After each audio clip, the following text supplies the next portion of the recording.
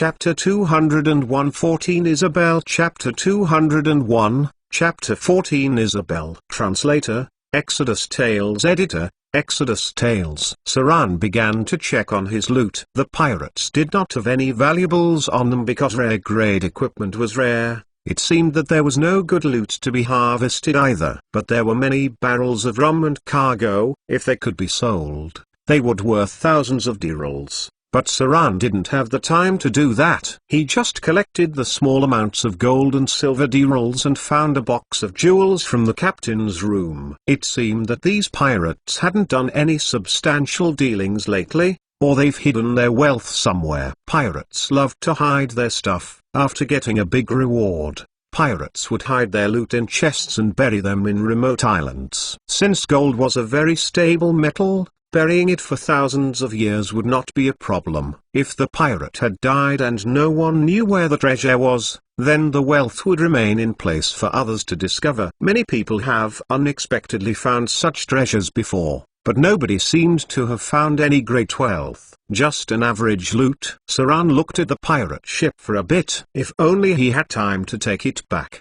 The ship was actually worth some money too. It was impossible to take it away and it was a pity to leave it here for others. For a moment, Saran had no idea how to deal with it. He could only pick up the anchor and let the ghost ship tow it to the shallow seas. He could only leave it here for now and see if it'll be useful in the future. If the pirate ship is valued on the market, it would be worth at least 5 or 6,000 dirhams. On board the ghost ship, Saran treated the wounds on his chest. If not for the spell stone skin, he might have been killed. Vampiric touch had almost recovered his wounds, but he still needed a simple dressing. Saran looked up at the sky and ordered the ghost ship to move on.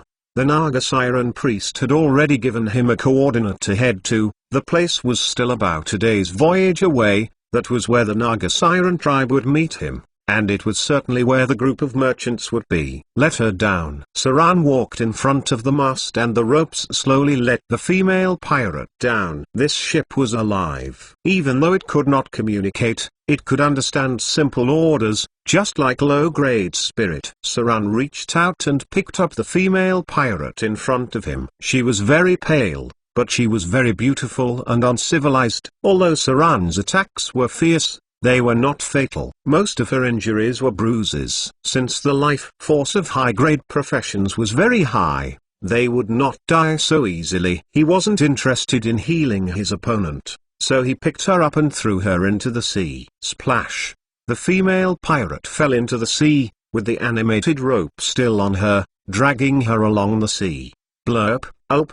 The female pirate woke up and coughed. Saran nodded satisfactorily, raised his hand and snapped his fingers. The animated ropes then pulled her up again and hung her on the mast. The female pirate's chest oozed out traces of blood. The broken ribs caused her serious injuries. She looked weak as if she could die at any time. However, she woke up with a very fierce look in her eyes, stared at Saran and said, "Kill me if you want. You dog of sea wolf, I won't tell you about my father's secret. There's indeed more to this." Saran let out a smile as he was happy with his judgment. A female pirate captain, with such striking long red hair, using special weapons and had grade 4 powers, she must also have some secrets. If she didn't have the status, it was difficult to command so many pirates on her own. Pirates were notoriously unruly, only listening to power, not words. It seemed that her father was also a pirate, a pretty well-known pirate maybe. "I wanted to kill you initially." Saran shrugged his shoulders then snapped his fingers. "But I felt it was such a waste killing you. Maybe there was some use for you. I think maybe you should look around you and see what connection I have to that sea wolf you were talking about." Look around? The fiery red-haired female pirate looked up at her surroundings, and all of a sudden her whole person shivered because she was surrounded by floating spirits and ugly-looking, alga-covered undead. The crumbling hull, the black sails, the ferocious ghosts, everything in front of her made her feel a little afraid, and she said in a trembling voice, "Spirits. Ghost ship?" Indeed, a ghost ship. One of the forbidden things among pirates. Because this was a curse of death, The dead became supernatural life forms. Not many people had ever encountered a ghost ship on the whole south coast, but its terrible legend had been circulating among pirates for a long time. If anything frightened them, it was ghost ships. In pirate legends, ghost ships were a prison of the dead. They were bound to the ghost ship, unable to be free. They could only rest when the ship was no more. This was no joke. As many souls were bonded to the ship, many were previously pirates. Saran had a satisfied smile on his face. He reached out and lifted the pirate in front of him. He showed his white teeth and smiled, but he looked like a demon in the eye of the female pirate. Saran then said in a low voice, "I don't know who Sea Wolf is, but if they've chosen a name like that, they must be some incredible group, right? Your father's secrets may not worth much to me. What I am interested in now is whether you are valuable to me. If you're worth something, I'll let you go. If not, I'll kill you. Our ship is missing our first mate after all." The female pirate shivered all over and her teeth trembled slightly. She looked around at the ugly ghosts and murmured, "No. I don't want to be like them." "What do you want?"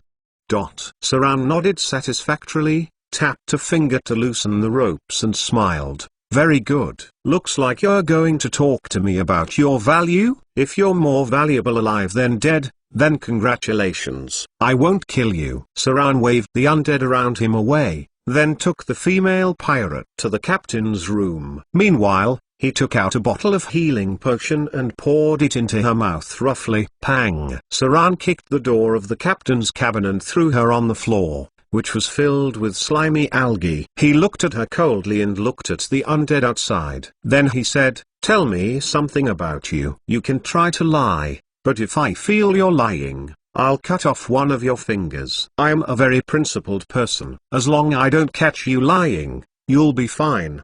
But if I catch you lying, then pardon me for giving you some punishment." He made the gesture of cutting when he said that. The fiery red-haired pirate swallowed her saliva.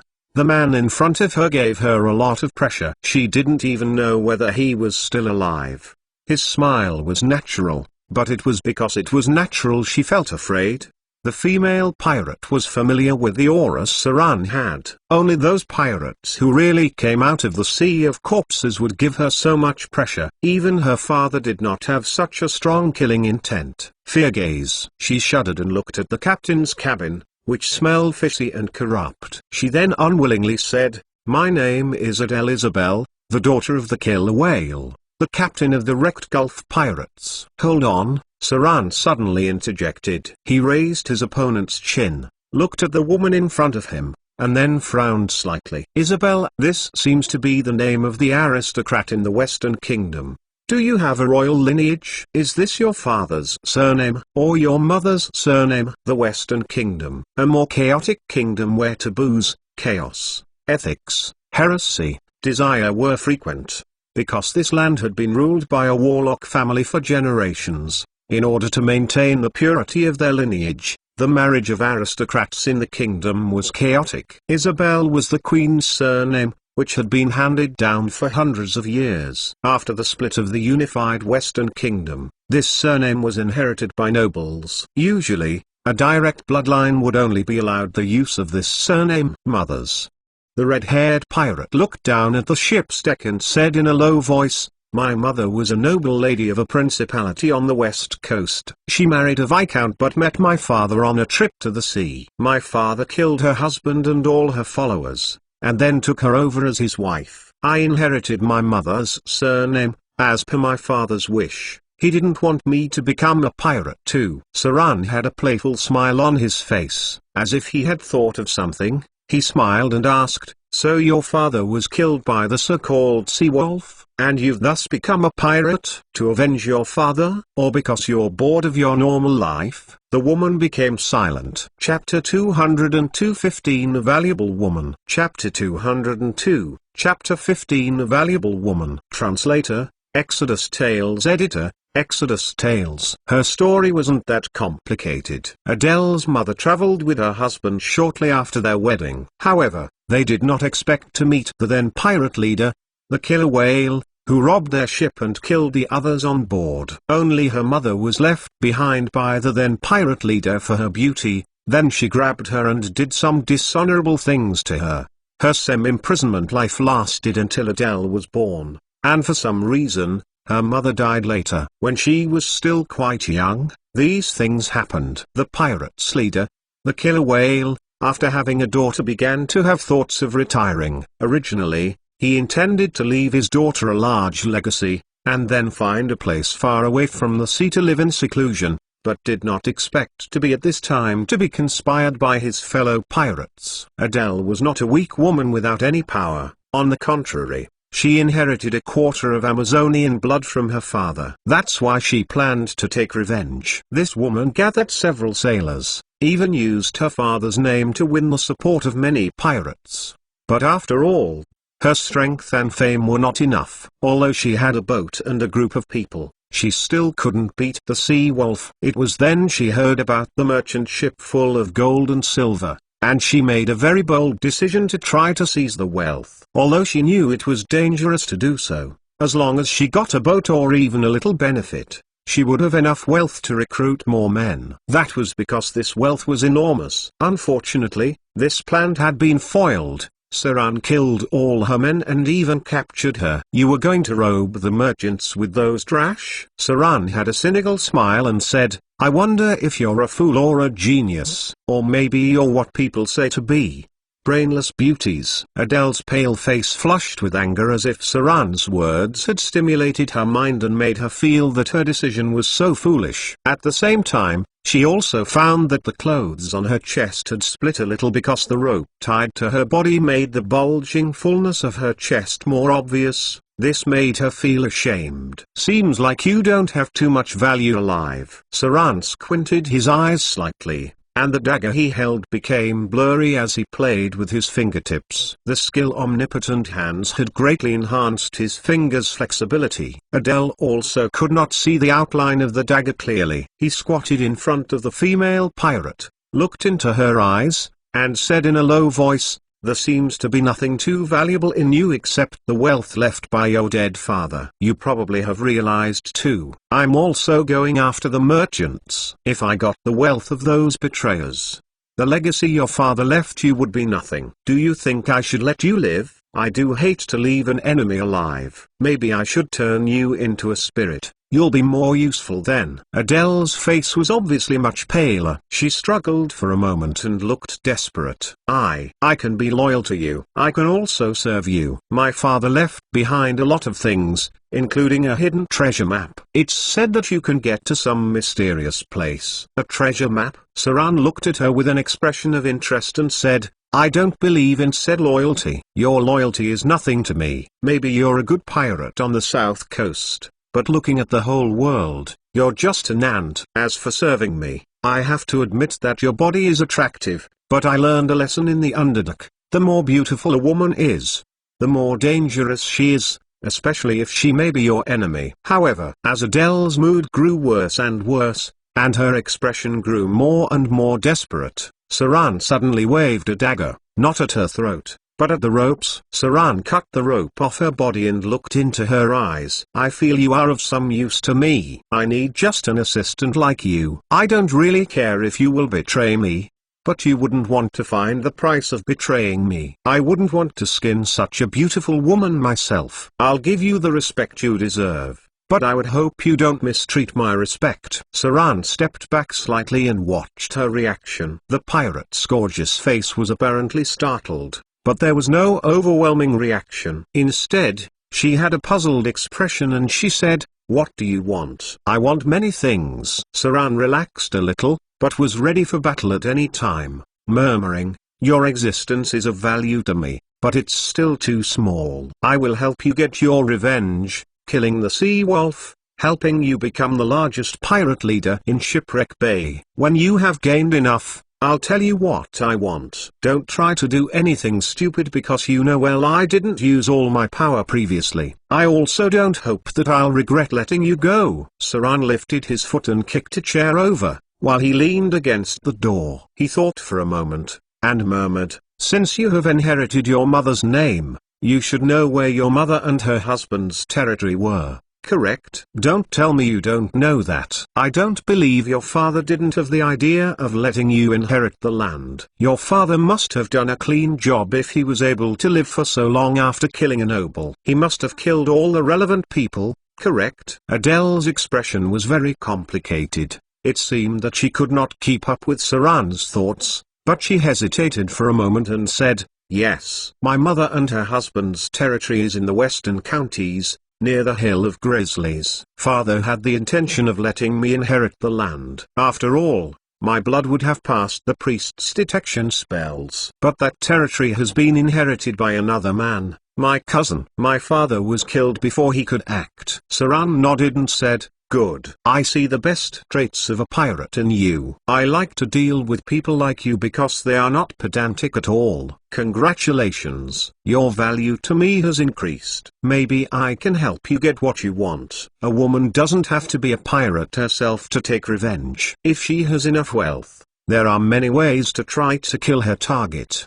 But that's not why you became a pirate. You're bored with your normal life, correct? Saran got close to her, breathing in close proximity. He looked at her eyes and said slowly, this is the nature of Amazon women. You have the natural wildness of Amazonian women, not willing to submit to men. That was why the Amazons were so troublesome. They loved challenging men. Although the woman in front of Saran was very beautiful, with the characteristics of Western aristocracy, snow-white skin and a tall nose, she also had the obvious characteristics of Amazonian women, especially her pupils with hidden wildness. Such a woman would never aspire to a life with a husband and son. Their bloodlust meant that they craved battles. Being grade 4 must also be related to her bloodline. Amazonian women were more likely to become professions because of their belligerent nature. The Amazonian ethnic population was small, but the number of middle and low-grade professions accounted for a considerable proportion. These women could become qualified fighters with little training,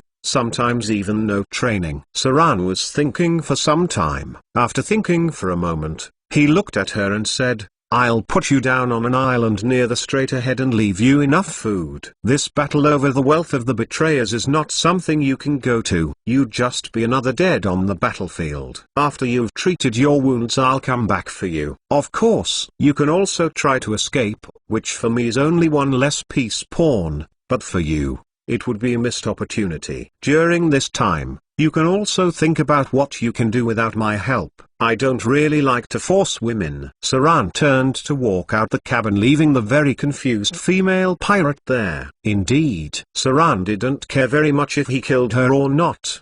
He was okay with losing that few thousand slaughter EXP. But if she could really be his assistant, then Saran's plan in the future will undoubtedly be much easier. He wanted a lot more and was not strong enough to deal with the Avatar crisis alone, even if he could enter the realms of legends. The woman in front of him was still valuable. Hopefully, he didn't make a wrong decision. If it was wrong, it would still be okay. Chapter 203 16 Black Dragon. Chapter 203, Chapter 16 Black Dragon. Translator, Exodus Tales. Editor, Exodus Tales. A fishy breeze blew by. Saran watched the female pirate gradually swimming to the shore and then ordered the ship to leave. Saran was unsure if the target would wait for him there. At the beginning of their conversation, he had given psychological hints with fear gaze and deliberately creating a tense atmosphere. If it did not achieve the desired effect, it could only mean that his abilities in this aspect were not lacking. After all,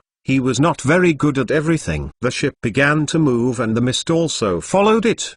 They gradually were now around the deep water area. As the sea became wider and the sea turned from azure blue to dark blue, he knew he had reached Naga Siren's territory. Naga Sirens were not the ruler of the oceans. In fact, there were many dangerous creatures in the ocean. Even the were-sharks and Naga Sirens only occupy small parts of the ocean. There were many sea monsters, especially in the ocean abyss, near the sunken continental shelf, where even the Naga Sirens dare not easily tread. It was also because that area had great amounts of radiation. This was a disaster left by the Arcane Empire and has not changed for thousands of years. This area of the sea was a dangerous place where the octopus could grow to the size of the giant squid, with a length of about 14 meters, it was possible for them to overturn a boat directly. Occasionally, there were also giant monsters that would prey on whales. That was why transoceanic continental trade was not popular. Although some have explored the continental shelf,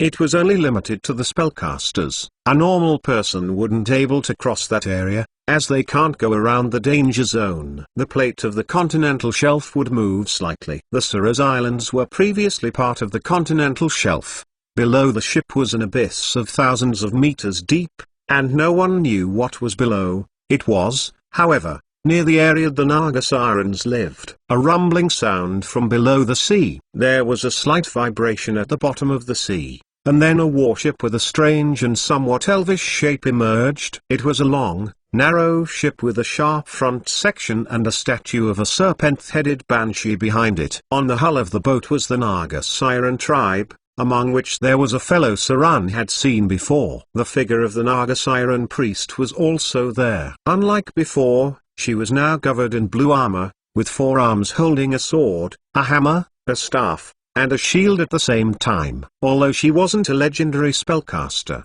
her monster level and her priest powers were equivalent to a legendary ranked spellcaster. She was an 18-level priest. She had heavy armor on and even carried a shield. If Saran didn't know her, he probably would have thought she was a fighter. That was why priests were pretty hard to deal with. They were not so limited as wizards, as wearing full armor would not affect their casting. High-grade priests could even wear heavy armor, and then cast spells while fighting. They could sometimes even buff themselves with a divine spell. After entering the realm of legends, they could also summon celestials. Fortunately, divine spells were weaker than magical spells. Even though the priests were very strong overall, they did not excel in any particular field. Moreover, priests seldom became gods. At most they would rise to become saints or chosen followers. With the warship moving, Saran also ordered the ghost ship to follow on.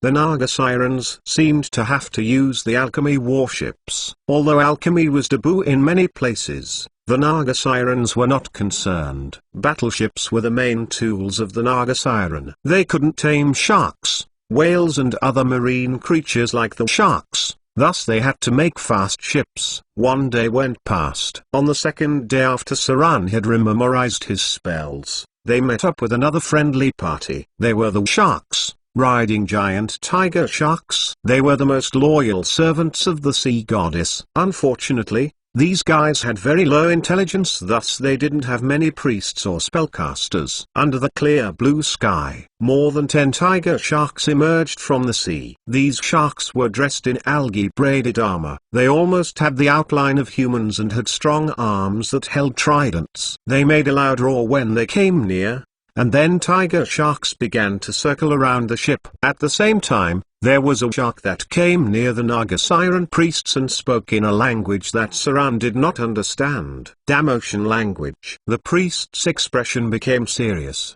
and after listening to the shark, she ordered, "Sail at full speed. Our prey has already appeared. There are other hunters as well." The ships moved at a high speed. Suddenly, it seemed as though the ocean surface shook. No, maybe not the surface, but that the whole sea seemed to have shaken for a while, as if there was something enormous moving under the sea, causing the whole sea to tremble.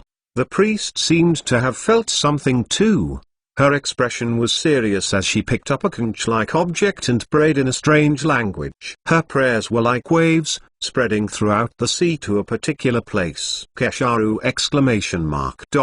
Shadotru. A Nagasiren fighter yelled. It seemed to be the name of some creature. Unfortunately, Saran couldn't understand it. Saran was sure of thing though, that was this battle wouldn't be an easy one. Most probably above the legendary rank. Time went past slowly. Barrels and fragments of wood were gradually visible on the sea, along with traces of fire, which seemed to indicate a battle. The smell of blood attracted the sharks and other marine carnivores. The sharks drove the tiger sharks to howl excitedly, then cast a spell. Soon the other sea creatures also moved along with them. It was Charm Sea Creature. It was a spell the sharks had naturally, similar to the spell Charm Human. Bodies began to appear in front. Saran saw a flag that had white bones on it. The flag was in the waters. Saran became worried and mumbled, The flag of a pirate king? There had been a battle in the nearby waters. They just didn't know if the betrayer's fleet had been captured. Saran didn't care much about the wealth, because he could not get too much of it. But he also had to come, or he might be cursed by the sea goddess. Although the gods fell dormant, they were not completely unconscious. Fong. The trembles below the sea occurred again. The fish around the area became scared and ran away. Even the sharks were slightly restless. Far away was an island. It looked like a cliff had suddenly risen from the bottom of the sea. It looked strange and eerie from Sran's position. They were now already at the most peripheral part of the Suras Islands.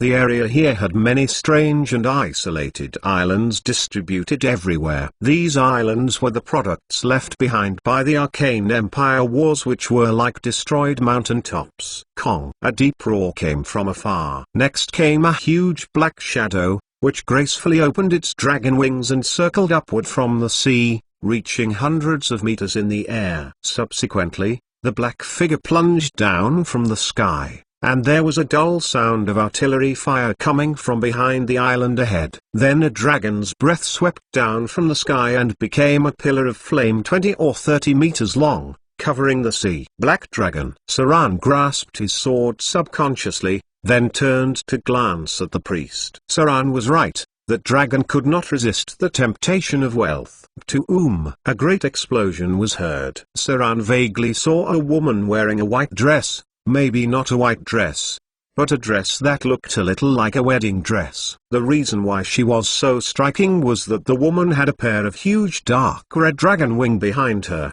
It was visually incredible. What's even more incredible was the fact that she was fighting against the black dragon head with brute force. Which other spellcasters could fight a dragon head? Without doubt, there was only one. A dragon disciple. She was a legendary dragon disciple and had completed the half-dragon transformation. That was why a pair of dragon wings formed on her back. The woman in front should be the legendary duchess, who knew she had the blood of a red dragon. The ocean trembled again. Forward, dive. Saran and the priest gave two completely different orders. The warships began to accelerate abruptly and the priest began to cast spells with both hands. With the sound of her chant, an elemental ripple appeared on the sea, followed by a quasi-legendary giant water elemental. The water elemental stood still on the sea. As the battleship moved forward, the ship Saran controlled began to dive, and the spirits of the ships were ready for battle in the sea. It seemed that they weren't early or late. Chapter 204 Legendary Sea Battle. Chapter 204, Chapter 17 Legendary Sea Battle. Translator, Exodus Tales. Editor, Exodus Tales. The ghost ship slowly dived. Saran activated the special emblem on his body, solidifying his ability of underwater breathing. The drowned took up arms and stood on the deck, while all around the emergence of angry spirits. The ghost ship approached slowly from the bottom of the sea, while the Naga Siren warships in front of them had begun to join the battle. Many Naga Siren fighters plunged into the water and swam towards the ships in front of them. The number of ships in the battle was quite large. Besides the ships of the Chamber of Commerce, it seemed that there were also other pirates in the battle. Summon thunder. There seemed to be a dull thunderstorm on the sea and soon dark clouds filled the skies in a blink of an eye. Lightning flashed like snakes. Even Saran, who was under the sea, could feel the fierce thunderbolt. It was not a simple spell, but a thunderbolt summoned by the priest of the storm. This was a near 9th level spell, covering more than 10 kilometers. Is this from the Storm Lord or their priest? Saran felt the tiny currents on the bottom of the sea, somewhat like an electrostatic force field, but the coverage was much wider than he had ever seen. There was probably a legendary ranked person. Heavy rain soon fell from the sky, and a terrible storm seemed to be coming. The spellcaster had forcibly changed the climate nearby and turned it into the center of the storm. Even the black dragon was unstable. Saran was a little safer on the bottom of the sea, but he could see that the ships on the sea were shaking violently. Flashes of lightning fell in succession, and charred bodies could be seen falling into the sea. Some were the Naga Siren guards and the were-sharks who were riding on tiger sharks. Saran could not help congratulating himself on the decision he had just made. If he had followed recklessly, he would have been hit by lightning too. The situation on the battlefield seemed somewhat bizarre since no one on the warship summoning the storm seemed to be attacking the Chamber of Commerce. It was almost as if the merchants and they had reached some sort of agreement. Those who looked like pirates or storm priests were helping them fend off the Black Dragon and the others. Could the merchants have promised them something? Saran was somewhat worried. He ordered the ghost ship to get close to the bottom of the sea as he prioritizes his life. He did not want to die in such a place after all. Amazonian women with spears and leather armor could be seen running directly on the sea under the aid of some spell. These female warriors were seen rushing toward their enemies. What fighting spirit! Saran shut his eyes for a moment and took notice of his surroundings. Then he muttered,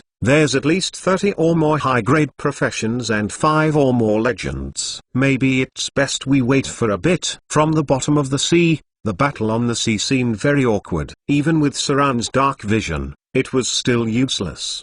What he saw was distorted. The Black Dragon in the sky seemed to have been hit by a heavy blow. It can't help but roar angrily and breathe out a dragon's breath. Adult dragons had more than 500 hit points, even though they seemed to be seriously injured. In fact, they were only slightly injured. The regeneration ability of the dragon was no joke. Wing attack. Saran's most dreaded skill was released by the Black Dragon. High winds and raging waves raged on the sea, flipping 3 warships over. As the ships turned, many figures fell into the sea. Saran's eyes brightened, as if he thought of something, and ordered, "Drowned. Go up and bring down those warships. I can't fight you on the surface, but I'll drown a lot of you." Saran didn't believe that these professions would be any stronger than him underwater. He still had the underwater breathing emblem. The drowned and spirits started moving. The ghost ship gradually rose a little bit. There were many pirates and guards on the water right after the Black Dragon's rage overturned several warships. Dozens of enemies fell into the sea. Saran had another plan in mind and immediately ordered the ship to rise. Then he pulled out his curved sword and ordered, "Activate the ropes." Swoosh. The ropes on the ghost ship shot out swiftly. These ropes were still quasi-legendary animated objects. The ropes on the ghost ship were long and flew out immediately after Saran ordered them. These ropes could shoot out hundreds of meters in length, almost like living tentacles. Under the command of Saran, the ropes quickly caught some enemies who had fallen near the sea and then dragged them into the sea. Even if some used their swords to cut them, they were not able to cut these tough ropes. Saran was in a good mood. He pulled out his curved sword and went over. After pulling the enemy over by activating the ropes, he killed the entangled enemies directly. There were quite a few pirates who were around grade 3. Obviously, they were around the profession level of 10, however, their fighting capabilities were gone after being dragged underwater. Saran was now like a harvester. He soon killed more than 10 enemies and had gained nearly 10,000 points of slaughter EXP. The number of people falling into the sea got a lot more. The sea was now full of thunder, the angry roar of the Black Dragon, the war spears which were like lightning, and the endless high-grade spells. There were also quite a few water elementals that were summoned out. Saran could not see clearly what was happening on the surface, but his business under the water was pretty good. He had now killed many pirates that had fallen into the sea. With the backing of a ghost ship, he was now killing easily underwater. Blood slowly dyed the sea. The sea seemed to vibrate again. This time, Saran felt it very clearly because he was in the sea. He was certain it was some sort of power spreading through the sea. Out of nowhere, a flash of gold appeared in front of Saran. No. It was not a golden light, but gold sand that sprinkled from the sky into the sea. In the fierce battle on the sea, the 5 cargo ships filled with gold and silver jewelry could no longer be fully protected. One of the ships was hit and exploded, and among the flying pieces of wood, were pieces of gold scattered all over the sky. One of the heavy boxes was blown away, and over 300 kilograms of gold sand was swept away in the wild wind. The lightning flashed across the sky and the gold sand glittered. It was like a golden curtain had fallen from the sky and into the sea. Layers of gold sand scattered into the sea. Under the lighting and the tint of red blood, The gold sand glittered eerily. Damn it, damn it, damn it. The black dragon's pupils turned a lot redder in an instant, and it roared out again with a dragon breath. Just after that clash, more than half a ton of gold was spilled. Much tiny gold sand and small pieces of gold fell into the sea. Then in the blink of an eye, a lot of the gold was rushed away. Difficult for anyone to get it. Other gold and silver jewelry fell to the bottom of the sea, and in the midst of the sunken cargo ship, a striking golden object suddenly appeared. It was that half-a-ton gold throne. This heavy throne was studded with all kinds of jewels. It could only make people think of its amazing value. It seemed like there were men who were desperate for money. They grabbed it, but the huge weight still dragged them down. The heavy golden throne mesmerized Saran for a while, but he soon came to his senses and ordered the ghost ship to move elsewhere. Sure enough, a huge black shadow suddenly fell from the sky. The black dragon abandoned the enemy in front of him and rushed down from the sky, holding the golden throne with its claws outstretched. The weight of half a ton was still bearable to the dragon. It fluttered its wings and flew again. It's mine. The black dragon let out a dull growl and yelled, Oscar can give up other treasures, but this treasure must be mine. He will not return empty-handed. Give it to me, and Oscar will give up other treasures. It seemed that it had also been injured. Otherwise, the greed of the black dragon would not be satisfied with just taking such a treasure. It seemed that the attacks of others had slowed down as if they wished it would take such a treasure and leave. After all, that was only one cargo ship. In the center of the struggle, there were still 4 such cargo ships, almost every one of which was filled with tons of gold and silver jewelry. In the end, if everyone used their full power, no one would know how many treasures were going to sink into the sea. The bigger treasures were still easy to deal with, but the smaller ones would be lost after being washed by the sea. Gold and silver jewelry, gold and silver utensils, gold sculptures, jewelry, and jadeite. The wealth of the whole tribe had been washed up by the merchants. This amazing wealth was also only the tip of the iceberg. The black dragon seemed to be wanting to leave with only that item. However, reality dragged it mercilessly into the sea. A huge tentacle suddenly stretched out from the dark sea bottom, and then entangled the body of the black dragon, directly dragging it into the depths of the ocean. All is mine. Strange and dull sounds rang out, with a little demonic language mixed in. Few people could recognize the language. Even Saran thought it was only a strange sound.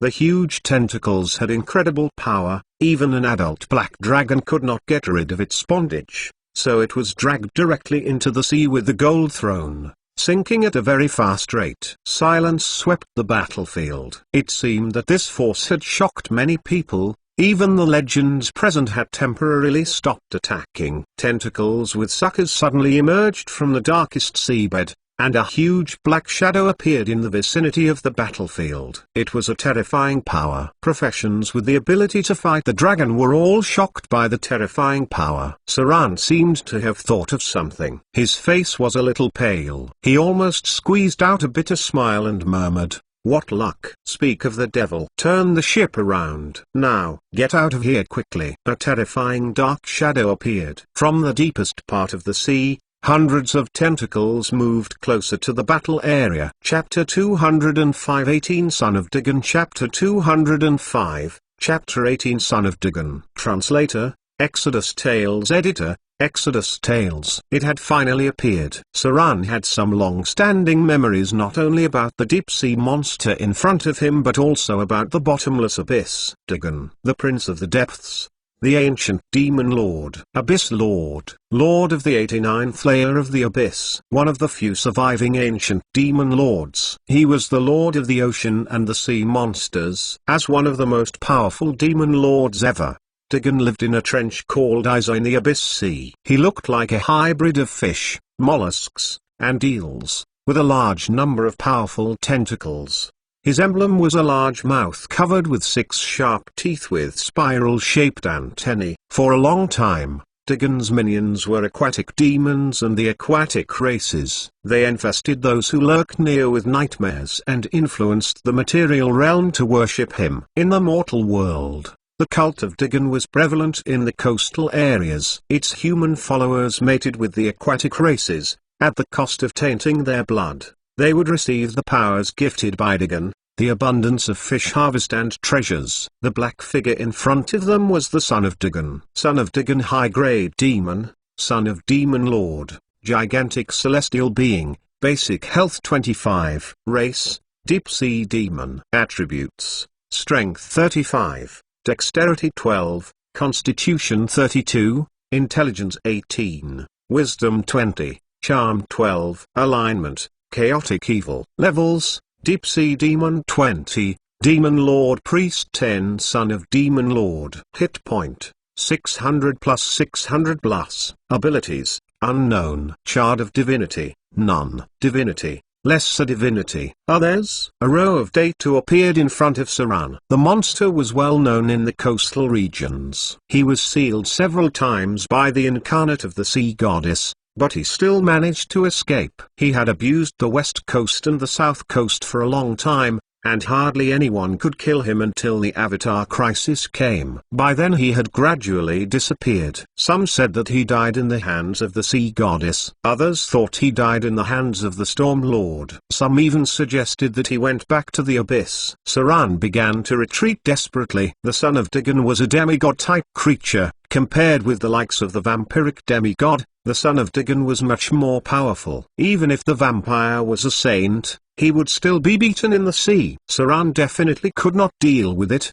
Even getting close to it would be bad. It could be said that all the people present, together, would not be the opponents of the son of Dagon. At most, they could only do something to one tentacle. However, the tentacles were only part of its gigantic body. Its real weapon was not its tentacles. Sploosh! There was a cry of pain from the bottom of the sea, and a shadow rushed out. The black dragon was not dragged into the mouth of the monster but had escaped with a cost. When he rushed out of the sea, he was extremely injured. There were also very obvious corrosive marks on the sturdy dragon scales. It seemed that the blood of the sea monster was very toxic and corrosive. The black dragon ran without even turning its back to look. That was no longer a dragon, it was a terrified dog. All the other legendary professions at the scene looked pale. Even the Naga Siren priest, who had heavy armor, was also worried.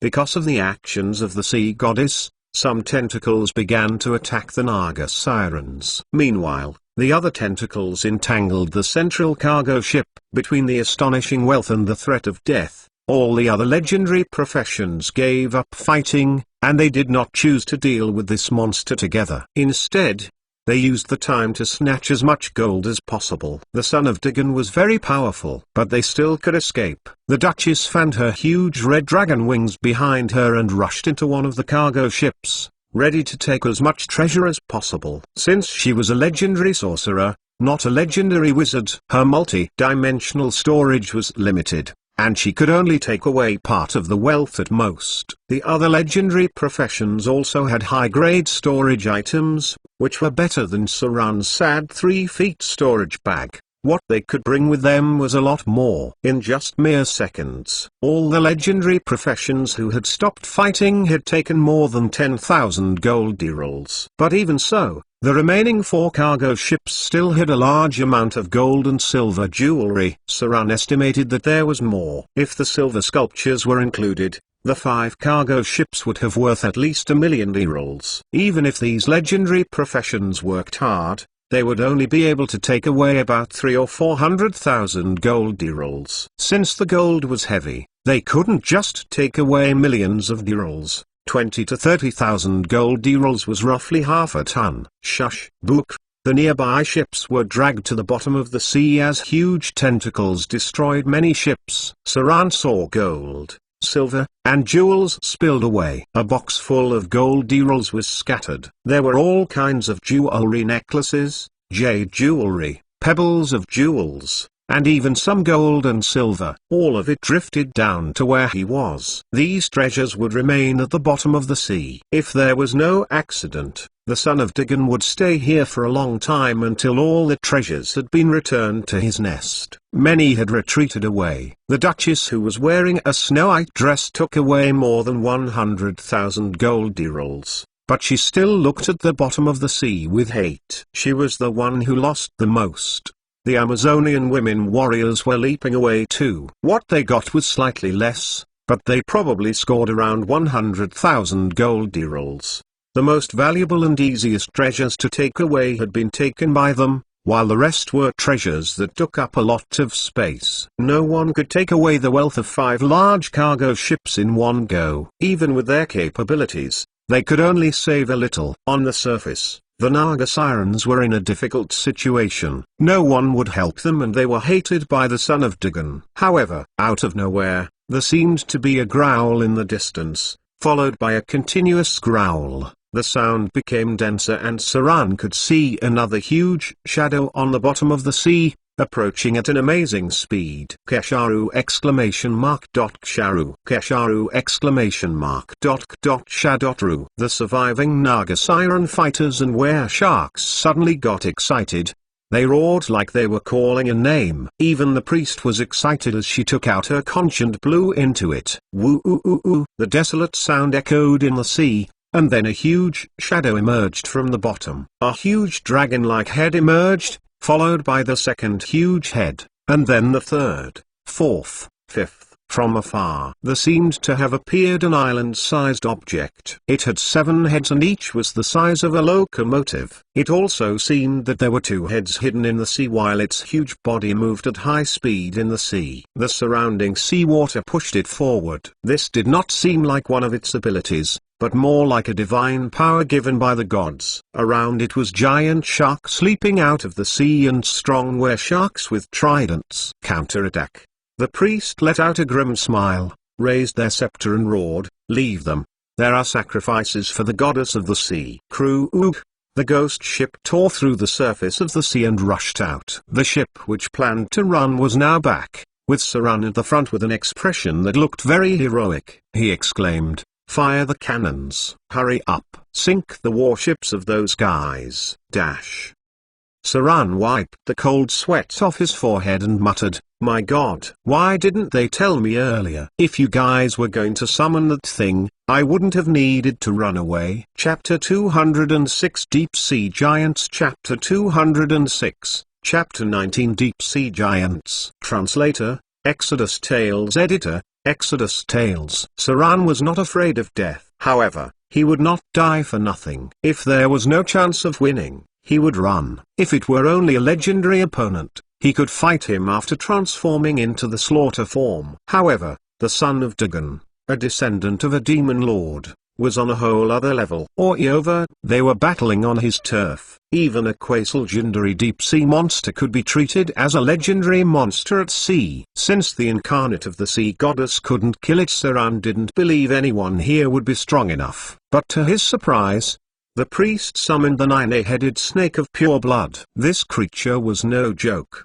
The legend of the 9-headed snake had spread in the multiverse. It belonged to a multiplane species and they could be seen in the material plane, bottomless abyss, elemental plane, Batra and so on. The 9-headed snakes had extreme poison. What they spit out was also similar to the dragon's breath. Even its blood was also poisonous. It would only die if all of its heads were chopped off. Wherever a 9-headed snake had ravaged, the terrain would change into a swamp, and their blood would pollute the land, leaving it barren for a long time. These creatures were even more dangerous than dragons. There were 3 types of giant sea monsters. The first type was the giant sea beast of tentacles, Dagon, who dwelled in the deep abyss, the king of the seas. The second type was the giant sea creatures with many heads, whose ruler was Hydra, the mother of all 9-headed snakes and the mother of the deep-sea giants. Hydra was a special demigod. Even though it had no divine title and was also a servant of the sea goddess,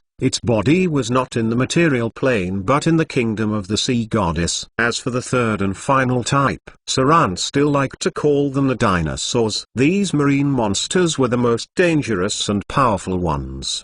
The most representative of them was Godzilla. But the world's NPCs did not call them this. Godzilla was just a name circulated among players. The NPCs called these creatures abominations. That's right. That creature was a living abomination. Outside the mainland, There was a god called the father of dinosaurs. He was a powerful god who had fought against the Lord of Storms. He attempted to create his own sun, unlike the mortals like the son of fear. He wanted to create them through the combination of two gods. What was created was also a god. However, because of the limitations of some natural law, these newborns would die easily. If it died, then it would become an abomination. This was how the dinosaur-type creature was born. Even though Saran had joined the battle, he had no plans of getting close to the son of Dagon. He would never enter the battlefield of the demigod sea monsters. In order to keep his distance, Saran deliberately allowed the pirates in front of him to escape a little and then began to attack. The arrival of the nine-headed snake undoubtedly attracted the absolute attention of the son of Dagon, which gradually retracted all its tentacles in the face of a deep-sea giant of the same rank. Even the priest didn't want to stay for the battle between two giant sea monsters.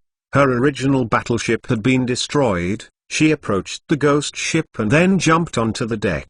Kesharu will fight the son of Dagon. The priest took a deep look at Saran and then murmured, "We must stay. There is an important sacrifice for the sea goddess." If not for Saran mentioning the monster, the priest might not have summoned the nine-headed snake. The were-sharks were still good at fighting in naval battles, but it was hard for them to sink those ships. The ghost ship began to move. The black-painted broken sails bulged up, and Saran activated the sails on the ship. The ship began to accelerate, shooting like a sharp arrow. The ship soon caught up with the storm pirates who wanted to retreat. On the other hand, the nine-headed snake had already confronted the son of Dagon. The nine heads faced the hundreds of tentacles as they took turns to gnaw at them. The blood which was poisonous to others was now a delicacy to the nine-headed snakes. Its 6 heads dealt with the tentacles on the sea surface, and the other 3 heads dived under to attack underwater. Huge waves began to spread. The battle between the two giant deep-sea monsters created dozens of meter-high waves. It was almost like the walls of the city were in all directions. Saran's move to retreat was undoubtedly correct. Some of the were-sharks were swept up by the huge waves, and even the tiger sharks flew up to 100 meters. However, these were-sharks had to endure a very difficult test of constitution when they fall into the sea. Huge shadows faced each other. Both deep-sea giants entered the seabed, and a stream of blood spread out, some from the son of Dagon, some from the nine-headed snakes. Pieces of torn flesh floated to the surface. Huge undercurrent surged in all directions. Were-sharks and tiger sharks who got too close began to decay and poison gradually because they touched the blood of two deep-sea giants. Soon, some unlucky souls had died in the diffuse blood. Even getting close to where they were fighting would get someone killed. Stop. The priest had her eyes closed and felt something. Soon she opened her eyes and ordered, "There, sink that ship, great vortex." Gifted divine spell. A strange ocean language sounded, as the priest chanted a curse at a high speed. Then suddenly the seawater began to turn, forming a rather huge whirlpool which enveloped the nearby ships. The suction of the whirlpool prevented the ships from leaving. There were several high-grade figures dashing out of their ships, abandoning them as they got near the whirlpool. The whirlpool was so strong that even the ghost ship had fallen in, inching ever so closely to the center of the whirlpool. Fire! Fire! There was not much fear in Saran's eyes as he knew this was obviously the divine spell of the sea goddess. It would be an end for the other ships if they sunk. But the ghost ship wouldn't matter because it could surface again. Boom, boom, boom. The cannons began firing. One of the swivel rounds hit the mast of the other ship and broke it. Another round made a big hole in the cabin. Soon after, many pirates could be seen jumping off the ship, as the hull gradually cracked and break apart faster and faster under the suction of the great whirlpool. It was better for the pirates to just abandon ship. Splush. The Naga Siren priest suddenly jumped into the sea as if there was something important on that sinking ship. Although Saran was interested in killing the pirates, he was more curious about what the priest was so concerned about. Thus, he crept into the sea quietly. Since the battle was almost over now, those who were able to escape have made enough profit to leave, such as the Storm Priest and the Duchess. and so on. The spellcasters ran as soon as they saw the dragons. Those left behind were only some low-grade professions. The battle deciding who would get the ultimate treasure was now between the son of Dagon and the nine-headed snake. The rest were just there to watch the show. Saran was calm. He had been sidelined plenty of times after coming into this world. If he did not improve his powers fast enough, he may not even be on the sidelines. Strange. The whirlpools on the sea were very powerful, but it was still relatively calm under the sea. Saran moved at a relatively slow speed. Maybe this was not an actual whirlpool,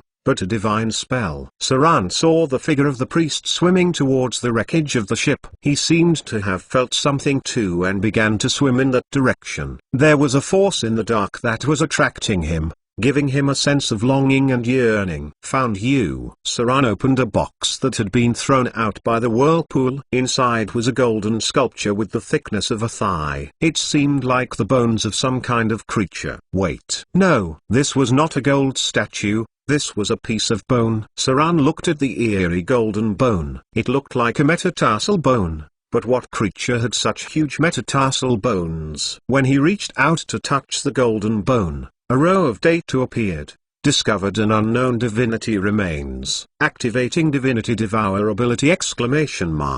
Divinity being transferred. You've gained one divinity. You've gained one divinity. You've gained one divinity. Chapter 207 20 set sail. Chapter 207, Chapter 20 set sail. Translator, Exodus Tales. Editor, Exodus Tales. What is this? 3 rows of data appeared in front of Saran, and he got 3 divine points at once. As data appeared in front of Saran, the light on the gold bone was also dimmed. In the end, it was no different from ordinary gold. Saran did not know what it was. He'd never even seen it before, but it must have had something to do with the gods. This thing had easily given him 3 divinity points, almost equivalent to that of a son of fear. Could it be the remnants of a divine being? Saran reached out and touched it, murmuring, "It can't be their remains." How could the bones of one toe provide 3 divinity points? How much divinity could the complete bone give? Greed. Greed tinted Saran's mind. Although the divinity had been absorbed by him, he could feel that there was another force in the golden bone that he could not understand or absorb now. However, Saran was sure that this force was very powerful, an absolutely terrible power that belonged to the gods. Saran hoped to keep it into his multi-dimensional bag, but to his surprise, the gold bone could not go in.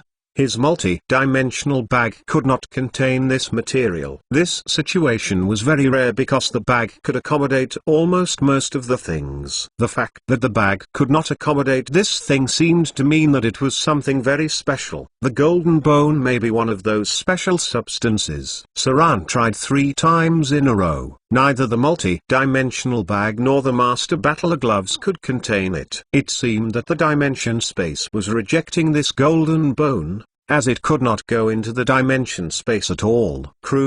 There were trembles around his area, and soon a stern-looking Naga siren priest appeared. Holding the spear and scepter in her hand, she looked at Saran with cold eyes and said, "Human, give it to me. This is a sacrifice to the goddess of the sea."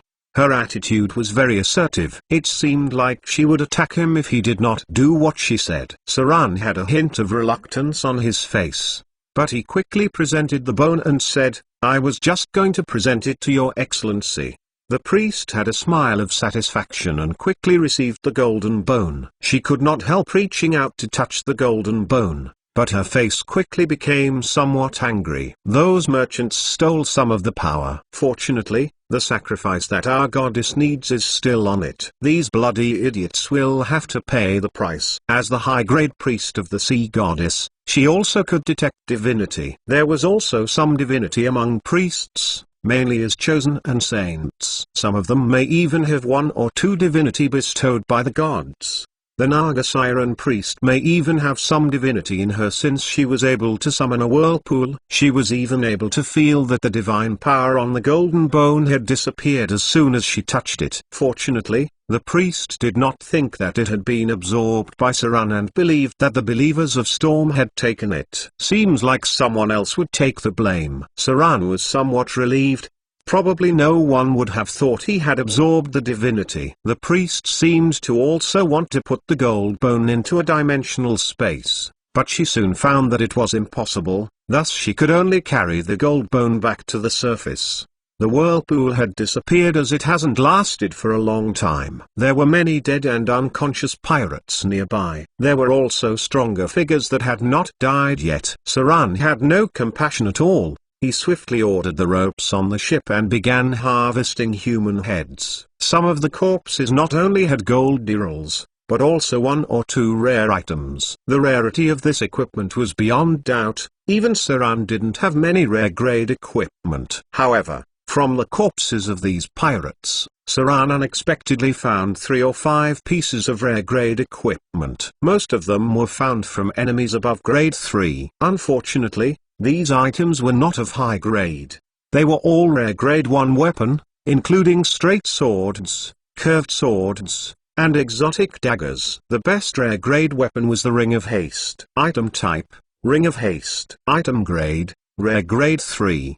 Description: this is an extraordinary ring forged by alchemists. It is enchanted with special materials and contains the power of the wind elemental. After activating the ring's power, the user can get the effect of the level 3 spell Haste, which improves the speed of movement and attack, lasting for 10 minutes. Requirements: none. Effects: haste once a day. Even though this item wasn't very powerful, it had an advantage. That was, it did not need to charge. It would automatically restore the spell effects every day. If it weren't for a single cast, and the duration, the equipment may even be legendary grade. There should be a lot of equipment under the sea, but it was very difficult to salvage them. The huge waves may have swept many bodies away and the real top-grade professions had already successfully run away. Set sail. Right when the Naga Siren priest got onto the ghost ship, she yelled, "Let's return to the temple." This somewhat shocked Saran. The 9-headed snake seemed to be still fighting with the son of Dagon. Both of the deep-water giants had amazing resilience, meaning they could fight for a day and night. How could we leave now? Is this gold bone more valuable to the priest than hundreds of thousands of gold dirils? Sure enough,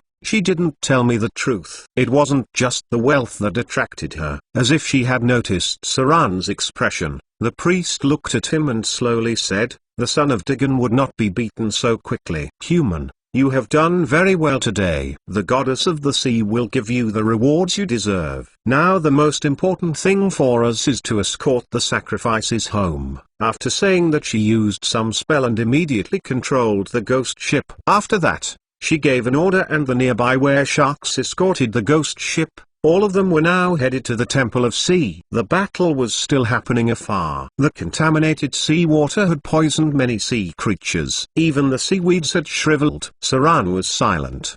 He did not want to be curious since this trip was meant to repay for the healing. Not continuing to fight was also a good thing for him. However, he felt as if he had been dragged into something. The sea goddess seemed to be planning something. It was impossible for them to see such a big battle today without the support of the gods. Even a high-grade priest could not easily mobilize a 9-headed snake. Only gods could drive this terrible monster, and only the sea goddess could enslave this terrible deep-sea monster. Saran started to account for his slaughter EXP. Along the way, he had gained more than 30,000 slaughter EXP. This was because he was not at the front line. If he could kill a quasi-legendary profession, he would get more EXP. Of course, the possibility of death was also higher. In the end, the Naga Siren guards were almost annihilated, and the were-sharks had also lost a large number. Among them, almost all of the high-grade figures had died.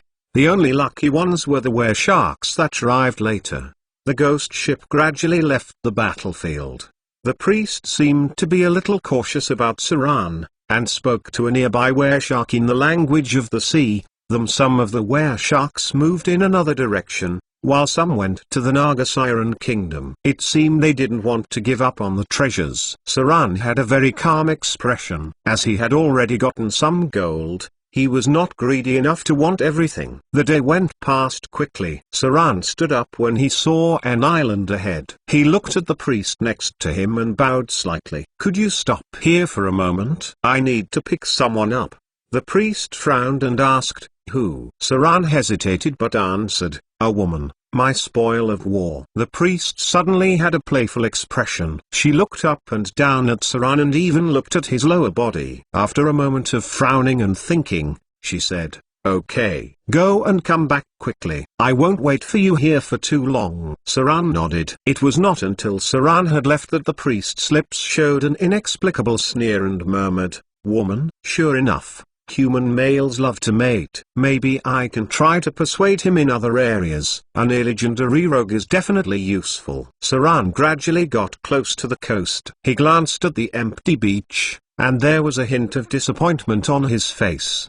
The female pirate was not waiting for him. However, just as he was about to leave, there were sounds of movement. Then Adele, with long red hair, appeared in front of Saran, with a stubborn expression on her face. She walked towards him step by step. Saran finally let out a smile. Chapter 208 The Sea Goddess Blessing. Chapter 208, Chapter 21 The Sea Goddess Blessing. Translator, Exodus Tales. Editor, Exodus Tales. Outside the Sea Temple. Saran stood outside the main hall waiting to be attended to. After Saran settled Adele Isabella into an inn, the next plan of action is to get some help. If not, with just two of them, they would not be able to even operate the ship. Afterward, Naga Siren entered the temple's inner sanctum and even the temple's guards were ordered to stay outside. Nobody knew what she was doing inside. Saran did not have the right to enter as well. He also did not want to know too much regarding the secrets of the sea goddess because the more you knew,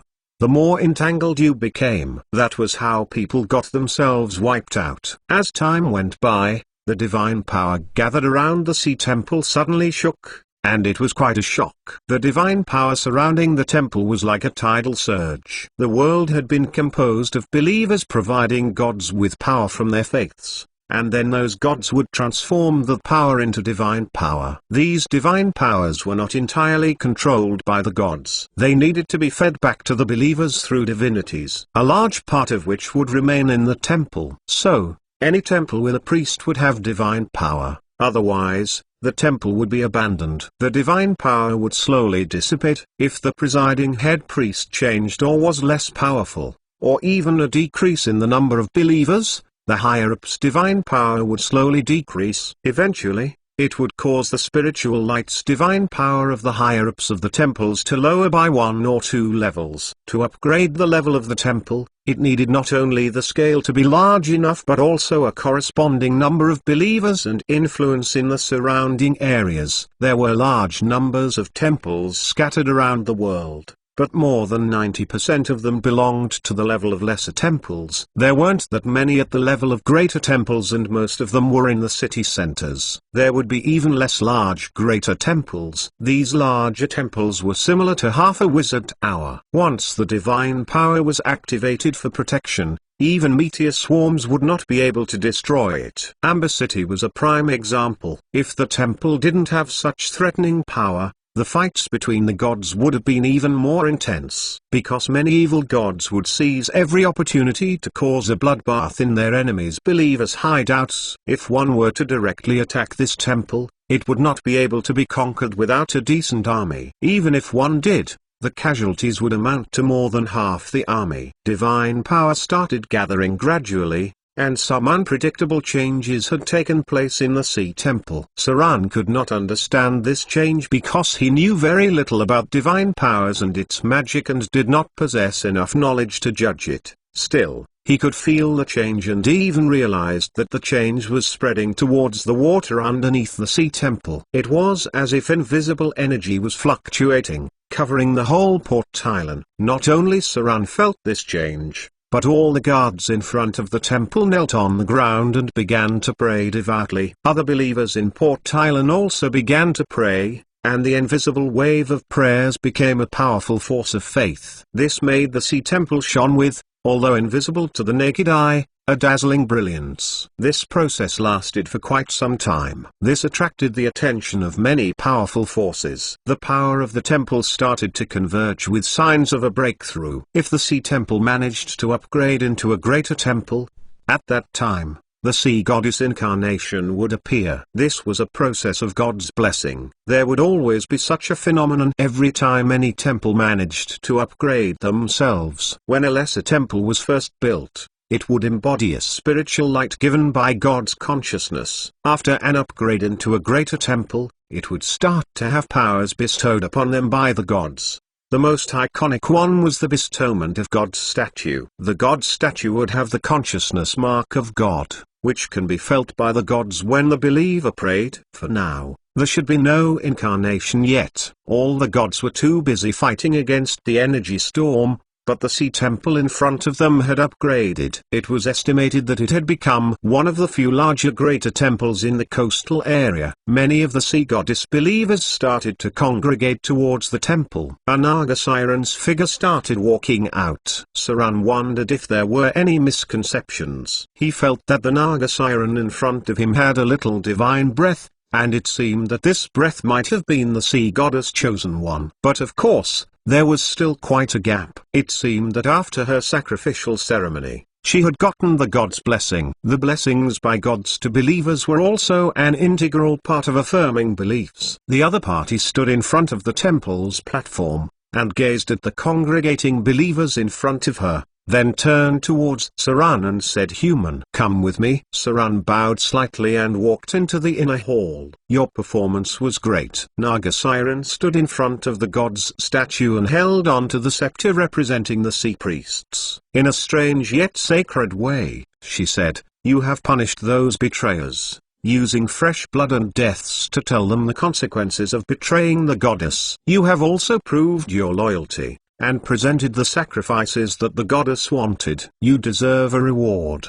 The Naga Siren slowly walked towards Saran and lifted her palm. "Kneel," she said. Saran's face was stoic, but his heart hesitated a little. Subsequently, he knelt on one knee in front of the sea goddess statue. He had already experienced this several times because this was the real God's blessing ceremony. To get a God's blessings, one must first express their humility, respect, and prove their value. Then they would receive the blessings of God. Gods were not lofty givers. The blessing of the Maid of Misfortune was an accident. That mysterious woman looked as indecipherable as the Maid of Misfortune. The gods and their priests were usually somewhat similar.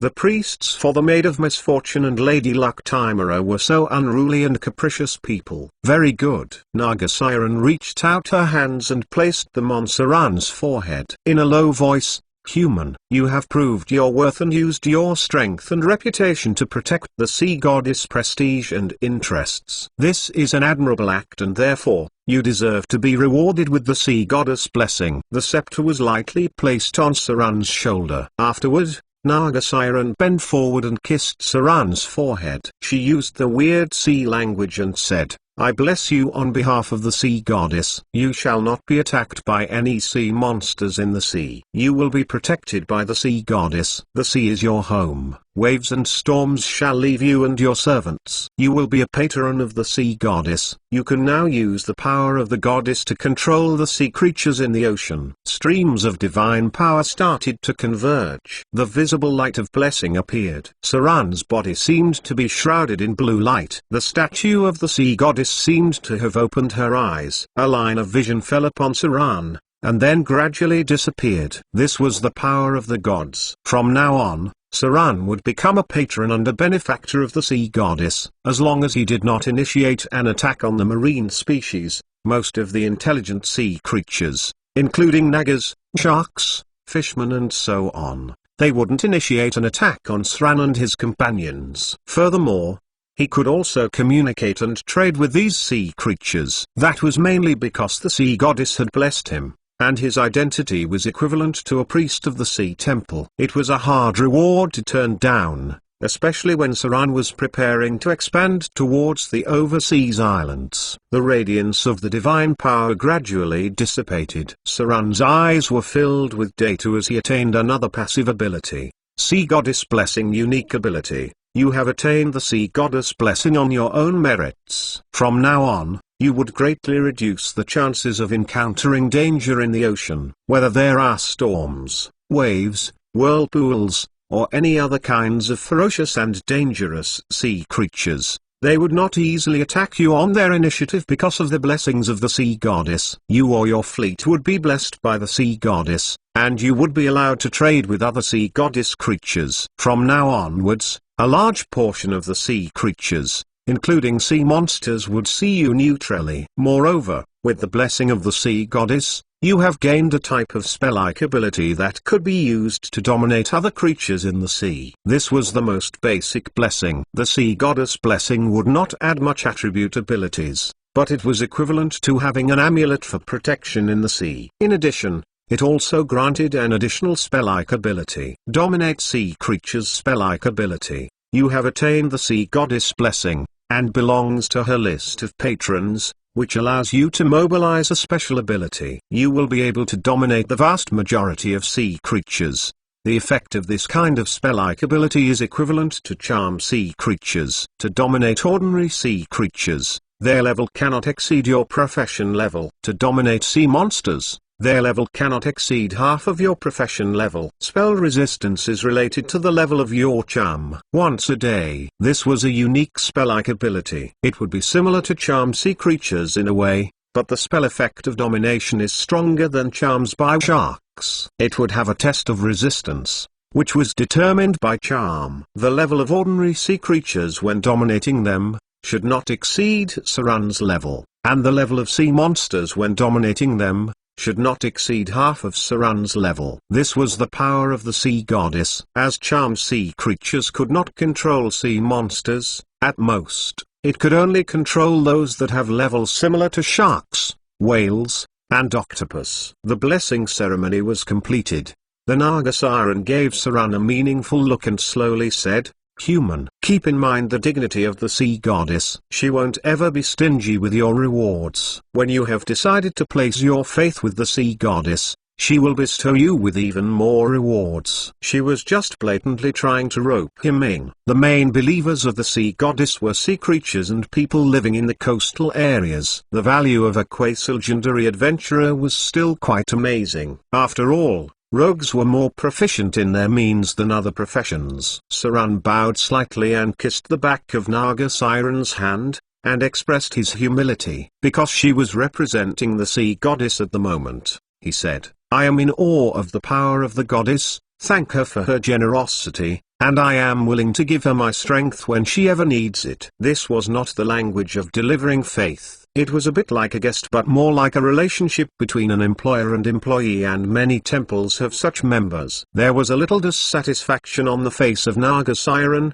and then it turned into a smile, and she slowly said, "Very good. I hope you remember today's vow. When the sea goddess needs you, you will give her your strength. Otherwise, the goddess will take back her blessings." A god's blessings were not that easy to attain. Saran knew this from the very beginning. If not, he would not have lost the blessings by the Queen of Spiders previously. But since he had attained it now, naturally, he had to use it well. Nobody would know what would happen in the future. Even if something did happen, at most, he could just refuse to acknowledge anything. Turbulent times were coming soon. He would not believe that the sea goddess would be bored enough to kill him because of such a trivial matter. As for ordinary tasks, Saran would not be too exclusive. Since he wanted to expand overseas, it would be hard without the help of the temple. It would be like hugging a golden thigh with the sea temple backing him. Even if there were squabbles with the storm temple, there would not be any issues. After all, the sea goddess also had powerful divine power. With her support, Saran had penetrated directly into the inner circles of all intelligent sea creatures. Even without special reputations or prestigious tasks for recognition, he could live peacefully with these sea creatures and, if necessary, traded with them to make a fortune. The most important thing in the world was power. If it was not for his quasi-legendary strength, Naga Siren would not have spent so much to win him over. Now, the most important thing to do was to use this chance to gather more strength. Chapter 209 A Cold Saran. Chapter 209, Chapter 22 A Cold Saran. Translator, Exodus Tales. Editor, Exodus Tales. When Saran left the Sea Temple, the others treated him with a different attitude. In the past, the guards who did not even bother about him now bowed slightly in respect towards him. These were the fighters who served gods. Their task was to protect the Sea Temple. Unless there was any special situation,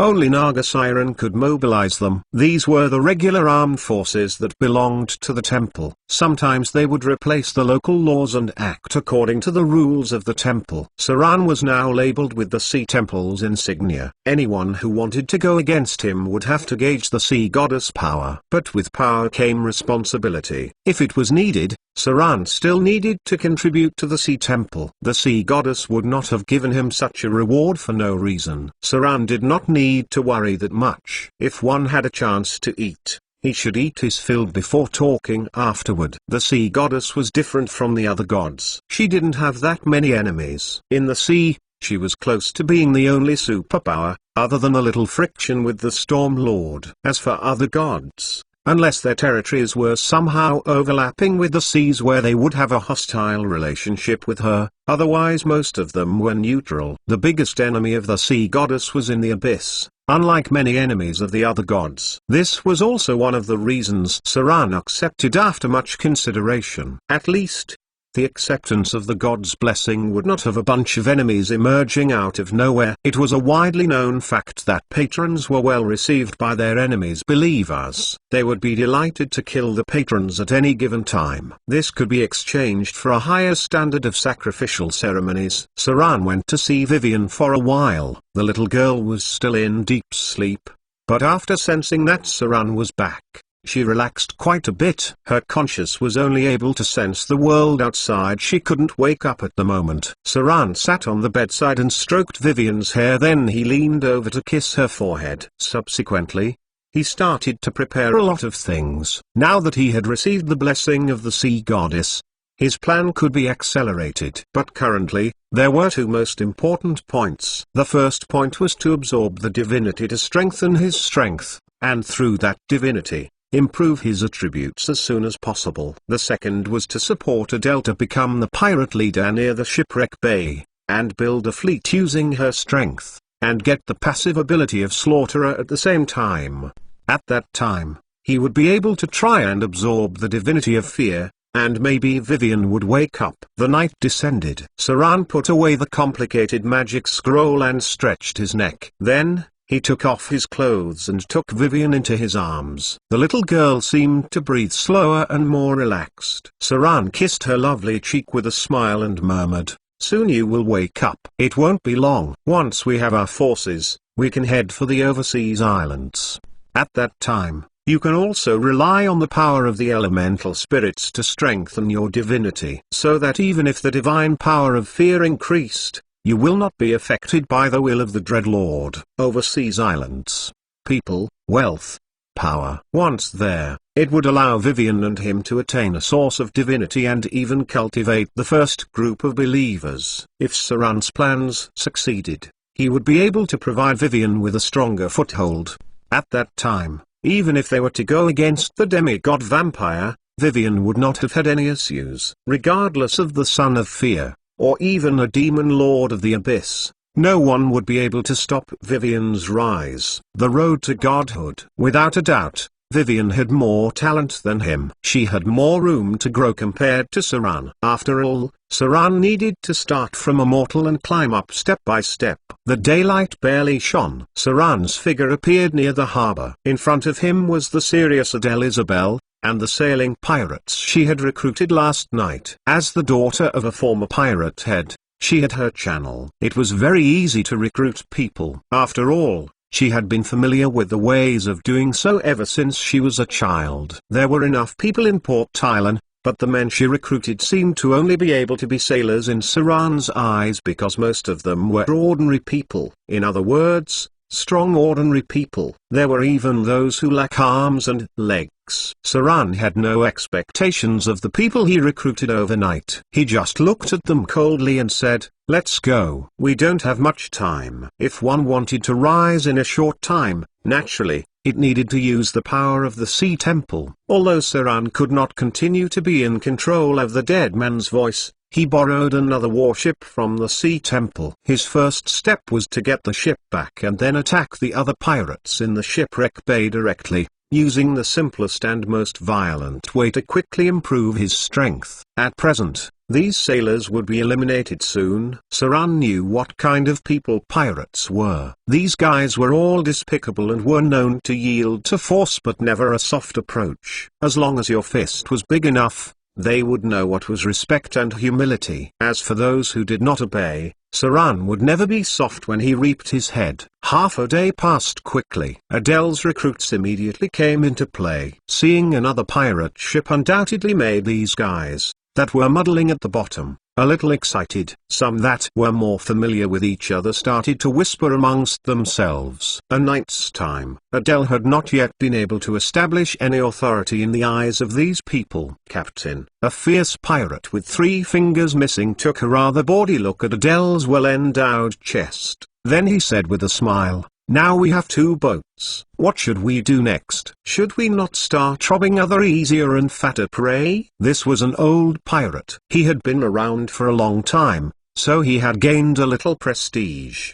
It seemed that there were his helpers on board as well. When he spoke, many others began to respond as if he were the captain. This guy was a little complacent, and he took a provocative look at Saran. It seemed that Adele did not say much when she recruited them. This rather satisfied Saran. He did not need these trashy pirates to know who he was. He just needed them to respect him by themselves. Adele's expression turned a little ugly, as her gorgeous face showed a trace of anger. She placed her hand on the handle of her sword and said in a deep voice, "We are going to Snake Island." A captain had a captain's dignity. This dignity did not necessarily need kindness, but it certainly needed to be revered. She had not yet been able to let the pirates in front of her understood the meaning of reverence. "What?" The fierce pirate's face changed greatly, and said in disbelief, "Are you crazy? That's Snarl's territory. We would be eaten up in the blink of an eye with such little numbers. Hee. You might even be caught by them." TSK, Captain, I know you want to restore the glory of tiger sharks, but you should also consider your strength. When we have enough wealth and manpower, we can then consider taking on the other pirates. The tone of the other party became rather unfriendly and seemed to be even less respectful. The other pirates on the ship also seemed to have ugly expressions. They knew what the Snake Island naturally meant as old-timers. With the strength of these people, they would die. Soon, some people began to make noise. More than 70% of the pirates were questioning Adele's order. Only a few people looked on coldly on the fence. One of the youngsters who seemed to have half-elven blood looked towards Saran contemplatively, and it seemed that Saran's strength was the strongest. He was the real leader. Adele's face turned cold. She pulled out her weapon and seemed ready to use fresh blood to maintain her captain's prestige. However, Saran was faster than her. Saran gently raised his fingers, and several arcane missiles appeared at the fingertips. Then, the fierce pirate in front of him flew with a blood cavity having appeared in his chest. When handling this sort of trash, just an arcane missile was enough to instantly kill him. Wizard. On board the pirate ship, sounds of gaspings could be heard. A wizard's overpowering strength was revealed in an instant. Even Adele's gorgeous face was full of shock because Saran did not seem to have used magic when he subdued her. She just found out that Saran was a wizard. She always thought that Saran's invisibility was through a magic scroll or some special item. She never thought that he was a wizard, and seemed to have a high profession level. Tatata. Saran was dressed in a dark red cloak, and the others could not see him. But, this did not seem to have affected his deterrence, and there was even an unknown fear. He swept his eyes around the people in front of him with cold eyes. It made many people tremble a little and even took a step back. His face was cold and dignified, and he went directly to the fierce pirate who was still alive, and then his head was smashed with 1 foot. Parts of red and white splashed all over the place. The strength of his foot made the deck shook for a while, and a crack appeared on it. Saran stopped. He frowned and looked at the gore on his shoes, then looked at the others coldly. Finally, his eyes fell on the silent half-elven youngster who was looking on coldly at the side. Then he slowly said, "From now on, you are the first mate of this ship," without much nonsense. Saran frowned as he looked at the bunch of trash in front of him and said, "I will cut off Narwhal's head and plunder the wealth of Snake Island. Those who follow me would be rewarded. The rest, go to hell. Set sail. Let's go." Anyone who doesn't obey would end up like him. Saran did not have the mood to waste too much time and saliva on this trash. He just needed to kill those who disobeyed, since their only purpose was to operate the ship. Chapter 210, A Sudden Counterattack. Chapter 210, Chapter 23, A Sudden Counterattack. Translator, Exodus Tales. Editor, Exodus Tales. Saran returned to the cabin. He was not interested in wasting too much time on these pirates because they were only part of the plan. It was impossible for these old-timer pirates to be the real core power for Saran. It was like how a good soldier could not become a veteran ruffian. These guys were used to swaying with the wind. They were definitely not reliable in crucial moments. Saran frowned and took a cloth to wipe the gore off his boots. Then he turned around and looked at Adele, who was his assistant in controlling the pirates. If she was not even able to handle such trivial matters, it seemed like she would be due for a change in the future. A row of data emerged in front of his eyes. Betrayers Sea Battle Folklore. In the middle of November 1675. The betrayers of the Chamber of Commerce plundered a large amount of gold from the indigenous people, thus attracting the various forces to come to contend. You helped the Sea Temple to take away the important offerings. In this battle, you met the son of Dagon, Hydra, the Storm Lord, and other legendary creatures. There was a legend of a ghost ship, and a small number of survivors started to expand along the coasts. The rumor about the throat cutter seemed to have reached you as well. Legend rating +3. The legend ratings only appeared now. Was it because the survivors of the legendary sea battle just spread the news, or the fight between the son of Dagon and the deep sea Hydra just ended? Saran felt that both were possible. But since the news had spread, then the sea battle must have had ended. It seemed that the Sea Temple has indeed reaped a lot of benefits. He didn't know whether the son of Dagon was killed. Saran didn't think so because it was too difficult to kill these giant sea creatures. There were some things that were beyond his ability, and Saran was not interested in interfering too much. His main focus now was to deal with the pirates. The famous pirates had accumulated a lot of wealth and would have had warships too. There was a saying in those days, if you killed a group of pirates, you would have enough capital for one to start a maritime trade. That saying was spread in pubs for a long time. Saran's first source of wealth was going to be from these pirates. Naturally, these famous pirates would have a big ship that could sail across the seas. Snake Island was an island inhabited by snakes. It was originally a deserted island, but it developed gradually after being occupied by pirates. The pirates set up a camp here as their base camp and transit station. At the same time, they also participated in the black market. There have been many owners here. The current pirate leader was Narwhal,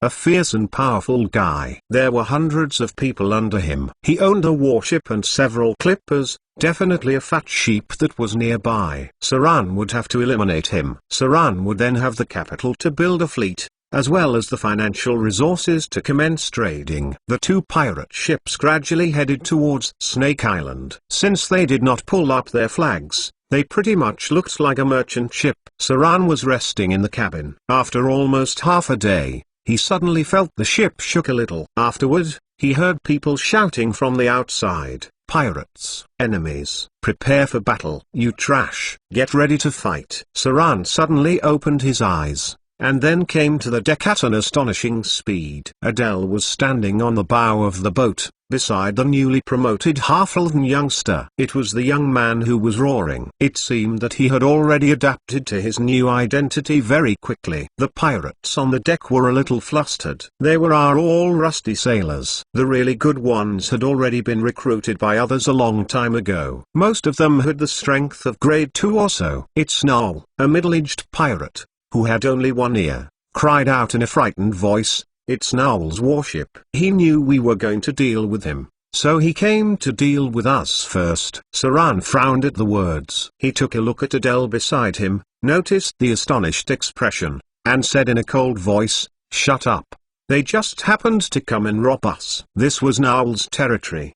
His pirate ships were mainly engaged in nearby activities, robbing long-distance fleets and sometimes collecting tolls. It seemed coincidental that they just met each other. "Seems like they have delivered themselves to us." Saran squinted his eyes slightly and landed on the mast. Then he looked at the approaching pirate ship with an owl's sign on it. There was only a single warship on the other side, and the others were clippers that could only sail near the shallow sea. There were dozens of people on the warship, and there were 40 or 50 people below. They had hooks and ropes in their hands, which were all prepared for the upcoming battle. The pirates were so excited that they seemed to think of Saran as a fat sheep.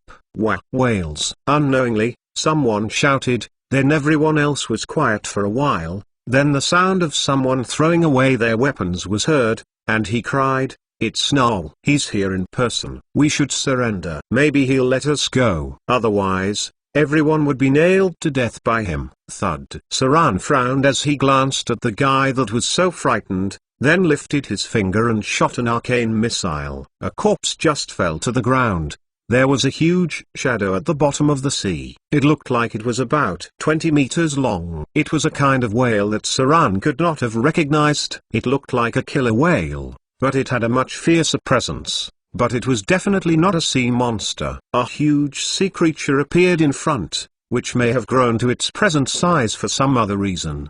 Fly. Saran added another spell immediately, then looked at Adele beside him, and said in a deep voice, "Shut them up and prepare for the fight." These guys could not be relied on. But at least they could not let the enemy directly take away the warship. This group of trash needed to be used to at least gain enough time for Saran. Adele slightly nodded and said in a coquettish voice, "Pick up your weapons. Trash, prepare to battle, pussies. Pick up your weapons, or else I'll cut off your heads." This woman was definitely fierce. Other than Saran having suppressed her, she was hot-tempered in the eyes of the rest, because she was also an Amazonian woman. Saran's figure soared, and at the same time, he added an invisibility spell on himself. For the time being, he could not use greater invisibility, because the real battle hadn't begun. His figure flew, and gradually went closer to the huge shadow beneath the seas. As he got closer and closer, Saran's expression became more and more serious. When he could see the huge whale thoroughly,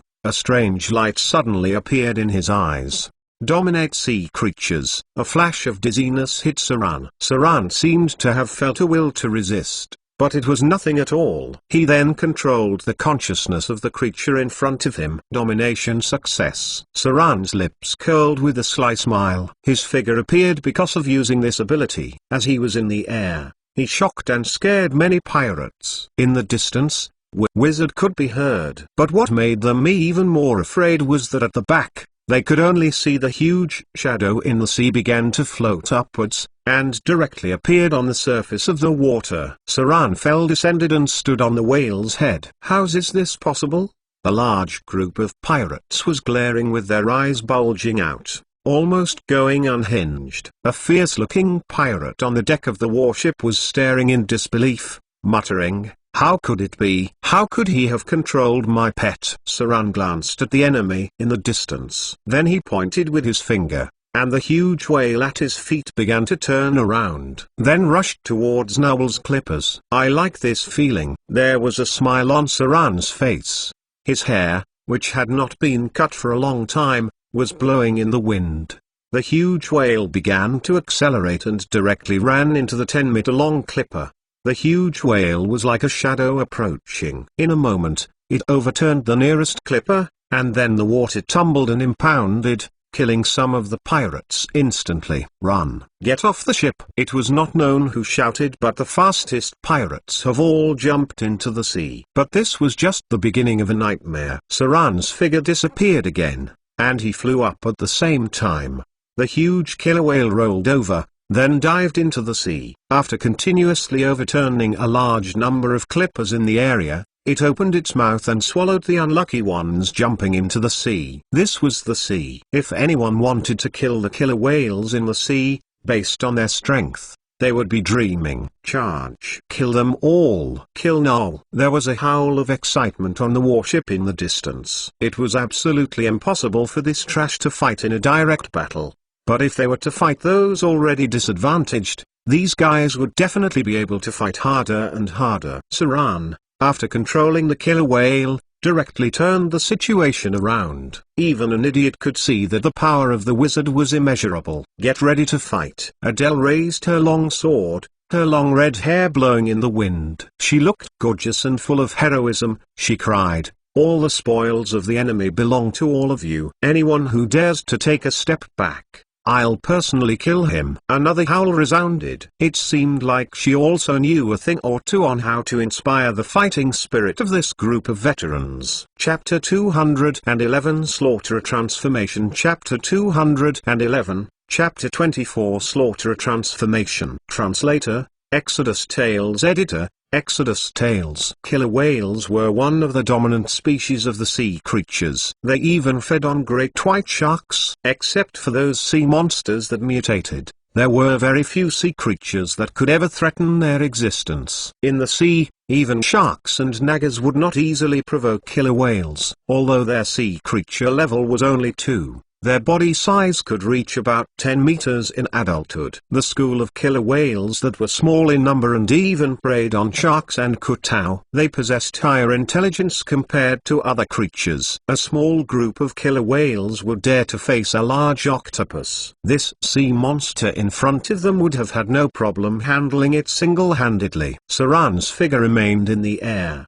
The huge killer whale directly overturned most of the clippers, and even the warship was hit and shook a little. Many pirates on the deck attacked it, but the arrows and long-ranged weapons could only pierce its skin and got stuck in the fat. Large sea creatures were born with 12 basic life points. After having their unique attributes deducted, they would still be left with a life force close to a grade 3 barbarian. Saran thought that the killer whale in front of him was still useful, and did not let its life force get depleted by directly facing the attacks. The killer whale gradually sank to the depths of the sea. The sea reduced the power of arrows and long-ranged weapons, and it began to hunt the unlucky people who fell into the sea. People started panicking on the deck.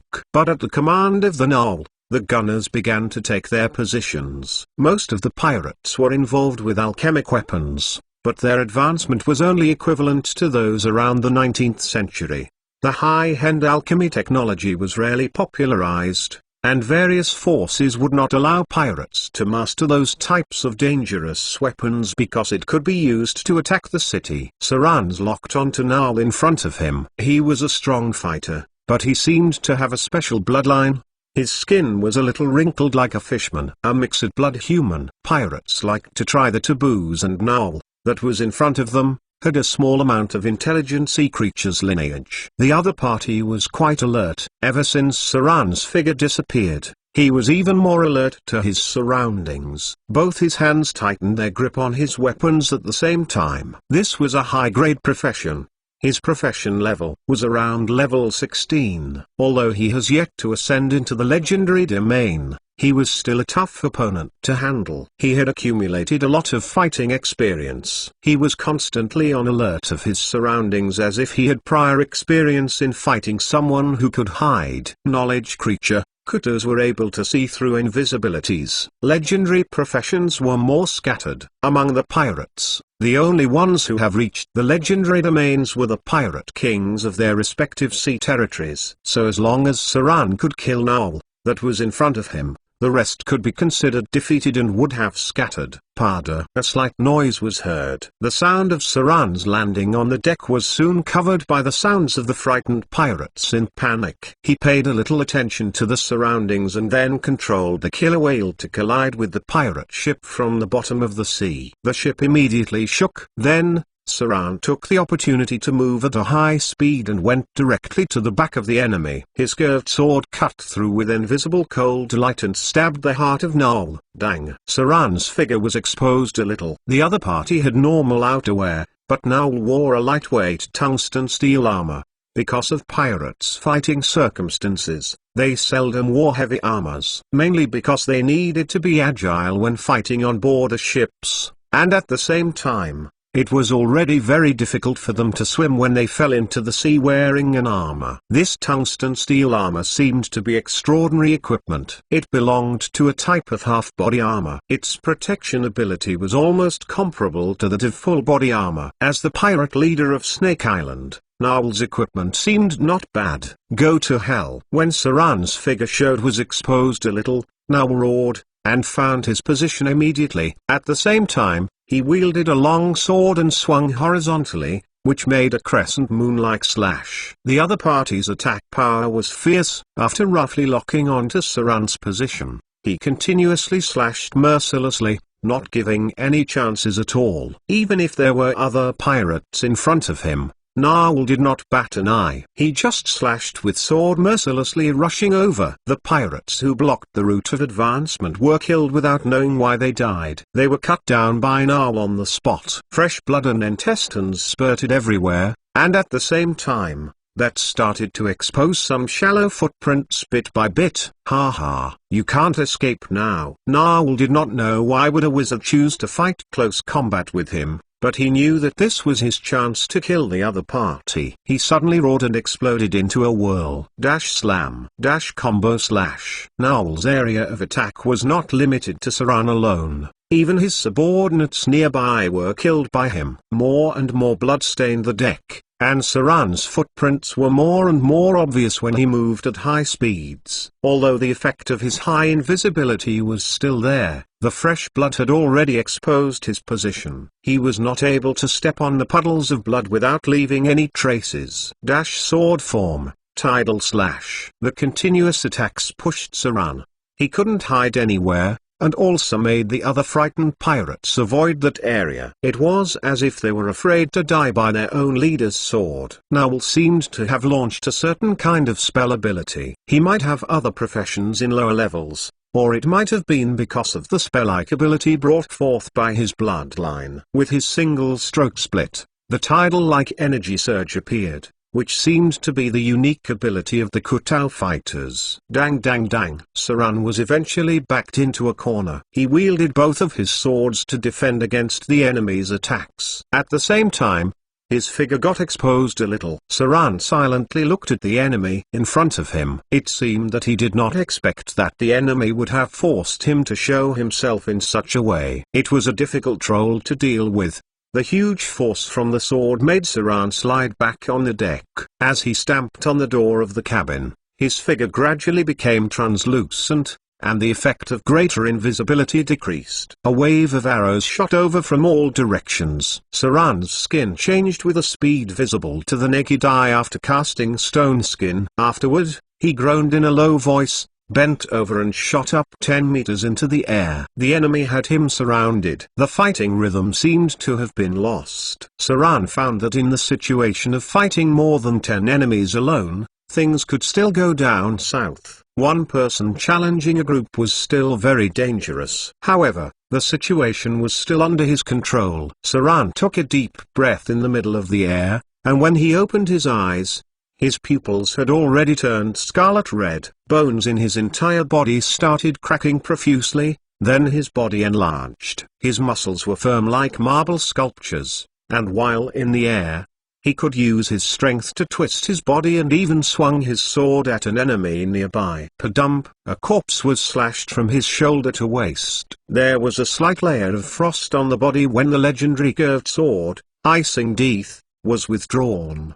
Slaughterer form. At the moment when Saran became a slaughterer, Vivian suddenly levitated in the distance. She was still sleeping, but there was a strange tattoo on the side of her face. Her beautiful long hair was flowing in the wind, surrounded by an incomparably powerful energy field. Everything in the room levitated, and her petite body stayed in the midair. A strange grin appeared on her lips. Whirlwind slash. While in the slaughterer form, Saran's strength increased by 20 points and dexterity increased by 25 points. He was a slaughtering machine. His curved sword could be seen swinging around with cold glints. His translucent figure under a hazy cover was as if he had multiple after images with high-speed movements. This was an ability that only legendary rogues could possess.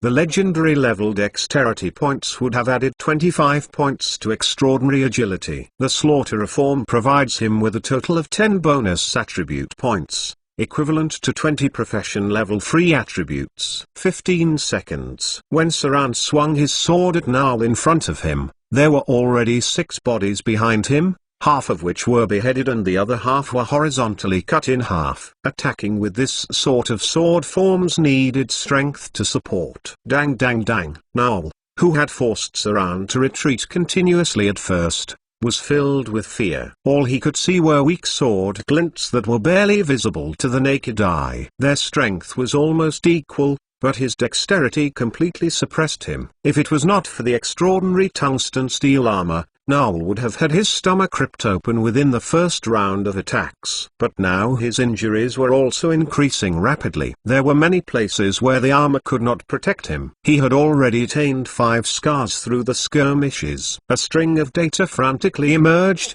Used behead to attack. Behead successfully. Target eliminated. You learned something in battle. You acquired combat skill sword form. Behead. Use waist chop to attack. Waist chop successful. Target eliminated. You learned something in battle. You acquired combat skill sword form. Waist chop. Defend successfully. You learned something in battle. You have acquired ability dual wielding defense. You learned something in battle. After continuously slaughtering, you have acquired experience for the dual wielding ability. Once the ability has accumulated enough experience, you will learn a new ability. Dang dang dang. Saran was unstoppable in the slaughterer form. He attacked Naul at such high speed and reaped the lives of other pirates nearby. In a short amount of time, there were already more than 10 bodies around him. Naul was covered in blood. Although with the armor protection, there was not a fatal wound. It had also caused him to accumulate injuries over time. Naul gasped violently. His eyes were filled with fear and despair, as he noticed that the enemy was a profession close to the legendary realm, and there was no hope for him to win. Sword form, spinning strike. Saran's figure suddenly rushed out and twisted at an amazing speed. It was the same move used by Adele Isabella at the beginning. With the curved sword, icing death, glint with a cold light, Naul's head flew straight up and landed with a bang. Saran's eyes were filled with killing intent. He kicked the headless corpse in front of him, and revealed a bloodthirsty smile and turned to look at the other pirates. Pudong. Not knowing who knelt first, the pirates threw away their weapons. Their eyes were filled with fear and despair. They shivered under Saran's glare, knelt on the deck one by one and buried their heads deep in the ground. They were scared. They were fearful. Chapter 212 Simple Violence. Chapter 212, Chapter 25 Simple Violence. Translator, Exodus Tales. Editor, Exodus Tales. Fear was as simple as it seemed. Everyone longed to live. If they were not able to defeat their opponents or lost the hope to escape, they would be consumed by fear in a matter of minutes. Even if it were the soldiers with the firmest beliefs, they would still surrender in a fight that had no hope of winning. Saran's strength had made them despair. In a span of a few minutes, he killed 20 to 30 people, and even their leader, Naul. Beneath the pirate ship was the wandering killer whale, and if they escaped into the sea, they would only be fed the killer whale. Fear came not only from the killing but from the unknown. These pirates did not know how strong Saran was, the number of means he had to kill them, and what his identity was. They had no idea about the existence in front of them. They only knew that when he slaughtered them, They seemed like mere ants. The other party was an existence that was used to slaughtering. This kind of person could end lives without ever batting an eyelid. Even if he wanted to, he could have killed everyone on the ship with a smile on his face, as easily as if he was dusting the dirt. Charge! Kill them all. Noel is dead. The warship at the back was getting closer, and the fighters were hyped up after being motivated by rewards. Unfortunately, by the time they have reached, the battle was over. Saran's emaciated figure stood at the bow of the ship. The man was fully covered in a dark red cloak. He was gently wiping the blood off his curved sword. In front of him was a large group of enemies who had dropped their weapons and were kneeling. The scene shocked the rest, and even Adele was astonished, because it only took 10 minutes since it started. She motivated their already deflated confidence and sailed over to get closer. But the battle was already over. Get those guys out of the sea. There were still pirates begging for mercy in the sea. Saran did not let the killer whale end their lives. Adele began to order the others to throw the ropes down, and her eyes stared at Saran in disbelief. Saran was stronger than she imagined. The rest of the people slowly came on board the ship again. It seemed that someone's hands and feet were rather dishonest. Since someone in front of him was standing in the way, he squatted down secretly and turned over a corpse. Then he found a money pouch and was ready to put it away into his own pocket when no one else was looking. Saran's face was a little gloomy as his eyes squinted slightly. Move, he suddenly humphed, which frightened the others nearby. Even Adele took 2 steps back. Saran picked up a short spear and threw it directly at the furtive guy. Fresh blood spurted everywhere. The guy was directly nailed onto the deck with a short spear, because it only penetrated his abdomen, and he had yet to die. Saran walked over with a cold expression, then took the money purse out of his pocket. He looked over at the others with killing intent and saw that they could not help but were shivering and retreating. Then he proclaimed, "All the spoils must be collected together, and then you shall be rewarded after the battle. There will be only one end to this sort of furtive act." Saran showed no pity. He did not listen to the guy's plea at all and cut off his head. Fresh blood gushed out. The beheaded head foamed and rolled out, which made the others so scared that they retreated. Then Saran looked down at all the people in front of him and shouted, "I don't care who you are. I don't care what rules you used to follow. Now that you are my subordinates, you must act according to my rules. I will not scringe on the rewards you deserve, but if anyone dares to disobey my orders, he will receive an unimaginable punishment from me." Saran threw the money pouch to the half-elven vice-captain, and said in a deep voice, "Let them clean the battlefield and give them 50% of the spoils. Later, we will attack Snake Island. As for who dare not fight, kill them and feed them to the fishes." There seemed to be a trace of excitement in the eyes of the half-elven vice-captain. He nodded silently and then began to assign people to clean up the spoils. This was the real rise of a prominent figure amongst the pirates of the South Coast. Although he admitted Adele was strong, she did not have the ruthless, domineering and fierce manner of the present gentleman. He could even feel that this gentleman in front of him was not vying for such trivial matters. He might even become a pirate king or even surpass the 3 legendary pirate kings. "Submit to me. Pledge your loyalty to me." Saran went to a bearded pirate who was kneeling on the deck and said in a cold voice, "Serve me, and I will reward you with what you deserve." Hesitation, silence, fright. The bearded pirate kneeling in front of Saran seemed to have hesitated for a moment. Although he had surrendered and gave up resisting, he had not thought of joining the enemy so soon. Pirates had their own rules too. They were pointing swords against each other before this, and now, defect to be his enemy's subordinate. He was obviously hesitant. Unfortunately, Saran was not interested in waiting for him to finish contemplating. A cold glint of a sword flashed crossed. His head fell to the ground, and a large amount of blood gushed out onto the deck. He did not even look at the body. Then, he proceeded to the second man and said in a deep voice, "Submit to me and pledge your loyalty to me." He was too lazy to say anything else. That guy seemed to have been scared out of his wits. A bloody head fell to the ground and a lot of blood was sprayed onto him. Even he couldn't react in time. Plop. At this moment, Saran's patience was limited. His hand flickered with a sword glint, and the second head was on the ground. A headless corpse fell onto the deck. The gory smell was getting thicker. "Submit to me." Saran spoke less and less. The expression on his face grew colder and colder, as if he were a terrifying demon god, who might even kill all the people on board the ship at any time. I am willing to pledge my loyalty to you, sir." At last, the third pirate grew smarter.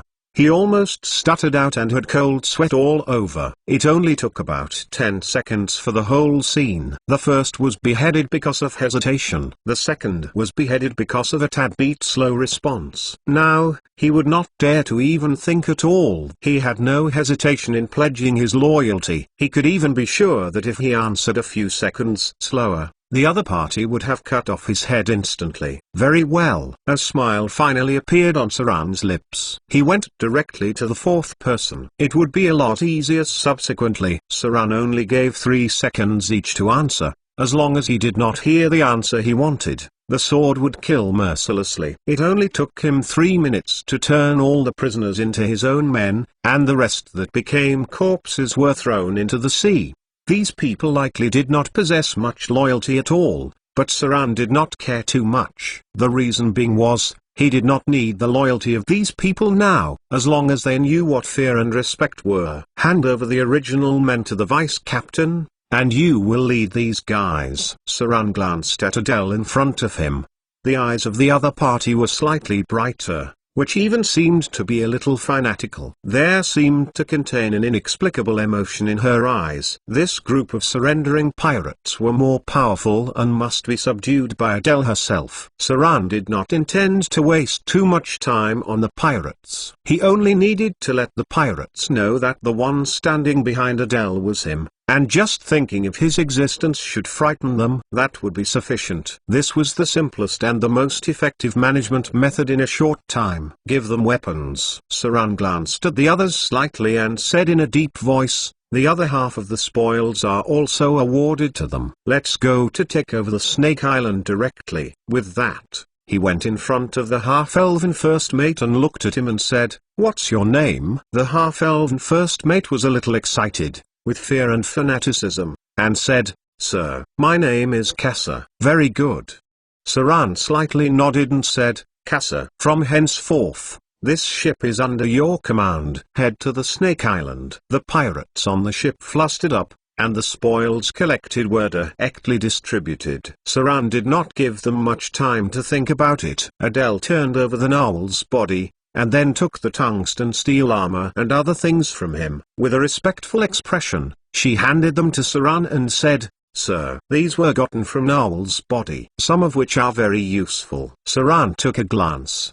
The things on Narwhal were not bad, but the most valuable one was still the tungsten steel armor. This half-body armor could almost be exchanged for a mana, but what a pity Saran could not wear any armor. In order to maintain their agility, a rogue could only wear a leather armor at most. Wearing this sort of tungsten steel armor would only affect his fighting and casting abilities. Ever since acquiring the stone skin, he did not even bother wearing leather armor anymore. He took a look at Adele in front of him, reached for the multi-dimensional bag, and then said in a deep voice, "You will wear this armor. Account for all the items. See if there is any cargo in the cabin." "Yes." Adele bowed and nodded. This series of thundermen not only shocked the pirates but also made the original subordinates and Adele gradually understand what were the meanings of awe and obedience. Saran took a look at the others and then landed on the huge killer whale with a slight leap. He reached out and stroked the giant creature, then poured a bottle of healing potion into its mouth. The sea creature seemed to have some intelligence. It had just been hit by a crossbow javelin in battle earlier, which meant it needed to be treated. Saran, however, did not want to see it bleed and die like this. Maybe he might even have a use for it in the future. Saran was still tight on time. His plan was to help Adele rise in the south coast within 7 days. So, he had to pick up his pace. The next target was Snake Island. Chapter 213 Snake Island Owner. Chapter 213. Chapter 26 Snake Island Owner. Translator, Exodus Tales. Editor, Exodus Tales. Snake Island was surrounded by mountains on three sides with a natural port on one side. The port had been artificially developed and could berth 3 to 5 warships. It had long been contested by many pirates. The Narwhal had only been here in recent years. He was originally a modest pirate. However, he rose in fame because he betrayed his past leader. In a few years, he had recruited and suppressed other pirates and robbed his fellow pirates to strengthen his financial resources. The most important thing for pirates was their own profits. Whoever could lead them to eat and drink would get their support. Narwhal was able to take control of Snake Island because he had recruited many small pirate groups, which led to him being a famous pirate. The port in Snake Island was rather crude. There were pirates near the island. The pirates took turns to go out to sea, guarding their base. Otherwise, if the enemy sneaked in and set a fire, the base they have worked hard to build would be burned down. Below Narwhal were 2 other pirate leaders, all of whom were small forces he had captured. The 2 other pirate leaders were second and third in command. When the remaining pirates saw the ships in the distance, they immediately signaled and were prepared to call them to the harbor. Naturally, these pirates were not aware that Narwhal had been slain by Saran. Carlos, where's the boss? A fierce pirate with half his pinky missing looked at the bow and stood by the harbor shouting, "Why are you back so soon today?" A younger fellow appeared on the pirate ship, looking smart. He went to the bow and shouted, "The head is on the boat behind." Today, we had good luck. As soon as we went out to sea, we met a group of fat sheep. The boss took all their cargo. That's why they are slower than us. The pirate with the missing pinky looked afar and saw another ship approaching. Kekik. The pirate then shouted, "Looks like you guys had a good haul. We'll have to celebrate later." The young man smiled and replied, "Of course." Soon, the pirate ship docked at the harbor, and then a group of people came down, all of which were Narwhal's men. The pirates who were stationed at the harbor also came over. The pirate who was missing his little finger laughed when he saw them. He went to the young man and patted him on the shoulder, then asked, "How was it? Any casualties? Looks like you don't even have any injuries. Did you find something good? Any beautiful women?" The pirates that came down all didn't have any injuries. Saran was now able to kill most of these people with a single hit. With his powers, he was able to be a leader of a pirate group. The young man smiled and moved his palm back slowly. There were 2 other people besides him. He laughed and said, "Woman, there is a very beautiful one, but, shush." A dagger pierced into the pirate's waist and hit his kidney directly. Then 2 other people rushed over and immediately stabbed the target's body. The young pirate named Carlos had a grin on his face, and the dagger cut his opponent's throat mercilessly. Then he murmured, "But you are not qualified to even speak to her. Narwhal is dead. We are loyal to a more powerful wizard. Maybe he'll be a new pirate king." Countless swords were drawn. The pirates who had just disembarked from the ship turned in an instant and killed the remaining enemies in the harbor in a short time. They could not have imagined that their companions, who had just gone to sea, would now stab them. Furthermore, they were shocked by the news of the death of their leader. They were caught off guard and were immediately defeated. "Well done." Saran's figure came down from the deck. He looked at the young man named Carlos and murmured, "From now on, you are the first mate of the ship. You are the leader of all these people. Next, let's take over this island. Those who are willing to surrender will stay, and those who are unwilling will die." The young man let out a joyous expression, then lowered his head and said, "I won't let your excellency down." Saran's iron fist tactics from beginning to end had shocked them greatly. The young man sensitively perceived the opportunity. Apart from the red-haired pirate, the mighty sorceress had few to rely on. Thus he figured if he could prove his worth, he could be of use to Saran. The ambush was proposed by this young man, so Saran undoubtedly had a good impression of him and appointed him directly as the first mate of the pirate ship. Another warship began to dock. Adele's long red hair flew with the wind. She jumped directly from the bow. Some of the stronger pirates followed suit. They were close to grade 2,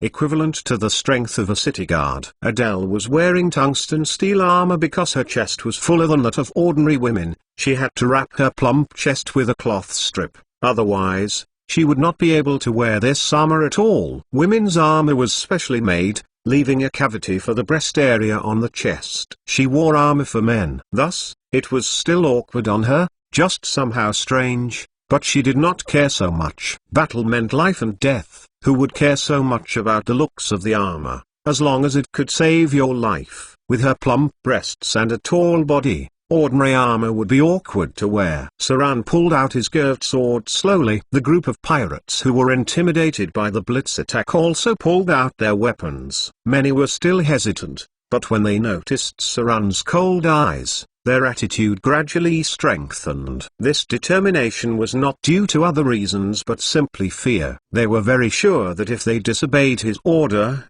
they would be killed by Saran without mercy. The killer whale was still swimming outside the harbor, so they had nowhere to run. They've seen too many deaths, but they've never seen such a killer attack. Saran gave orders, and then the pirates began to move forward. Adele seemed to want to prove her worth.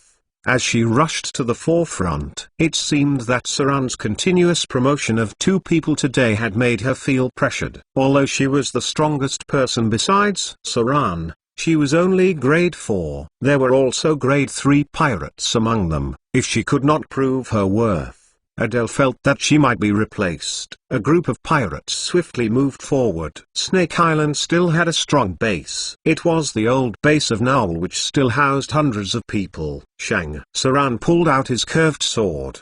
His figure disappeared, and then approached the gate of the camp at a high speed. In front of the toss-tree-high wooden wall, Saran jumped up with a gentle leap and killed the guards in front of the door with merciless blows. Thud, thud, thud. Saran waved his swords like a gust of wind, swiftly slaying the 6 guards in front of the gate. Adele's vigorous figure also appeared in the back, so was the half-elf, Kassa. The slaughter began. Saran's eyes were cold and merciless. He silently counted the number of human heads as his figure leapt across the roof and wooden walls, killing all the bowmen one by one. After Nowl was killed, there were only 2 less powerful leaders left. Many of the remaining pirates were caught by surprise. They were either captured or killed directly. Have you guys gone mad? You pieces of shit. Is this mutiny? A very strong fellow appeared, holding a heavy axe in his hand. He roared and rushed over, roaring,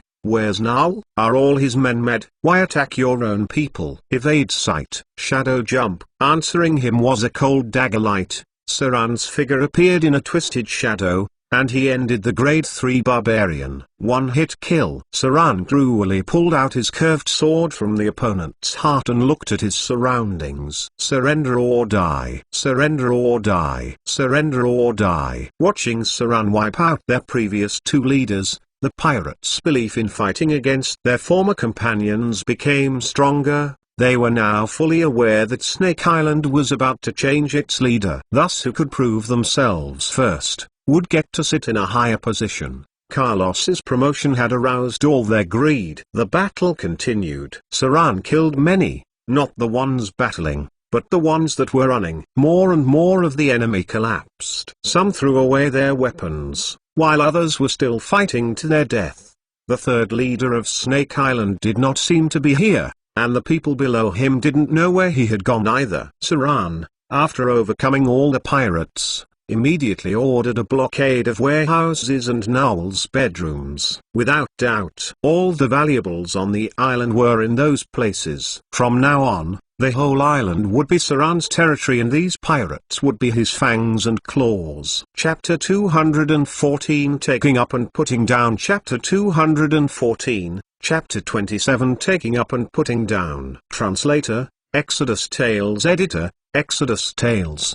The cold sea breeze blew over. Saran stood on the roof of the village and watched the sea in the distance. His face did not change, as though he was wearing a mask. Only observant people would notice that Saran's fingers were trembling slightly while his index finger rubbed gently against the blade. He had a heavy smell of blood and a rather strong killing intent. Saran was somewhat not able to control his killing intent. He had been killing too many people these days. From Arendelle to Snake Island, Saran had killed many. The killings had spawned violence in his heart, which was a kind of will confrontation. Kai, sky. A slight swimming noise came from a distance, and Saran's figure disappeared in place. When he reappeared, a spotted venomous snake had been pinched in his palm. This was Snake Island, thus there were quite a number of venomous snakes. There was a circle of drugs sprinkled around the village to expel venomous snakes. It's very difficult to wipe out the poisonous snakes here because there was a snake cave here.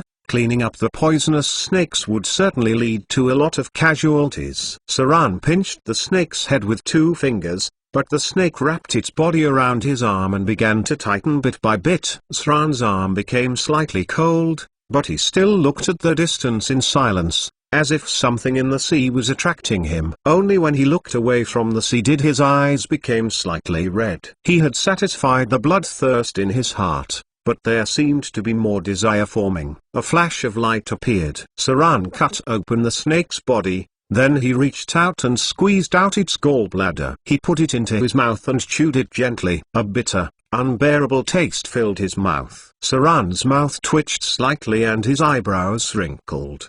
But he chewed slowly until the bitterness in his mouth had faded, and then he slowly swallowed. He then threw the snake and continued looking at the sea. Special ability: the desire of slaughter. After entering the slaughter form, you will be affected by the killing desire. You become extremely sensitive to blood, and your perception of any king-related gains are reinforced. However, after you enter the slaughter form, you must kill at least 4 targets to satisfy your desire for killing, otherwise, you would go crazy. This thirst for killing will grow with the number of times you change. This was a special ability after entering slaughter form. If he remembered correctly, the first time he turned into the slaughter form, he only needed to kill 1 or 2 people to quench the thirst for killing. 1, 2, 4. Saran noticed that the number of killings required to meet his desire grew more and more, almost doubling every time. Although it needed only 4 now,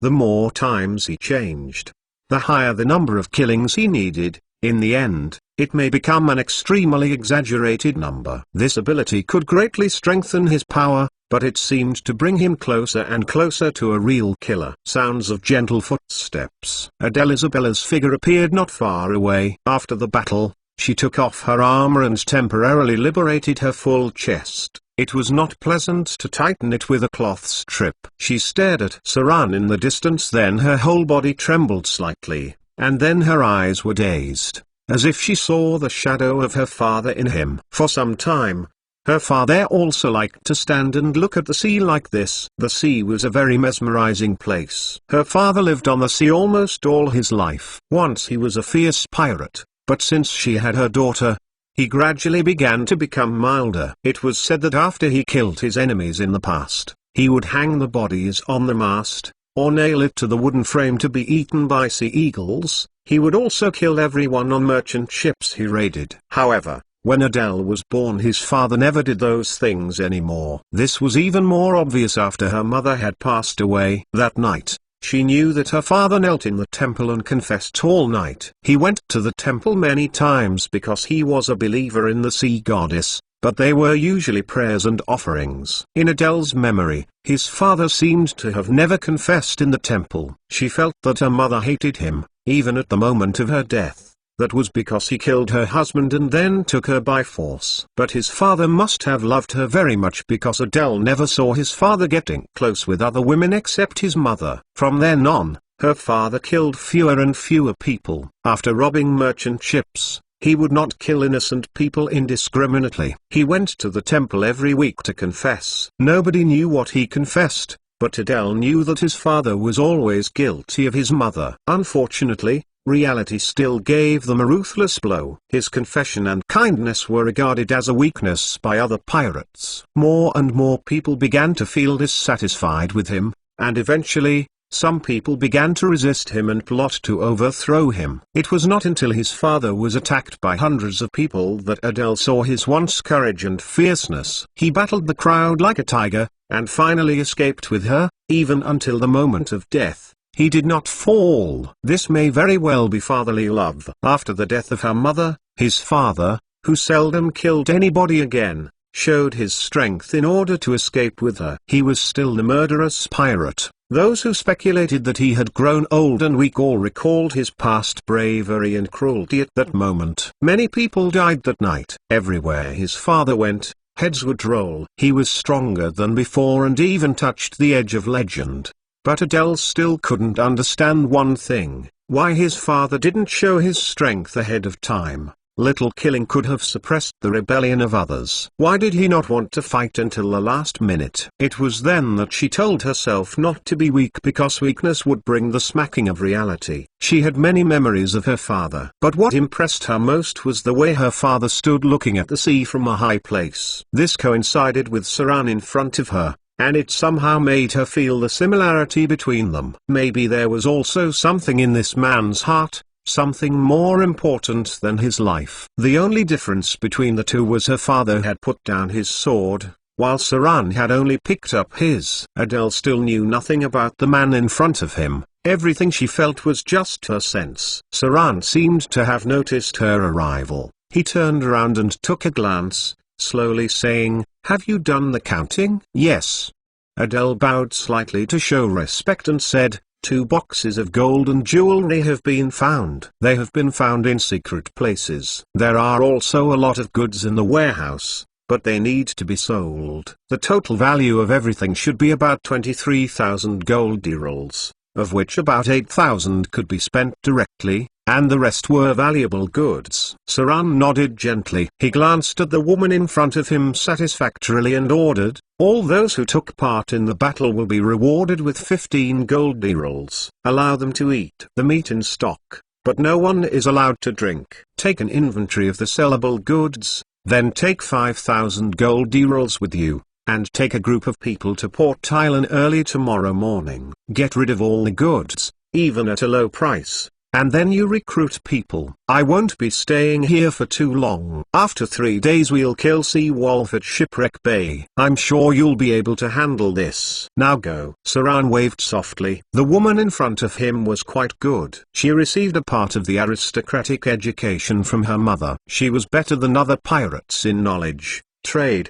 and management. At present, the only thing she lacked was strength. As a woman, she needed more power to overcome these unruly pirates. Grade 4 would not be good enough. She would at least need to reach the level of a quasi legendary. But in the meantime, there was still Saran behind her. As long as the pirate knew that there was this mysterious and terrible existence behind everything, they would not dare to do anything funny. That was because his authority was built upon decapitated heads. However, the number was still not enough. Saran still had to kill more to build up his name and make the pirates tremble when they thought of him. He wanted to build up enough fear for him before he eventually ventures to the outer islands. Saran would need to use the shock tactic, slaughter and reward. It was the simplest method to control a group. Chapter 215 The Legend of the Throat Cutter. Chapter 215, Chapter 28 The Legend of the Throat Cutter. Translator,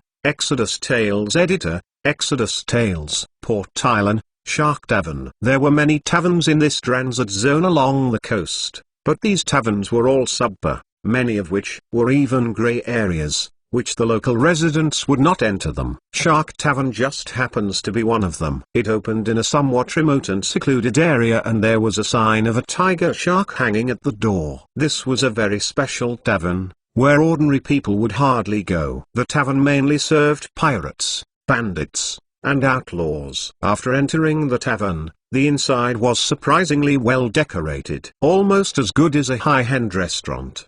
The maids who served them were young and beautiful, and from time to time the women would scream because of the harassment from these pirates. There were prostitutes, alcoholics, intelligence providers, and underground black boxing. These underground boxing competitions were held at a specific time of each month. There were few rules in the process, but one of the competitors had to die before the competition was over. Gambling was also one of the income sources of the tavern. Near the door, 2 or 3 pirates were sitting nearby, drinking. One of them, a pointed-mouthed pirate, touched the barmaid's buttocks when she passed by. The barmaid turned to glance at him, then said in an annoyed tone, 3 gold dirhams and let's go to the back. The pirate with pointed mouth was embarrassed and wanted to yell at her, but he looked at the bar with some fear. Such taverns had strong backings, and any unruly pirates would be destroyed immediately.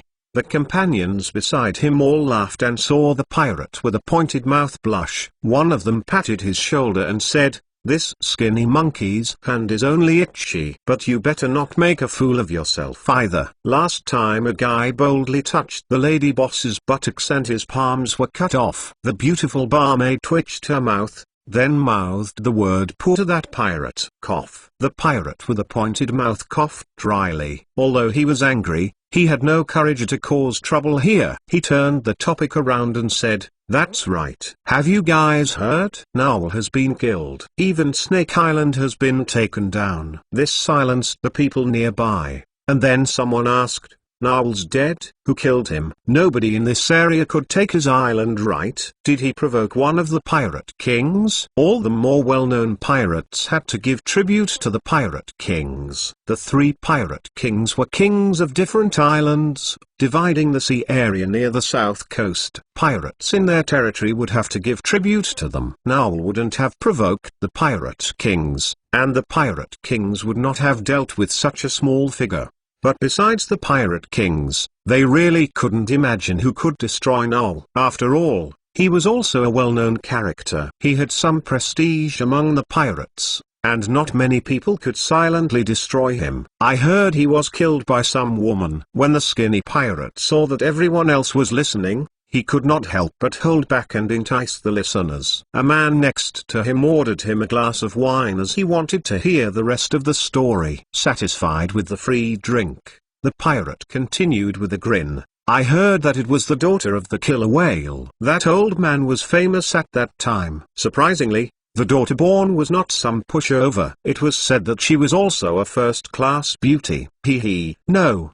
One of the pirates with a scar on his face slammed the table and said, "I've seen the daughter of Killer Whale, a woman with red hair. That woman is beautiful, but her skills are at the same level as Noel. She doesn't have as many men or ships. How could she kill Noel and take over Snake Island? Noel even has a dangerous pet that could sink that woman's ship." This was someone with great intel. The skinny pirate had a shocked expression, and when he saw the others nodding their heads, he could not help exclaiming, "Of course, it's not just this woman." Behind her was a very mysterious excellency. "That guy is the key to the killing of Noel. It is said that he killed Noel and all his men alone, and then attacked Snake Island the day." Excellency. When they heard this title, everyone was shocked. In piracy, this title could not be misused. At most, someone would be called the captain. To be called Your Excellency meant that this person was close to the realm of legends. The skinny pirate seemed satisfied with the expression of others,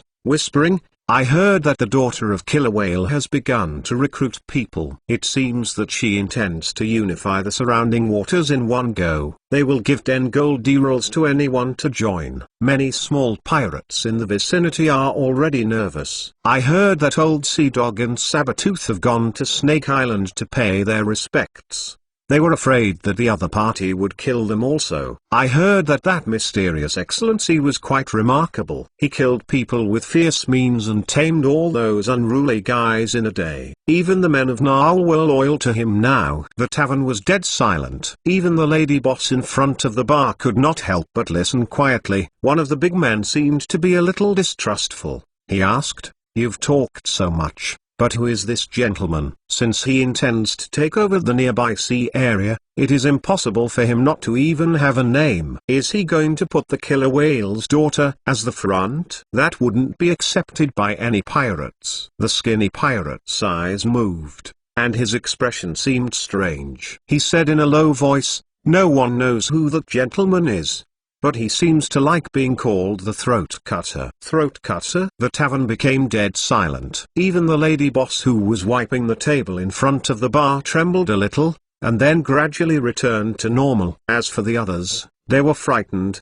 and some of them even turned pale. Apparently, they were pretty familiar with the title. During this period of time, there had been countless deaths in Port Tylan, all of which were caused by the legendary throat cutter. Moreover, his identity was also linked to the Sea Temple and the ghost ship, which together represented a strong power and death. The skinny pirate didn't think everyone would be shocked to this extent. He may have gone to sea for a long time, so he didn't expect that after he said the name Throat Cutter, the pub would be so dead and silent. However, he still let out a grim and satisfactory smile while playing with a gold derrill in his hand. Frost Kingdom, Arendelle. In this magnificent palace, the elder princess sat on the throne like a queen. Her long silver hair coiled into a graceful bundle. She wore a light blue crystal dress. She silently watched the woman under the throne who was covered in a cloak. There were strands of thin ice around the mysterious woman, which spreads from under her feet but was only 3 feet around her. The elder princess shook her head gently and said slowly, "I never thought your excellency would come down here. But I have to reject your proposal, although it is very tempting. But I must stay and guard Arendelle. I have a feeling that an unprecedented calamity is imminent. Moreover, your proposal is really hard to come true. He is the creator of the world, and even if you and I worked together, we can't defeat him." The woman covered in cloak slowly opened her mouth and said, "Does Her Majesty really not want to get out of the present predicament? Our enemies are not as powerful as they are believed to be. As long as you and I work together, there would be a chance of success." The princess obviously hesitated and said, "But he is the creator of that world. That world is his realm, thus our chances are too small." The mysterious woman giggled sarcastically and said, "Creator?" She gently raised her hand, and there seemed to be strange scales on her skin. With a slight turn of her hand, the water vapor in the nearby air began to gather, and then turned into a pool of clear water and emerged in the air. "Your Majesty, did I create water?" The elder princess didn't say anything but was slightly confused. The mysterious woman snapped her fingers again and the water became a solid block of ice. "Your Majesty, have I created ice?" The elder princess was still silent. The mysterious woman flicked a finger and the ice changed rapidly, constructing at an amazing speed, and gradually separated and reorganized. Soon, a 5-foot-wide city model composed of ice emerged. All the architectural sculptures in it were extraordinarily lifelike and exquisite. The technique of manipulation was so amazing that even the princess couldn't help showing her surprise. Of course, she was only surprised. She thought previously she was the only one who could control ice to this level. "Your Majesty, did I create a city?" the mysterious woman continued, but the elder princess still remained silent. She raised her hand to show a strange glow, then active human-like beings appeared on the city model made of ice. They were very small and they moved on the city model made of ice, just like ordinary urban residents. The elder princess had a hint of shock on her face. This woman was powerful. It seemed that she was maybe a little weaker than the elder princess. The mysterious woman seemed a little tired. She gasped slightly, then waved softly. The cold city disappeared, and the figures on it disappeared. She sighed and said, "Her Majesty the Queen. Creation does not necessarily mean creating out of nothing. It may just mean changing its appearance. Elements become water, water becomes ice, ice transforms into cities, then life appearing in the cities. All the energy is still the same.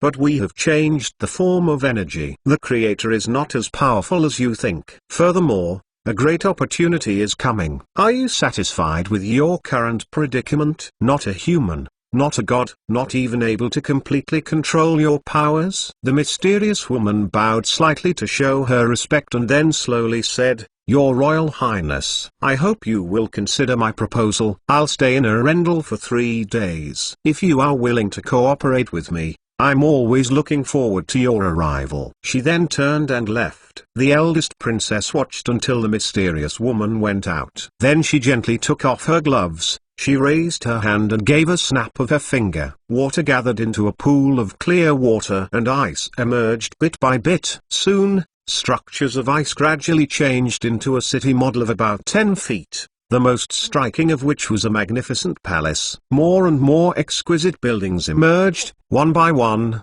formed by the ice. Thousands of figures appeared in this tiny city, while in the palace was a queen-like figure. It was Arendelle. It was a model of Arendelle. The elder princess was in deep thought. After a while, She waved her hand and the entire ice model disappeared from thin air. Chapter 216 Resurrection of the Druids. Chapter 216, Chapter 29 Resurrection of the Druids. Translator, Exodus Tales. Editor, Exodus Tales. It was getting closer and closer to the new year. But this year seemed doomed since there were continuous disasters. The whole southern region was depressed. An adult red dragon appeared in the vicinity of White Run. Although Saran had long known that there was an ancient red dragon there, it was not until now that other people discovered its existence. The dragon caused great chaos, attracted many adventurers who tried to slaughter it, and threatened the surrounding cities. Red dragons were an evil existence. Aristocrats began to raise taxes because of the dragon's existence, saying they would need more funds for defenses. They could always find various excuses to collect extra taxes. There also seemed to be a migration of the half-orcs in the south near the mountains. Because of conflicts in the region, war was more likely to occur. There wasn't much news about the desert region. However, it seemed that the road to the east had been cut off by someone, and it seemed that chaos in the desert was spreading. No new cities had been destroyed, but turmoil was still brewing. To the north of the City of Wealth, there seemed to be traces of devil believers. The demons had just been cleaned up, but the bewitching devils seemed to have begun to appear. Almost every city had some strange faces. Even the elven courts seemed to have been divided. There was a fierce dispute between the ancient tree doctrine and the spiritual doctrine of druids. It was rumored that some of the high-grade druids who believed in the Tree of Life had gone away, and even the legendary Earthwalker felt a little dissatisfied with the elven courts. As the balancers and defenders of nature, their beliefs were more inclined to the Tree of Life than to the elven gods. This matter was still brewing. The conflict was still escalating. If there wasn't a strong force intervening, it was likely to lead to an internal split of the elves. Ultimately, the druids would break away from the elves, abandoning the beliefs of their gods and turn to the oldest Tree of Life. This belief had been gaining support from other druids, as well as spreading among the other races. They called this the reincarnation of the druids. The vagrant druids among the humans, half-elves, orcs, half-orcs, and many more were inspired and seemed to support the restoration of the ancient belief of the Tree of Life. This had led to deviations in the druids throughout the world, with more than 60% of them switching their beliefs to the Tree of Life. The influence of the elves in the druids had greatly diminished, and the various druids seemed to be preparing for some conspiracy. The elven gods had become weak. Even before the time of troubles, their strength had declined. This seemed to be something that someone was very happy to see, something she had been waiting for thousands of years. A web that has been weaved awaits its prey. In a dark canyon, a handsome, tall figure was advancing. He wore a noble robe and played the flute in his hand. In this seemingly gloomy and terrible canyon, he walked leisurely joyously. A strange sound, which seemed a little sharp and harsh. He listened to the sound intently, then raised his hand and summoned a glow. Dense shadows surrounded him. They were palm-sized vampiric bats. A gust of wind came, and the vast number of bats flew up. They had sharp fangs and dark red wings. There were probably hundreds of thousands of them. After flying, they almost covered the sky in the canyon. There were so many bats that it was dangerous even for a legendary profession, but the man was not worried at all. He gently picked up the flute and played the notes from hell. One by one, the bats fell to the ground in black, and their eyes, ears, mouths, and noses overflowed with a trace of blood. Pa. Pa.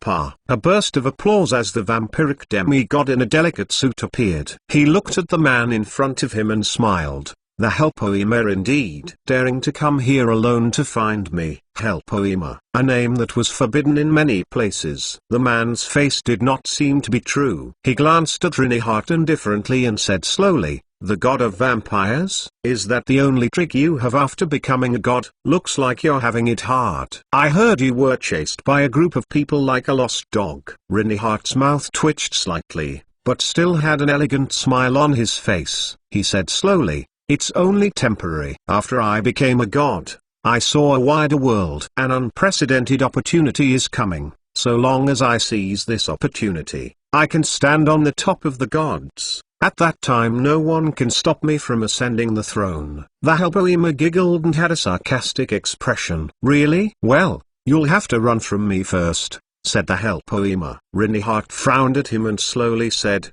"Are we really going to fight? Why are you on their side? What they can give you, I can give you the same thing. I would even share everything with you." The Helpoema showed a sarcastic smile and said, "What you see is just the tip of the iceberg. Even if you want to cooperate with me, you would have to show your value. There are countless weak gods like you in the pantheon." The Helpoema disappeared suddenly, as if there was an expanding sound wave. The surrounding bats fell to the ground one after the other. Snake Island. Saran stood on the dock and looked down at everything. Within 3 days, he had recruited hundreds of pirates, and now he had more than 300 under his command. Adele stood at the bow of the boat, beside the first mate promoted by Saran. Now that he had enough strength, it was time to clean up the other enemies. Pirates needed no training, as this was a profession in which the strong survived and the weak were eliminated. Set out. Saran landed gently on the head of the killer whale, facing the oar of the other pirates. His eyes had only slight anxiety. That was because he had heard a piece of somewhat bad news. It seemed that the rumors of the throat cutter had had a greater impact than he had expected. It even startled one of the pirate kings who ruled the south coast. Pirate King, the king of the swamps. He was not human, but a mixture of the swamp giant and the lizardman. The intelligence of the giants had always been low, but this pirate king was an exception. The chances of cross-creature fertilization were very low. It was said that he was born because of some taboo spells. Lizardmen were amphibians, and they could move on land as well as in water. The king of the swamps was one of the pirate kings who ruled the south coast. Pirates under him included humans, lizardmen, Kyotoa, mixed-race creatures and so on. The 3 pirate kings all had their backgrounds. Behind the pirate king of the Amazons stood the Storm Temple. She was the pirate king who believed in the Storm Lord. Another pirate king of half-Amazonian descent was an inhuman creature, supported by the Naga Sirens, who believed in the sea goddess. The last pirate king was the king of the swamp. He did not believe in any of the gods but gave his faith to the devil in the abyss. The prince of the depths, Dagon. There was a doctrine that said, in the mortal world, Dagon's cult prevails in the coastal areas. Its followers shall mate with halfish creatures in exchange for the power from Dagon, a blessing of fishes and exotic treasures. All of this given to them by the demon lord at the cost of polluting their own blood. Indeed, the king of the swamp was a monster born for some reason, the product of a failed ceremony. The person in charge of the ceremony had not pleased the evil abyss lord, thus he did not gain much power. On the contrary, the unexpected product of the ceremony, now the king of the swamps, gained the power bestowed by the abyss lord, Dagon. That was how a mixed-blood creature was born. He had not only great power but also the intelligence of a demon. Although he was slightly crazy, he still had become one of the 3 pirate kings on the south coast. This pirate king controlled the deep-sea regions of the south coast. His lair was at a place called Demon Island, a place where only the evilest pirates would go. He was also a pirate that didn't make moves logically. Although the pirate kings had great power, they also had a close relationship with the temples. Almost all of them did things for their own interest. Only the king of the swamps liked chaos. If he was not satisfied with the rise of a powerful pirate on the south coast, he might just attack Saran. If that happened, Saran wouldn't be able to win. By then he would need Vivian's power. Although Saran could turn to the Sea Temple for help, getting help also meant giving. Furthermore, he recalled the news that the Naga Siren priest told him. Until now, Saran still could recall the expression she had when she told him the news. Chapter 217 30 Pirate Wars. Chapter 217, Chapter 30 Pirate Wars. Translator, Exodus Tales. Editor, Exodus Tales. Saran had a feeling that the Naga Siren priest was doing things behind his back. It was odd to him that the king of the swamp would suddenly become interested in the newly rising pirate power. Saran thought someone must have helped spread the rumors further. Even though the rumor of the throat cutter enhanced his prestige, but it also expanded the influence of the Sea Temple for which the throat cutter served. Because the throat cutter worked for the Sea Temple, the more widely the name spreads, the more influential the Sea Temple got. Furthermore, with the defeat of the son of Dagon by the Sea Temple, there was more reason for the king of the swamp to attack Saran. Sure enough, there is no simple NPC in this world. Saran watched the sea in the distance, but his heart was not calm. Whether Saran won or lost, the Sea Temple would still be the ultimate victor. First of all, if the king of the swamp attacked Saran, he would be forced to a very dangerous position. If he cannot deal with the king of the swamp, then he must turn to the Sea Temple for help. If Saran asked for help, then he would need to pay the corresponding price, or be forced to join the Temple of the Sea, making the Sea Temple stronger. The strength of the Naga Siren priest would undoubtedly greatly enhance. On the other hand, even if Saran defeated the king of the swamp, it would be great for the Sea Temple too. The reputation of the throat cutter would spread further, and the influence of the Sea Temple would increase again. As the favored soul of the sea goddess, the stronger the power of Saran, the greater the influence of the sea goddess. In any case, the Naga Siren priest would benefit. That was why she did not interfere with Saran's idea of building a pirate force and even was willing to lend a warship to him. If Saran won, she would get more influence. If Saran lost, she would get the opportunity to get another powerful warrior. The best result, however, was Saran turning to the Sea Temple for help. Then with the help of the Sea Temple, defeating the king of the swamp, the priest, in this case, would gain a powerful warrior and eliminate a pirate king. The Amazon pirate king was in the Saros Islands. If Saran defeated the king of the swamp, almost all the south coast would be under the control of the Sea Temple. Saran was faced with two choices. One was to turn to the Sea Temple for help, then find a way to defeat the king of swamp and control a third of the south coast. The other was to abandon these pirates and set up a fleet to go to the outer islands straight away. But then he would lose any links to the mainland. The latter method would be slow and depend greatly on what resources he had now. The outer islands, a truly barbaric land, where beasts and monsters were rampant. There were also plenty of unreasonable NPCs. Food, medicine, weapons, and basic necessities were scarce. If he couldn't get any supply through the sea, Saran would have to start from scratch. As the time of troubles approached, it would become difficult for him to achieve his goals in 2 years. If Saran was to become powerful at the outer islands, he would have to have support from the mainland. We can only eliminate Sea Wolf for now. Saran gazed at the sea in front of him and said to himself, killing Sea Wolf would make me one of the more powerful pirates on the south coast. If Vivian could wake up successfully and join forces, then we would have a chance to defeat the Swamp King. Saran didn't have much choice now. The only way out now was for him to kill his way out. Even if the Swamp King wanted to deal with him, it would not be so fast. For the time being, Saran still could do some preparations. A day went past. Saran led the fleet to the area around Shipwreck Bay, where the Sea Wolf was. He had his own territory at Shipwreck Bay and an island at the same time. Since it was called the Outer Islands, there were naturally many islands in the coastal areas. Pirates from all over the area sold their stolen goods in these areas. Many of them were even officially formal chambers of commerce. For example, the Sea Wolf was secretly controlling a chamber of commerce that would sell his stolen goods. The stronghold of the Sea Wolf was called the Lone Wolf Island. Saran wasn't sure what it was called previously but knew that the Sea Wolf had the name changed. This time around, Saran didn't want to scheme too much. He wanted to crush his enemy with dignity to prove his ability to fight on the sea and to deter the entire pirate community on the south coast. Since the killing of the Narwhal was too abrupt, some people wondered if it was a conspiracy. This time,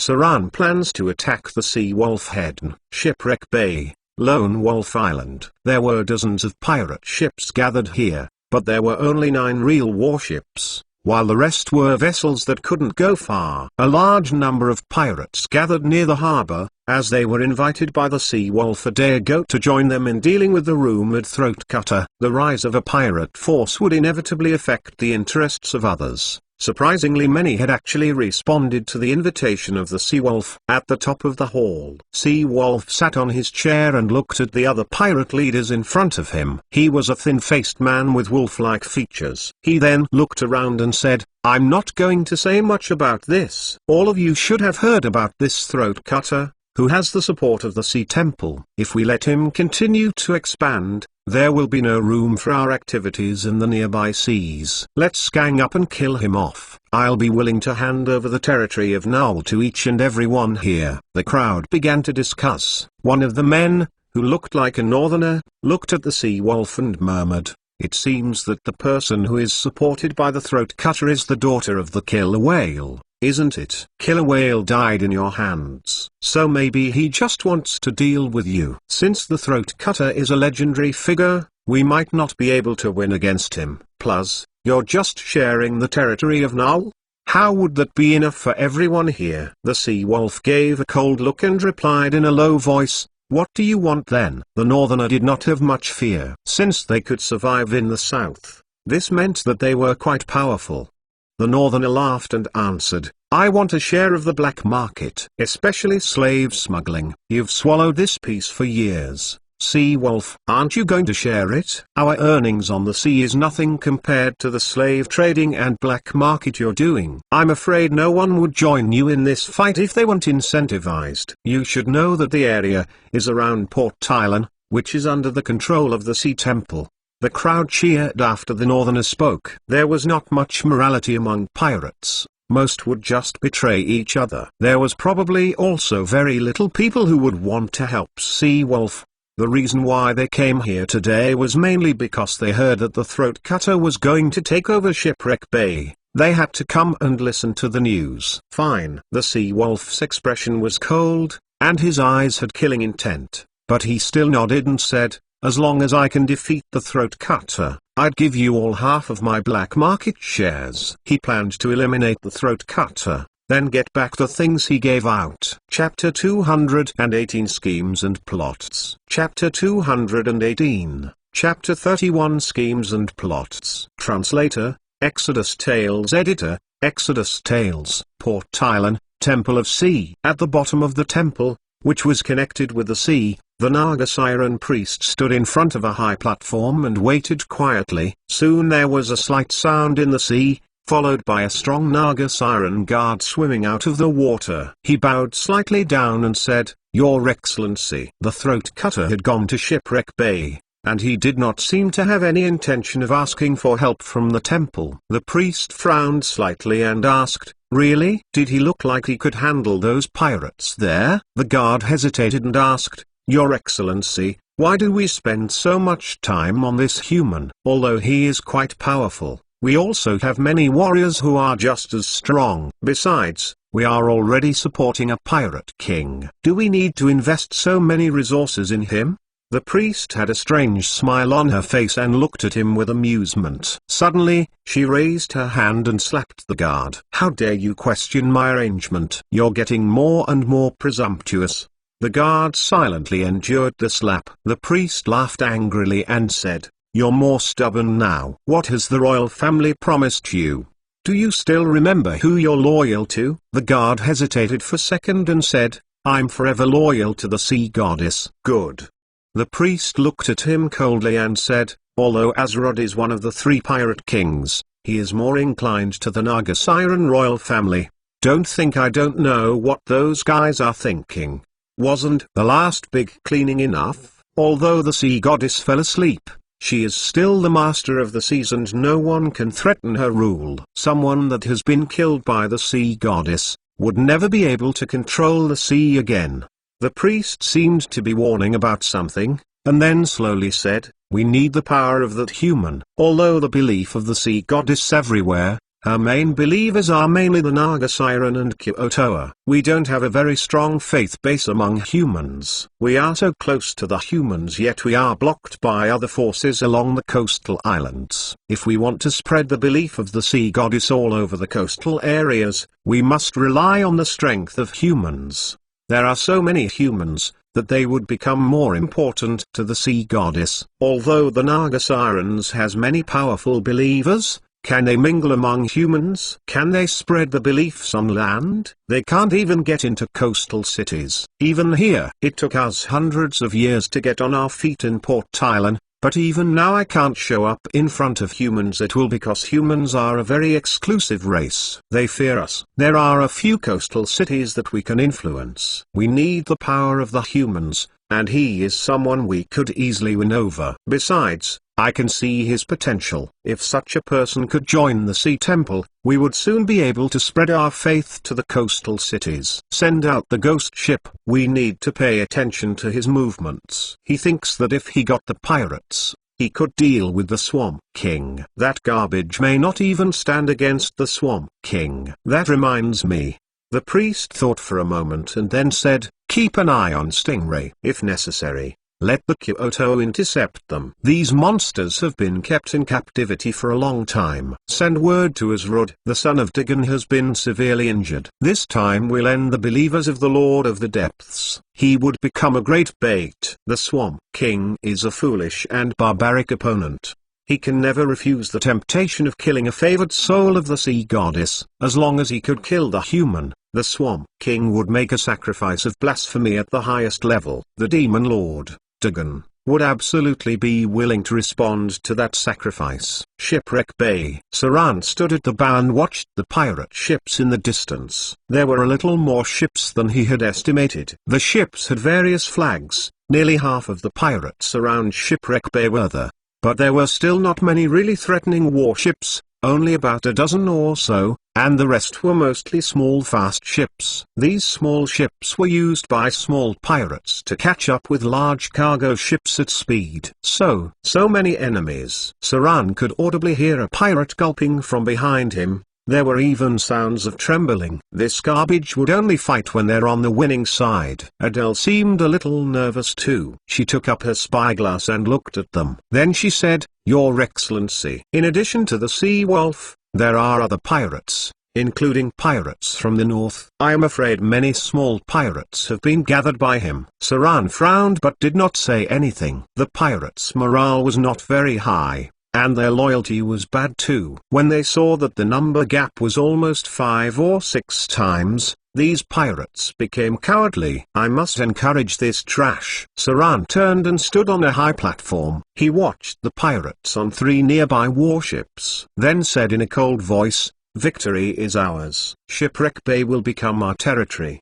The bravest among you all shall become the captain of this fleet. Open your eyes. Witness the destruction of this trash. Under the sea, a huge shadow began to move forward. A 20-meter-long killer whale gradually approached the enemy from the bottom of the sea. Saran's mouth showed a cruel smile. With a slight snap of his finger, a small pirate ship in the distance suddenly shook violently and was overturned by a huge shadow. These small speedboats had no ability to withstand wind and waves at all. Some of them seemed to be large sailboats, and their hulls were no bigger than that of the killer whale. Ah! Sea monster! Exclamation mark. Sea monster. There's a sea monster. Although Saran couldn't control a big octopus, a killer whale was enough to deal with the garbage here. A grade 3 killer whale had a huge advantage in size, and it could overturn a ship with its 20-meter-long body. Ships sank one after another to the bottom of the sea. When he saw the number of enemies in front, Saran already had the idea of letting the killer whale die. He directly manipulated the killer whale and brutally killed a large number of pirates. The number of enemies had been reduced by nearly half as a result of the attacks. Most of them were trash anyway. The sea was now filled with pirates. Many pirates crawled desperately onto big boats because they were being eaten by the killer whale in the ocean. The giant marine creature seemed to be showing signs of mutation, and it was unclear whether it was because the killer whale had engulfed too many enemies. Prepare for battle. Adele saw the opportunity and looked at the fired-up pirates. Full right turn. Cannons ready. Fire. Boom, boom, boom. A row of cannons fired. Artillery in this era was not very powerful, and all of them used solid ammunition. However, they were still lethal because the enemy was packed together. One of the rounds hit the mast of a warship and broke it in half. Then it crashed down and hit the deck. Several unfortunate men were killed on the spot instantly. Prepare for docking. Adele pulled out her sword, while some brave pirates also came to the deck. Artillery could only be regarded as embellishment. The real deciding factor was hand-to-hand combat. The world's alchemy had been severely restricted by temples and druids. These artillery cannons could hardly hit powerful professions, and their loading speed was too slow. Saran's figure also disappeared from thin air. He needed a perfect slaughter in order to establish his authority. He needed to use his dominance to terrorize these pirates. Chapter 219 Princess Anna's Daily Life. Chapter 219 Chapter 32 Princess Anna's Daily Life. Translator, Exodus Tales. Editor, Exodus Tales. Frost Kingdom, Arendelle. Princess Anna was awakened by a ray of morning light. First, she opened her eyes, then stayed up for a while as if she had not yet woken up. Then she stretched out beautifully. The maid outside seemed to have heard movement. Soon, two pretty maids came in with a dress. One of them was even bringing her underwear, as Her Royal Highness did not like to sleep in clothes. The room was at a comfortable temperature. The crystal lights at the center of the room gradually lit up. This was something only the royals could afford. Princess Anna stretched herself and yawned. Then she let the maid put on her clothes one by one. Soon she had put on her dress. A maid opened the window and the blue sea in the distance could be seen. Of course, Her Royal Highness would not get up so easily. Soon, three maids came in. They brought silver wash basins, tools for washing, and accessories for the day. Princess Anna was reluctant. She gently wiped her face with a towel and said, "I don't want to wear them today." One after another, her accessories were rejected by her. Finally, she picked only a pair of crystal earrings. The maid behind her was combing her hair. Her long, silky blonde hair was combed into a beautiful bundle. She looked at the big, golden mirror and waved softly. "That's fine. Where's my sister?" The girl stood up. She was a little more beautiful and elegant than before. Her thin face was reddened, and her body seemed more fit. Princess Anna stood barefoot on the floor covered with soft carpets. Suddenly she seemed to have noticed something. She grabbed the beautiful maid in front of her and made a comparison. Then she smiled and asked, "Tina, are you getting shorter, or am I growing taller?" "Your Highness has grown taller." The elegant maid smiled, took a pair of delicate deerskin boots, and said, "Princess Highness has grown this much." The maid gestured with her fingers, roughly less than a centimeter. It took Princess Anna nearly an hour to get up, wash and dress up. After that the maids left, leaving only two maids close to her behind. She moved slightly, put her slender hand at her waist, then muttered, "It's a little tight." "Am I a little fatter than before?" She slept more recently. Whenever she remembered that person, she would feel wronged for no reason. Then she would lay in bed to sleep. "How has he been? Where's he now? Would he come back to marry me?" The girl looked out in the distance, and the two maids beside him looked at one another. Whenever she thought about him, she would be in a daze. They could not understand why Her Highness would like such an adventurer. Even though the man was a little handsome and seemed powerful, he was after all just an adventurer. How many excellent young nobles in the kingdom, and princes in other countries who wanted to propose to her. To them, it seemed that any one of the nobles was much better than an adventurer. Princess Anna didn't think about him too much. In fact, she had gradually become accustomed to it. The original impulse had completely disappeared, but occasionally she would miss him. Even though her emotions weren't that strong, from time to time she would still think about him. Inside the palace, Princess Anna came out wearing a red cape. She looked at the head guard in front of her. She could not help but frown slightly and say, "Where's my sister? Is she not here?" The head guard bowed slightly and replied, "Her Majesty has gone out. She'll probably be back soon." "Really?" Princess Anna nodded. then sat down in a chair and began to process papers. In fact, it was she who had started to deal with many things in Arendelle. The girl opened the documents and read them. Several female officers stood beside her. From time to time, they conveyed her orders. She flipped through the documents quickly. After reading a pile of documents, she looked up and asked, "My sister seems to have gone out a lot recently. What has she been up to?" The people around her were silent. No one was allowed to ask about Her Majesty. Ta.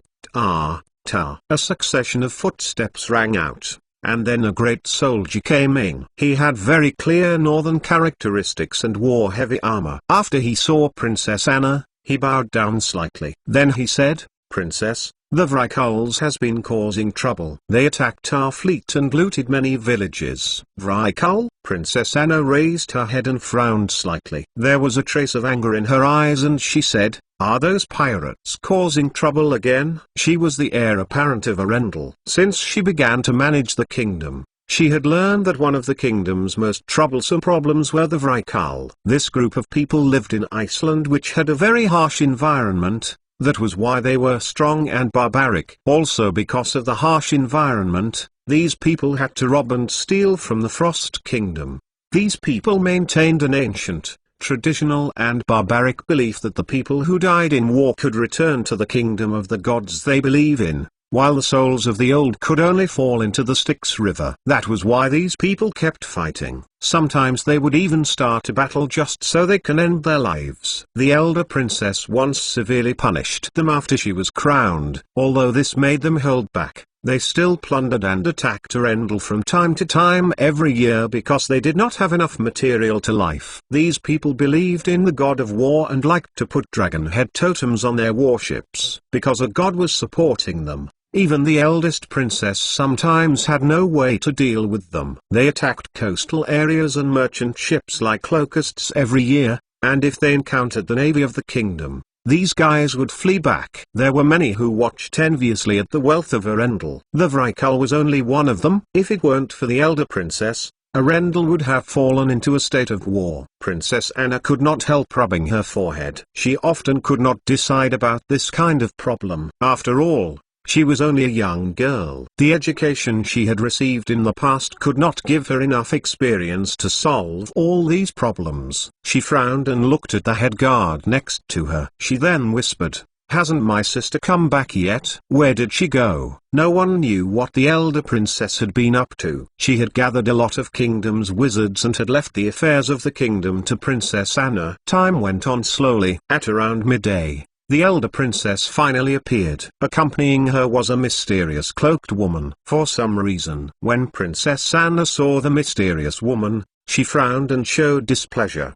Princess Anna did not like this woman. She didn't have any reasons, just her intuition. Shipwreck Bay. Saran's figure shuttled through the crowd. Behind him were bodies. His very blur figure moved like a ghost. Every time the light of a sword appeared behind him, a body also fell to the ground. The merciless killing was spreading. The killing intent on Saran was getting greater and greater. The effect of greater invisibility was weakening as blood spreads all over his body. Fear spread over the pirate ships, and the enemy gradually collapsed under the merciless slaughter. 1, 2, 3.5, 10, 20, 30, 40, 50.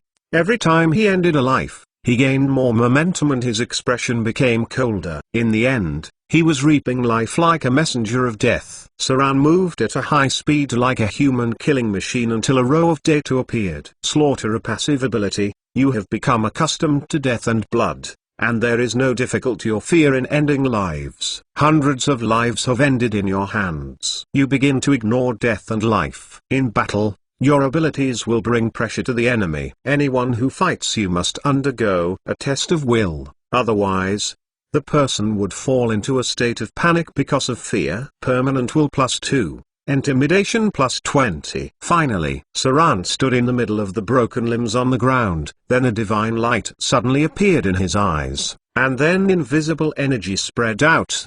The enemies nearby seemed to have felt great fear and began to run for their lives. The fear was so hard to resist that it remained in their hearts as if it had been branded. Not only did the enemy feel fearful, But even the men under him felt fearful for no reason, like their souls had been shaken. The divinity points were quickly transforming. As Saran's powers reached a peak, Vivian's figure was floating in a room at Port Tylan. Her white hands seemed to have moved, her eyelids trembled slightly, her index fingers flexed, and her lips moved slightly as if making a sound. Suddenly, she opened her eyes and said the first thing subconsciously, "Big brother." Vivian's petite figure fell from midair. She looked at her white princess skirt and didn't seem to like it very much. She raised her hand and changed it into a black princess skirt. She turned around gently, then laughed and said, "Sure enough, that fool didn't move as fast as I did." Finally, it's my turn to come out. Big brother, where is my brother? Chapter 220 Special Captives. Chapter 220, Chapter 33 Special Captives. Translator, Exodus Tales. Editor, Exodus Tales. Shipwreck Bay, Lone Wolf Island. Saran sat in the biggest chair in the hall with great authority, and then looked silently at the captives in front of him. There were a lot of people kneeling in the hall. They were all of the pirates who fought against Saran. The group was shocked from beginning to end. After they could react to the attack of the mutant killer whale, they were all frightened by Saran, who had entered slaughter form.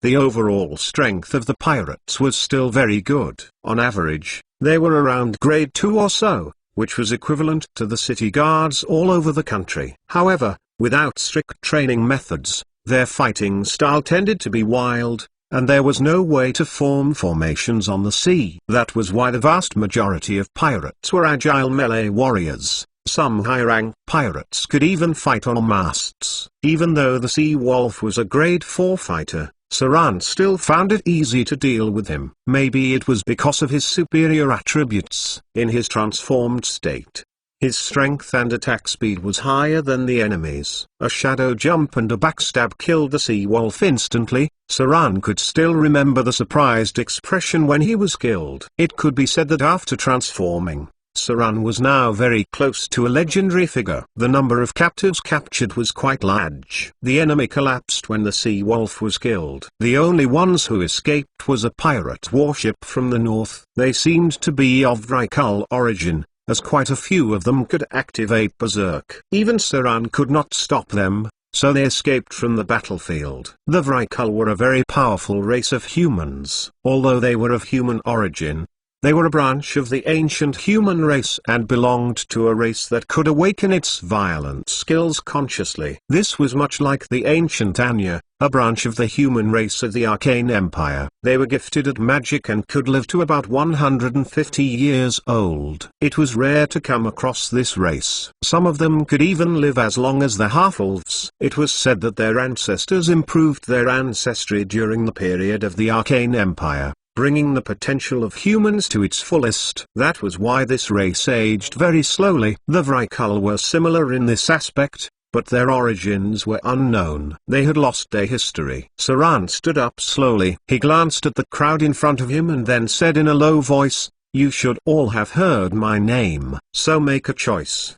Be it obedience or death. The man who surrenders to me will benefit from Shipwreck Bay. You will have relative freedom and only need to hand over a quarter of your future spoils. However, you must also respond to my call when I need it. You should consider yourself lucky because I'm in a good mood today. I'll give you 30 seconds to consider. You should all be thankful for this offer." Saran was in a relatively good mood, because he had completely integrated with the divinity in him. Moreover, he could feel that Vivian had awoken. Although he tried to tell Vivian to wait for him to return in a way similar to a telepathic connection, he did not know if it would work. There was a clear mental connection between the two of them, but it wasn't so strong that they could feel each other's consciousness. The integration of divinity from the golden bone was very easy because there was only a weak residual of consciousness in it. The more troubling thing was the divinity of fear, but Saran noticed it was easier this time. Maybe it was because he had a great amount of killing intent. Currently,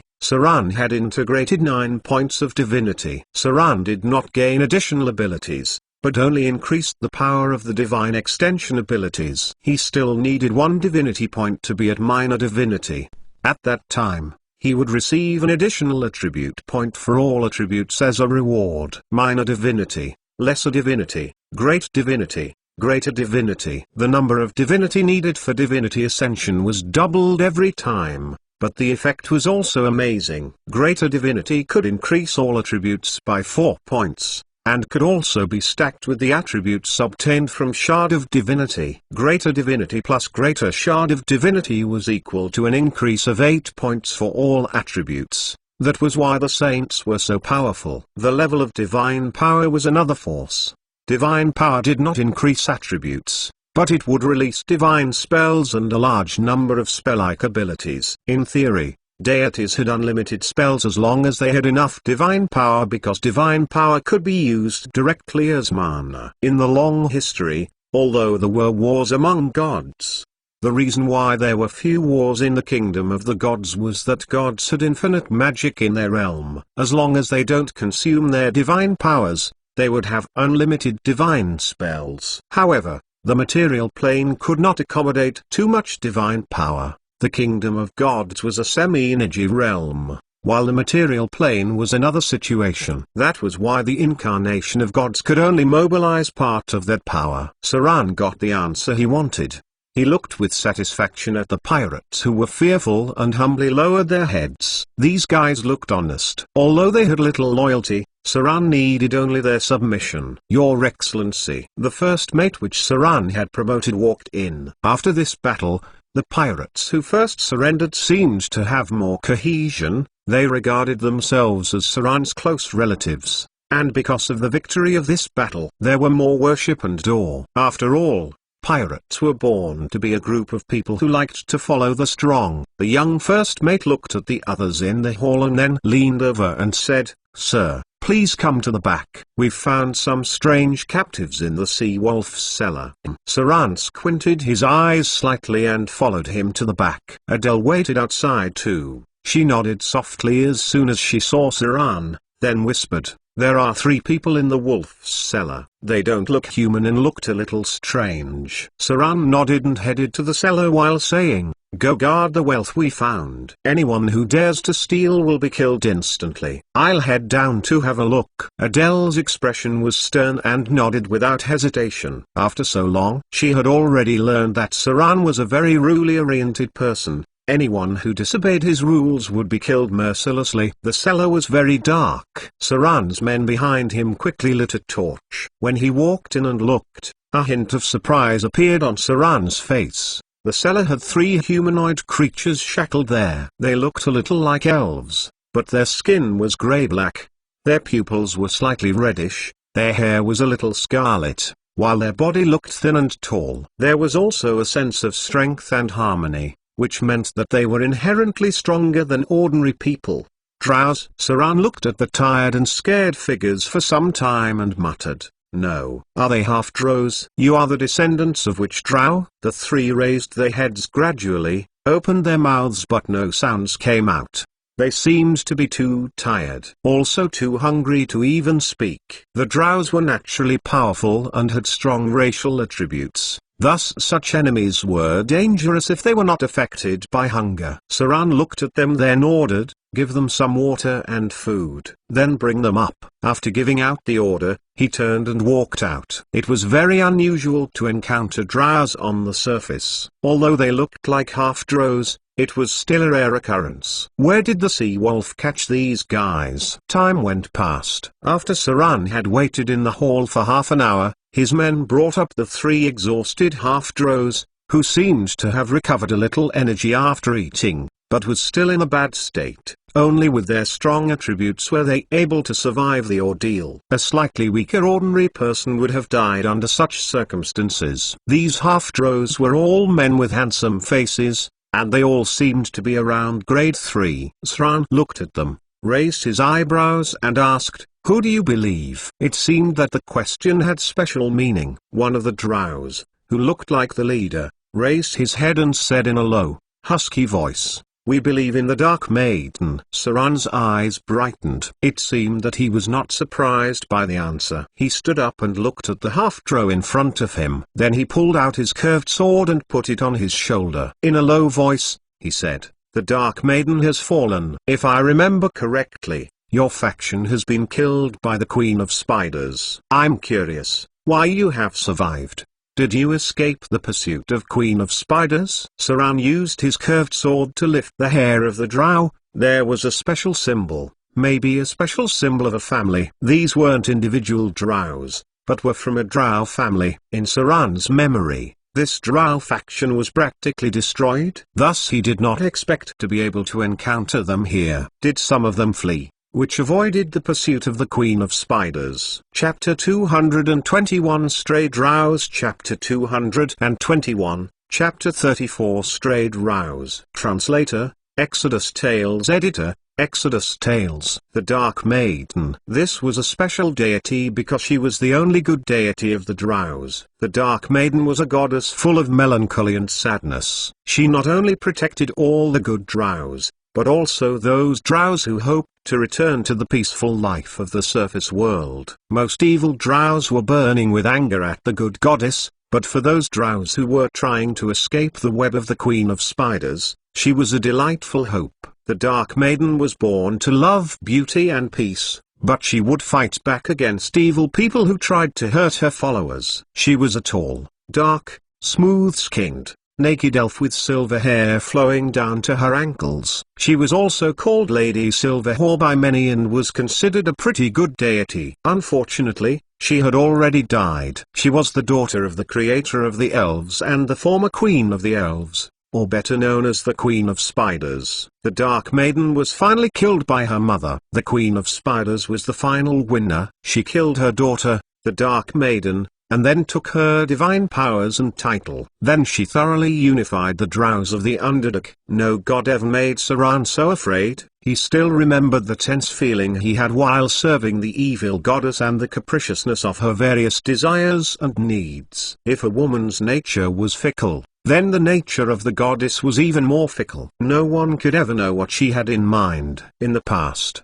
the Dark Maiden accidentally joined the Queen of Spiders' rebellion. Thus, she was also banished by the main elven god. She blessed the good and drows who wanted to return to the surface. She had many followers in the Underdark. But after her fall, these believers were brutally slaughtered by Queen of Spiders. The main elven god tried to accept some of her followers, but then there seemed to be some disputes. His elven believers could not accept the fallen. Anyway, in Saran's memory, the final fate of the believers, priests, and followers of the Dark Maiden were miserable. If they were caught by the priest of the Queen of Spiders, they would eventually go through inhuman torture, or even be turned into spider demons. So he was surprised. He never thought he would encounter drows here. Moreover, it seemed that they were part of a family. In order to accommodate the surface living, they seemed to have mixed with humans. After hearing Saran's words,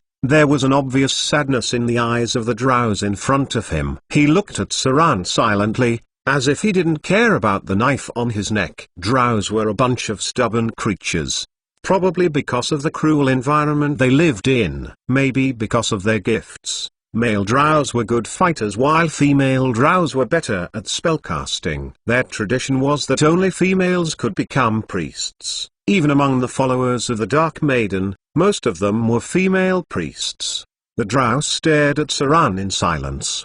His eyes had a sense of seeing through life and death, while also full of vicissitudes. But when he saw the curved sword in Saran's hand, his eyes changed, and then a little excitement appeared. Icing teeth. Slowly he opened his mouth, making a husky voice, speaking the drow language, which attracted the attention of his two other companions. When they saw the curved sword in Saran's hand, they could not help showing a hint of shock on their faces. Then they knelt in front of Saran. The leader looked excited.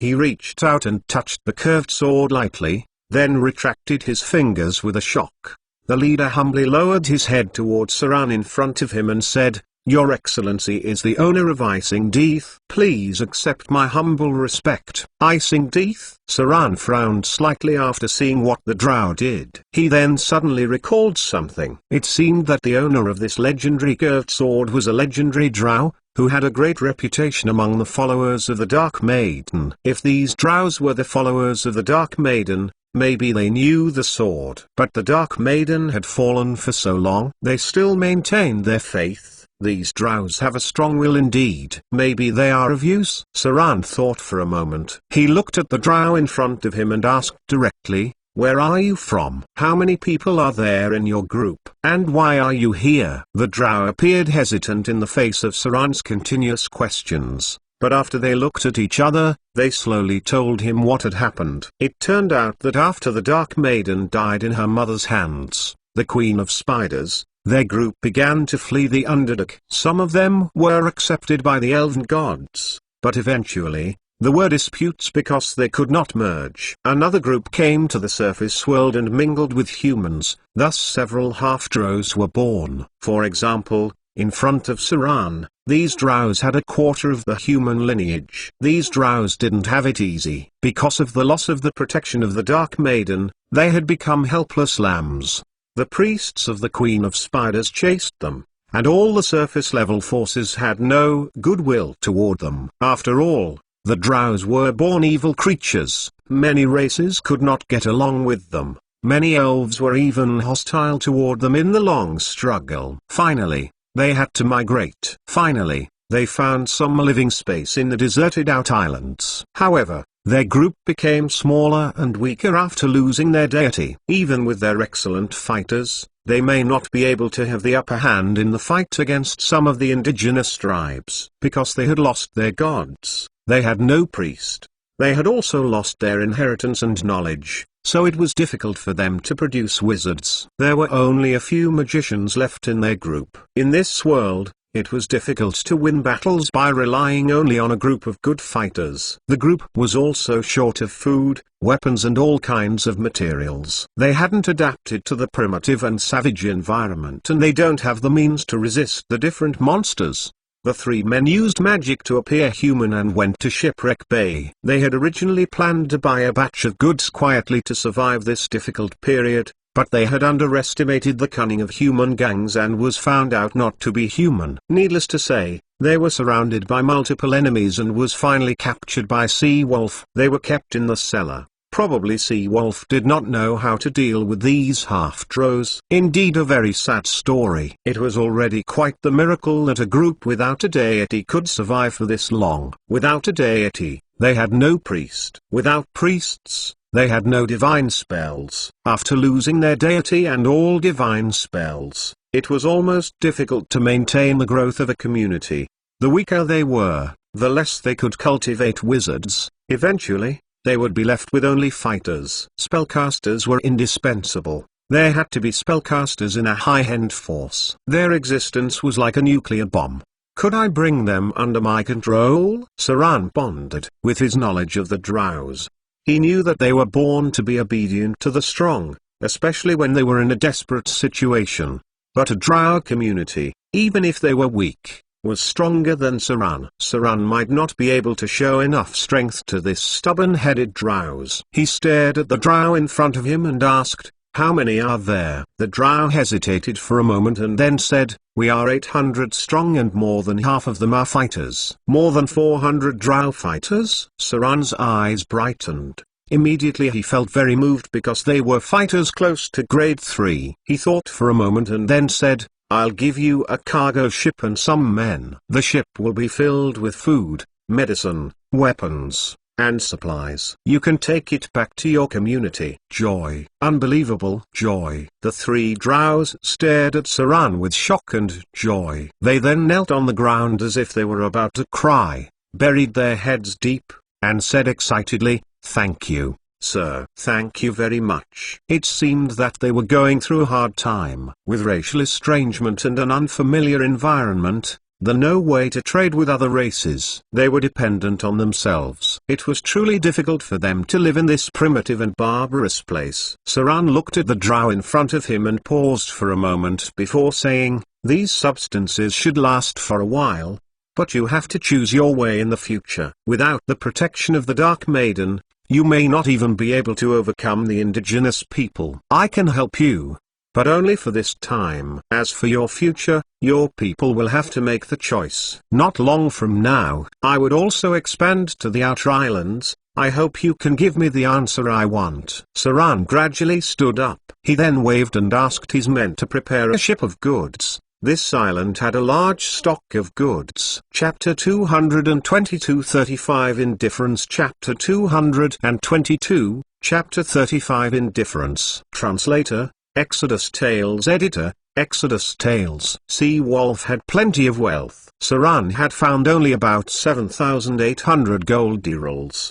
But all kinds of goods and jewelry were worth 230,000 gold dirhams. All of this didn't calculate the amount of earnings they got from the black market trading. If someone was sent to take over this, the income there may be more than 50,000 gold dirhams. Saran once had to work hard to earn some dirhams. The polarization of wealth in this world was more serious than in his previous life. The tax revenue of this world was almost the same in different regions. Maybe some kingdoms could get millions in taxes, but this must be rich kingdoms like Arendelle. In the Ming dynasty, it was easy to slaughter several wealthy businessmen and powerful merchants and get a year's tax. The world's wealth distribution was not fair at all. There was hardly any fairness to speak of. The money Saran earned by killing 2 pirates was equivalent to nearly a year's tax of a city. This money had many uses. Even though many were valuables, there were ways to sell them off. If he didn't obtain so much wealth,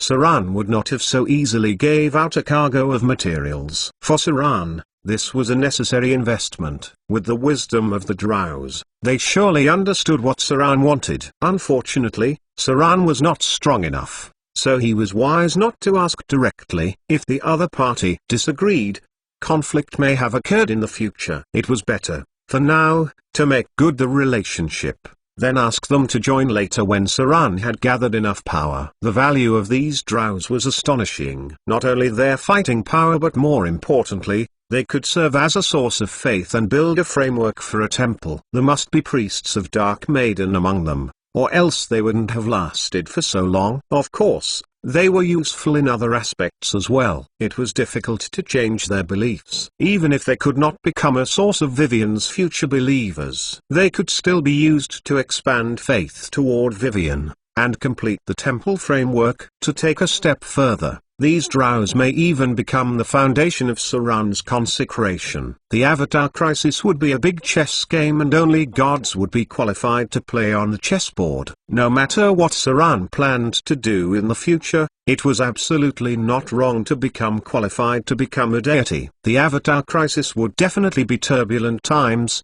but it would not be the end of chaos. At the end of this turbulent period, although peace would have been restored in the world, the struggle between the gods would become more and more obvious. If he and Vivian could defeat the vampiric demigod and dreadlord, then they would need to face the deities above and below. For the established deities, the two would become easy prey. Vivian would become the lamb in the eyes of all in the future. Saran was half-elf and the Drows, in order to survive on the surface, had also mixed with humans. If Saran remembered correctly, the first gods to fall during the Avatar Crisis would be the half-elf gods and the god of rogues. This meant that 2 areas of the divine title would become empty in the future. Although these were only minor divine titles, they could still help Saran in the further when he has to fight fear. Undoubtedly, it would be much easier than to fight him as a mortal. Saran would give up his life for Vivian. He even thought of turning into a lich for her. So if Vivian couldn't fight fear, then he would become a deity to fight them. The vampiric demigod was indeed a very smart fellow. He knew that he could become a god by using the domain of vampires. This gave Saran some inspiration. Since that vampire could become a god with a less noticeable domain of vampire, it was not impossible for Saran to gain the domain of half-elves in the future by using his own lineage as a platform. With a title on him, Saran would at least be at a saint form. At least with a saint form, Saran could face the other deities better. There was a long road ahead of him. It was only after Saran saw this half-drows that he had a vague idea of what he wanted to do. The vampiric demigod gave him the greatest inspiration, as he knew now he could use the half-drows as a platform. After reaching a certain level of strength, then he could seek the half-drow divine title in the times of trouble. This way, the whole world's half-elves could be used as a reserve base for his followers' development. Doing so would lead to less friction with other ancient gods. Even though it was a minor divine title, to Saran, this was an important platform for another reason. That was because he possessed the divinity of slaughter. The road to consecration was difficult. Since Saran had decided to go on this path, he would have to plan ahead. One thing to celebrate was it seemed that from the beginning to present, all his legend ratings were related to slaughter. Whether it was the rumors of the throat cutter or other legendary events. As a new god, as long as the vampiric demigod did not fall, his strength would grow day by day. Saran could not let this opponent get too powerful. A day passed by. The pirates prepared a cargo ship, then loaded the ship with the goods on the island. After a night's rest, the drows recovered a lot. Before sending them away, Saran handed them a letter and said, "Give this letter to the leader of your tribe. Maybe she would want to choose in the future. I look forward to your reply." The leader bowed humbly, then reached for the letter and put it close to him. "We thank you very much for your help, and we are willing to help you when you need it," he replied. Saran nodded gently and said, "Go on now. I think your tribe must have waited for a long time." The three half-drows bowed down again before they stepped onto the cargo ship. They were lucky to have met Saran in their most desperate moment. Not only were they saved, but they also brought back their cargo. But that's about all it was. If they could not prove their worth or bring out the same benefits, they won't be able to get the help of Saran anymore. As drows that came out of the underdark, they fully knew that everything had a price. Saran looked at the departing cargo ship, then turned to Adele and murmured, "Send someone to take over the black market, trade in Shipwreck Bay and share some of the benefits to the local forces, but the slave trading must be in our hands." Slave trading? Adele's face was puzzled, but she got used to Saran's orders and was already preparing her men without asking more questions. As a group of pirates had been eliminated, Saran needed to nurture a new group of pirates in Shipwreck Bay. Since the vampiric demigod could use the vampire domain to infringe into the domain of fear, Saran could also try to use the half-elf domain to infringe into the domain of fear. In all respects, Saran actually had an advantage, because no matter whether he eventually become a deity or not many people would be energetic enough to come here to kill him. This was why he had put his focus on the outer islands. With more and more cards in his hand, Saran's vision became clearer and clearer. As long as he controlled the pirates, he would seize the sea. Chapter 223 The Everyday Life of a Little Girl. Port Island, the Temple of the Sea. The Naga Siren priest stood on the high platform below the temple, looked at the news coming back, frowned and murmured, "He defeated the pirates already? It seems like we underestimated his power. We must have a good grip on this person. Otherwise, he would become too dangerous. What's more, the goddess of the sea had not responded to my prayers recently. We must strengthen our control over the sea." Legendary figures had the ability to control a region. A city could have at most 2 legendary figures. Saran's rapid rise gave her a slight sense of caution. She was now a little worried about the emergence of an uncontrollable pirate force. Within a few days, he had unified parts of the south coast. There was also fear in her mind because she found that Saran was a decisive person who was extremely destructive. Such a person could not be pushed too hard. After a moment of silence, the priest, with a strange smile on his lips, slowly said,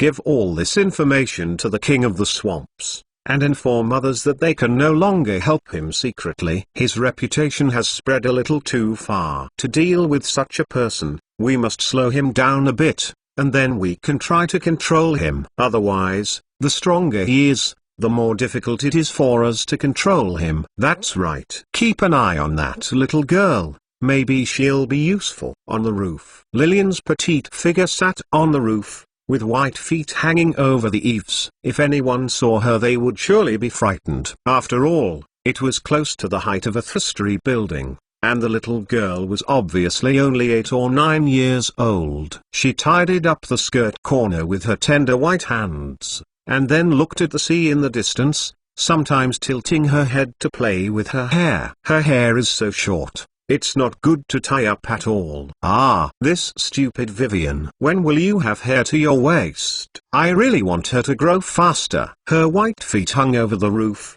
and her little head was shaking slowly as if she felt bored. She then sang off tone, "We're baddies. We're bullies. They fear us. No one dares to bully us anymore." Who dares to bully me? The Witch of Terror, Lillian. Stupid Vivian exclamation mark. Can't even make a song. A complete useless idiot. Just as Lillian blamed Vivian for her poor singing, an angry yet cute voice rang in her head. "Fool. Idiot. You are the big fool. You let me out soon. Otherwise, my brother will spank you." The little girl twitched her lips playfully and showed a sly smile. She then said to herself, "I won't let you out. Not going to let you out." "Bite me then." "I won't bite you." Vivian voice then said, "I won't be tricked again. Last time after biting you, I was hurt too." Lillian giggled and savored, "So you're an idiot. We share a body, so if I'm hurt, you'll be hurt too. You think when I'm in control, you won't feel the pain?"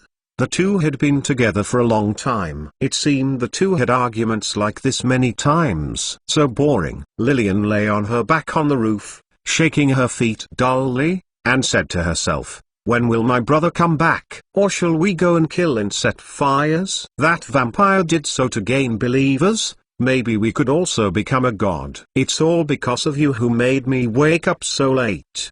Now I can't even fight against that vampire." Vivian had a low-spirited voice. "It's obvious that you're useless. Last time I lent you my powers, you still couldn't beat him. How can you blame me? Also no more killing of innocents." Vivian doesn't like it. All of them are innocent. Lillian helplessly twitched her mouth and then raised her hand to make her hair messy, like a runaway little girl, screaming, "You're to blame. I've been with you for a long time and you've influenced me. It made me weak." Vivian's stubborn voice rang out. "This is not a weakness. This is. Anyway, I don't know what this is, but it's wrong to kill people indiscriminately. Big Brother won't kill innocent people indiscriminately. He won't like you like that." Oh, this sentence seemed to have a real effect on Lillian, but she rolled her eyes and said to herself, "No, Big Brother kills people, but he likes to kill bad people. Ah ha ha ha. This port has many bad people. Let's go kill them. Then Big Brother wouldn't be angry." The little girl flew up. Vivian seemed frightened and said, "No, you're crazy. You madman. If you do that again, I'll be angry." Blop. Lillian, who had just flown up, fell suddenly. Although the height was very low, she couldn't help but put her hand over her little buttock and jumped like a fuzzed cat. "You're crazy. How can you limit my power? Don't you know it's going to kill the both of us?" Wait, no. How could you limit your power? I am the only one who can limit your power. Why do you suddenly outperform me? I am the Witch of Terror. This is not fair. Vivian's voice seemed a little surprised, murmuring, "I don't know, but I really seem to be in control. Ha ha. I am an idiot. Ha.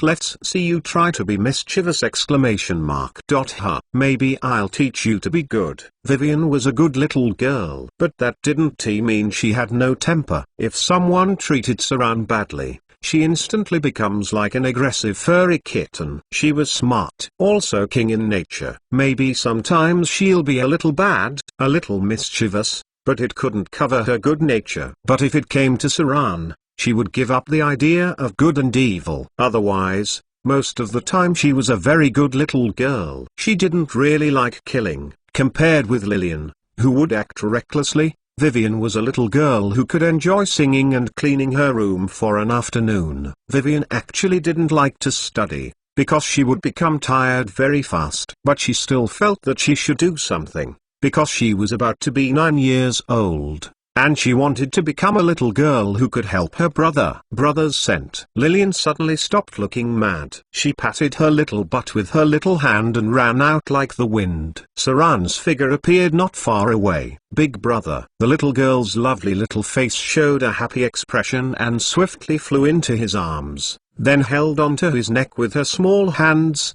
Her whole person was hanging on Saran's body. Vivian. Saran smiled and hugged Vivian tightly. Only then did his face show a genuine smile. When she heard the name Vivian, she was obviously a little stunned. Then, as if nothing had happened, she curled up and huddled around like a kitten in Saran's arms and said, "Big brother, Vivian misses you so much." A voice about to explode came to her mind. Lillian. Don't pretend to be me. Chapter 224. Angry Lillian. Why is Vivian more active than before? In Saran's memory, Vivian had always been a very quiet and obedient little girl. It was rare for Vivian to be playful and mischievous. She would only be like this if she was in a good mood. Saran, however, didn't doubt anything. He still felt that Vivian was still his Vivian. Maybe it was because they hadn't been so close for a long time, and there was a trace of excitement in their hearts. Saran reached out to pat Vivian's head, then kissed her on her head. He wasn't sure if it was an illusion. He felt that Vivian was a little taller and heavier than before. She would be 9 years old in another month. Oh!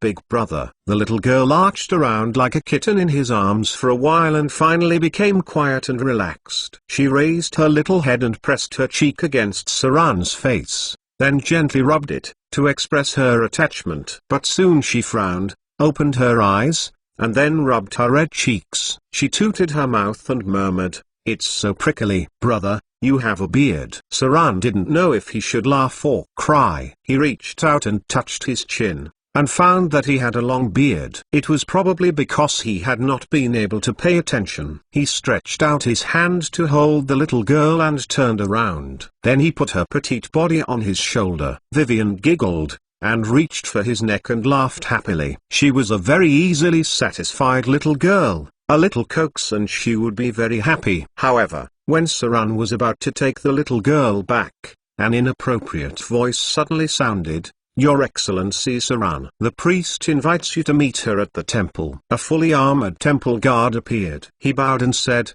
"The priest helps, you can go right now." Saran frowned when he heard this. Vivian was discontented and pursed her small mouth. Her beautiful big eyes slightly squint, and without Saran seeing, a cold light emerged from her eyes. Her eyes seemed to be filled with killing intent after being disturbed. If it wasn't for Saran, she wanted to kill this annoying guy with finger of death. How dare he bother them at this time? They haven't seen each other for a long time. If it wasn't for waiting for her brother, she would have gone out and started killing. Even though Saran frowned and was disappointed, he still nodded gently and said, "I'll go in a bit." With that, he gently put down Vivian, bent over to her ears and apologized. "Vivian, go back first. I will come back later." "The priest may have business with me. I'll tell you something later in the evening." Even though the little girl was not happy, she still nodded and said, "Okay, I'll wait for you back home." Saran smiled, patted her head, then turned to go to the sea temple. Just after Saran turned around and left, Vivian looked coldly at the guard in front of her, and a faint divine glow appeared. The other party looked a little demented. Then, as if he had seen a ghost, he showed a frightened expression. He threw away his weapon and ran away in a panic, as if he could not see the surrounding environment at all. He stumbled as he ran. He then hit the wall directly and fainted. Lillian clapped her hands with satisfaction and said, "You're lucky. If I wasn't in a good mood today, I'd give you the finger of death." Stupid Vivian! Say something! Why aren't you speaking? The little girl tidied up the black princess skirt, then untied the hairband, murmured to herself, "Have you become a mute? Aren't you going to fight against me?" After a while, Vivian's weak voice sounded, as if she was in a bad mood. "I'm thinking about how to tell Big Brother about this." "About what?" Lillian asked. Vivian's tone was a little higher, as if she was worried. "Us. You and I. How should I tell my big brother? You just pretended to be me. This proves that your heart is a little empty. You didn't tell Big Brother that you are Lillian because you are afraid that he will not like you. You're scared." "Actually, I'm a little scared because I don't know what we are." "You remember everything I remember. I remember everything about you. But you are you. You are Lillian. I'm also me. I'm Vivian." In the beginning, Lillian was about to rebut her angrily, but then she was in a bad mood. She played with her little white fingers and whispered, Who says I'm not worried that my brother doesn't like me? Who would pretend to be an idiot? It's just that I'm afraid my brother won't adapt all at once. Yeah, that's why. The little girl nodded and thought that was the reason. Vivian seemed to want to laugh a little, then said, That's why I was thinking about what to do. This is so weird. I've read a lot of books from Sister Gloria, but it's not in the books. I'm afraid that we will always be like this. If you and I will be in this body in the future, we should try to get along. Lillian was quiet. It seemed that she was also unsure of the current situation. Vivian paused for a while, and then her voice was a little low. Actually, I have an idea. Right now, no one except us knows about our situation. So I think we'd better hide it from Big Brother first. It's better to wait until we figure out what's going on with us and then tell him. I'm worried. If only one of us would survive in the end. You're the real son of fear! So if you survive! Could you still stay with Big Brother? Lillian, I don't actually hate you, even though you're stubborn and mischievous. There was a brief silence. Lillian's eyes seemed to have watered up. Her beautiful big eyes were now a little tearful, and her voice trembled. Stupid idiot. What nonsense. How could you die? I'm not going to let anything happen to you. I am you and you are me. Isn't it good that we are together? Why would you say that? It makes me feel bad. Vivian said in a weak voice. Well, I'm just saying in case. Pat your head. Don't cry. I should be the elder sister too. Come.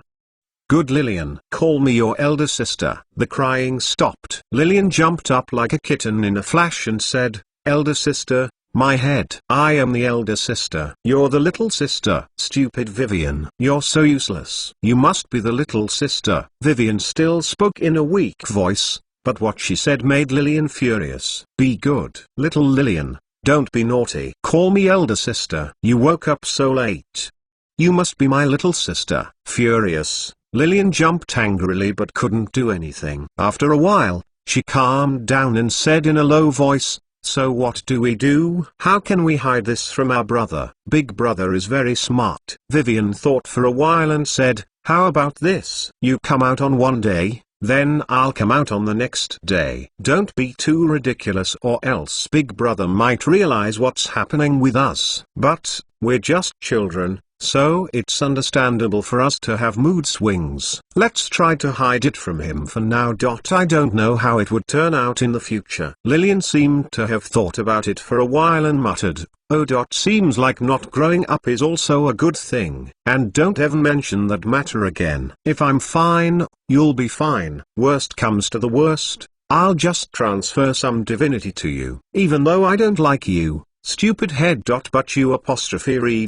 You're also important. Also, stupid Vivian! I'm the elder sister. Vivian didn't want to argue about that matter and used a polite manner to reply, Well, even though I'm not as powerful as you are, I'm smarter than you. Pang! Angry Lillian kicked open the door and stormed into the room. She wasn't going to entertain her argument, or else Vivian would bring up spell models to test her knowledge. She was the Witch of Terror, Lillian, and she didn't care about the dumb spell models. All she knew was raising her hand and phew. It seemed that the two girls had already had a heated argument about who was the idiot. Chapter 225 Trump Card Temple of the Sea. Saran was a little shocked when he came to the door because he saw a special carriage. Not how special it was, but because of a tuna-like emblem on it. If he remembered correctly, according to the world's knowledge nobles, it should be the family emblem of a noble family. The family emblem was of special importance and representation. To use a tuna-like emblem, the person should be a noble family around the coastal area. This was Port Tylan, a chaotic area place. Although people were running the place, they were not nobles. The forces behind the scene also changed frequently. That meant that this noble wasn't a local, but only from the coastal areas. But why did the nobles from the coastal areas come here and to the sea temple, which was of the evil alignment? Did they believe in the sea goddess? Saran walked in with a frown. As expected, he saw a figure of a woman praying. From the back, She was very tall and beautiful. She wore a veil on her head and had a slender waist. Because she knelt in front of the statue of the sea goddess, her hips and buttocks looked voluptuous. No matter from which angle, the woman was full of temptation. Saran's footsteps startled the woman. When she heard footsteps, she stood up. A pair of blue eyes looked at Saran, and then she took off the veil with a smile. She had a very charming face and a tall nose, which was the characteristic of Western nobles. Her skin was very white, and her eyelashes were long and looked like she had fake eyelashes, but in fact, she was born so. Another characteristic was that there was a mole on the corner of her mouth. It was very small and inconspicuous. The small mole somehow made her more attractive. The woman was tall, about 5 centimeters taller than Saran. It was not easy for a woman to find a husband with such a height. She was roughly 1.80 meters tall. This tall woman looked very slender. The age of the other party should be in her 20s, not over 24 years old. Because of the popular long skirts with slim waist among the nobles, her white and full breasts were more noticeable. She had a slender waist and slimmer legs. Her body was outlined by the snow-white long skirt which highlighted all her curves. This kind of dress seemed to be often worn at noble parties because it perfectly reflected the curves and attractiveness of women. This was not something they wore normally, because it restricted the natural breathing. Women who were not used to it might even become breathless. Saran was slightly caught off guard. He couldn't help looking at her more, not only because of the charming appearance of the other party but also because of familiarity. Saran, of course, had never seen this woman before. However, after a few more glances, he finally understood why she seemed familiar. That was because the woman in front of him was somewhat similar to Adele Isabella. The two were about 50% similar. Facing Saran's gaze, the noblewoman's face became slightly red. She bowed down gently while her white hands raised the corner of her skirt. When she slightly bent her knees, the fullness of her chest became apparent. It was as if she had deliberately exposed her cleavage in front of Saran. The noblewoman in front of his eyes looked up with a bright smile. It seemed that her cheeks were slightly red because of Saran's handsome face. She then turns around and stepped into the back of the temple. Her name's Monica Isabella. The figure of the Naga Siren priest came out, seemingly satisfied with Saran's reaction. With a strange smile, she said, "She is the daughter of Count Khalid and his only heir. She is the descendant of Queen Isabella, with the purest noble blood which had given birth to countless gifted sorcerers. Although she is just an ordinary person, she has a very rich dowry. Because her father is getting old, she is in charge of the power and wealth of the whole territory. She even has a knighthood loyal to her. In the coastal areas, she is the dream wife of many noblemen. Her beauty and wealth are sought after." "That's right." The priest looked at Saran, who was somewhat shocked. With a playful expression, she said, "She's also a virgin."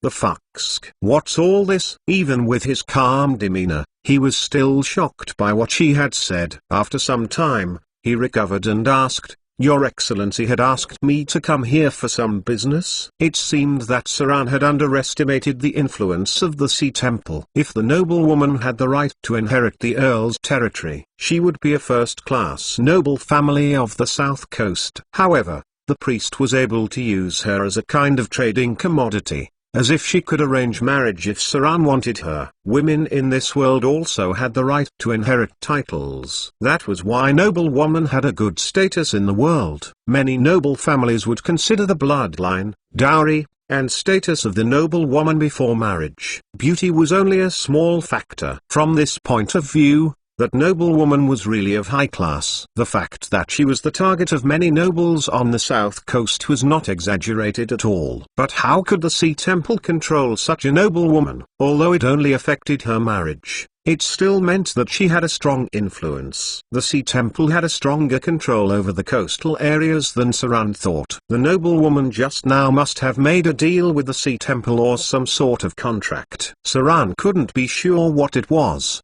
but he was sure that the priest meant business this time. The priest frowned slightly. The trump card she brought out hadn't completely moved him. This made her feel a little annoyed, but she still restrained herself from showing it because this was only the carrot. Soon she would bring out the stick.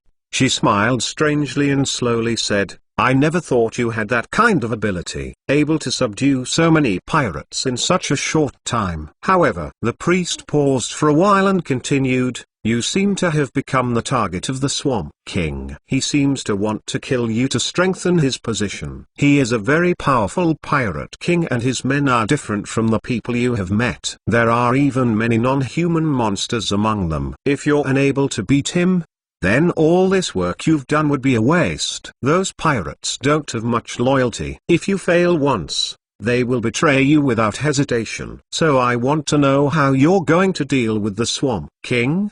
The priest let out a faint smile as if she was happy with the situation. If Vivian didn't wake up, Saran had to turn to the Sea Temple for help, but now it was possible to defeat the Swamp King. After all, Saran was very clear about the power of the Son of Fear. They were born as quasi-legendary figures. Furthermore, Vivian has now integrated the power of two Sons of Fear.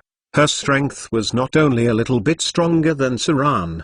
The only thing was that she didn't know how to control it. Should he reject the priest, in the future, he might still need the help of the Sea Temple, thus Saran couldn't make their relationship too rigid. Could he accept her help? If not the mandatory divine contract, Saran could still say yes. He didn't have any faith right now, and it was fine with him to have faith. After all, the sea goddess was still a good goddess. Finally, after some thought, his decision was eat the icing and throw the grenade back. Chapter 226 Special Arrangement Temple of the Sea. Soon after Saran left, the figure of the noblewoman came out. She looked up at the priest who was not very happy, and then said, is that him? The face of the priest was still very unhappy. She found that Saran was like a slippery loach. No matter how hard she solicited, it seemed that it was always almost not enough. Sometimes she felt like hitting air, which made her intestines uncomfortable. She glanced at the charming noblewoman in front of her and said slowly, not necessarily. This man is too cunning. Unless he joins us, you're just a bait in front of him. I've spent plenty of resources on you. If not for our help,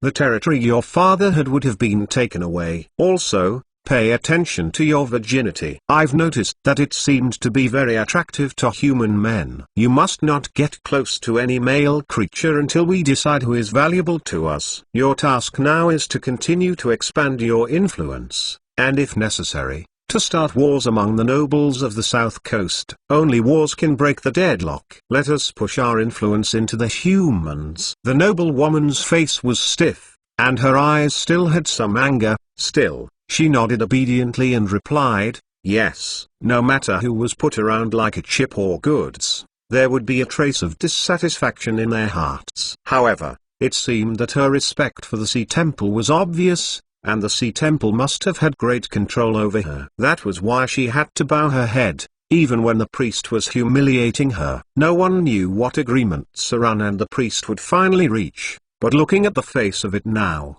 she doesn't seem to have much of the upper hand. This made her somewhat impressed with Saran, as only a person with enough power could play this kind of game with the Sea Temple. Saran left the temple. He was not very happy. He turned and arrived at the port. Then he waved a pirate and said in a deep voice, tell Adele to come see me. Soon, a red-haired female pirate with a skin-tight armor appeared in front of Saran. She took a careful look at Saran's face, and then said, Your Excellency, what can I do for you? Saran took a look at her and said without expression, from today on, 50% of the profits from Port Tylan will be handed over to the Sea Temple. You will control the smuggling trade in Shipwreck Bay. You must ensure that no one else can touch the route. Also from now on, all the slave trade, whether legal or illegal, we must grasp it in our hands. Anyone who wants to make money from slave trading must get our consent. Slave trading. This was the largest trade in the South Coast because there were many mines near the coast, which needed a lot of labor to mine. It was impossible to hire civilians because everyone knew that mining was a deadly job. That was why the labor force could only be sourced from criminals and slaves. In addition, the aristocrats in this area had a large number of manors which needed plenty of cheap labor. Slavery was a widespread problem in this world. Even deities could not change the situation. Even in Saran's past life, the abolition of slavery had been delayed. confined only to modern history, and it had been deeply rooted in the world for countless years. It was almost becoming deep-rooted in people's hearts. Most ordinary people would hope to own a piece of land and then buy and own some slaves. If not for good people, and the fact that some temples were quite disgusted with slavery, the southern region would have been filled with slaves. "Yes, Your Excellency." Adele nodded and continued, "I'll make arrangements immediately." Saran took a silent look at her and then said, "Do you know a woman named Monica? She also has the surname Isabella and is the only daughter of an earl." The red-haired pirate wondered for a moment, then said, "Your Excellency, this surname is distributed in the south and the west. She may be related to my mother, but I'm not familiar with these people because of my birth. Mother seemed to have a cousin on the south coast, who ed to have the rank of earl, but his family has long been in decline. If she was the only daughter of the count, he would be my mother's cousin." There were only a few who had this surname on the south coast. A declining noble family? She may be a good investment, and someone easy to control. Saran nodded softly then said, "Go, put your focus on the slave trade, and make sure that this trade is in our hands." Adele nodded a little, hesitated, and asked, "Your Excellency, with the importance you put on the slave trading, are you going to use them to expand to the outer islands?" "I'm not questioning your decision, just wondering." She looked at him respectfully after asking the question. Saran was slightly surprised, but he didn't tell her his intentions. Instead, he replied in a low voice, "Do your job and you'll find out soon enough."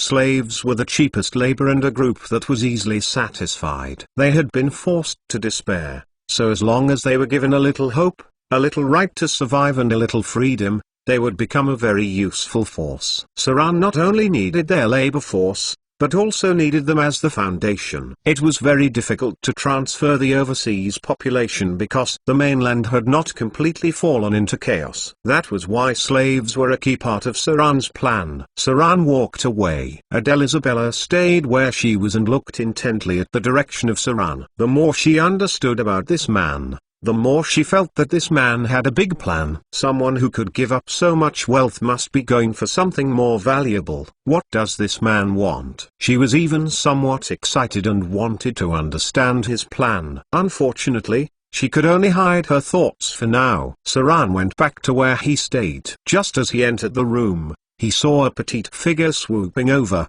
and then directly hung on him. Vivian hung around his neck and said in a crisp voice, "Big brother is back at last." "I was bored to death by myself." Saran smiled and carried her to the bed. Then he sat down, with a serious expression. "Vivian, how are you doing? Is there anything uncomfortable? Why did you call yourself Lillian, the Witch of Terror last time?" The little girl became stiff for a moment, then her eyes twinkled and said in a low voice, I'm fine. But I remember a lot of things. It's about Lillian. Then I learned a lot of magic and became more powerful than before." "Oh.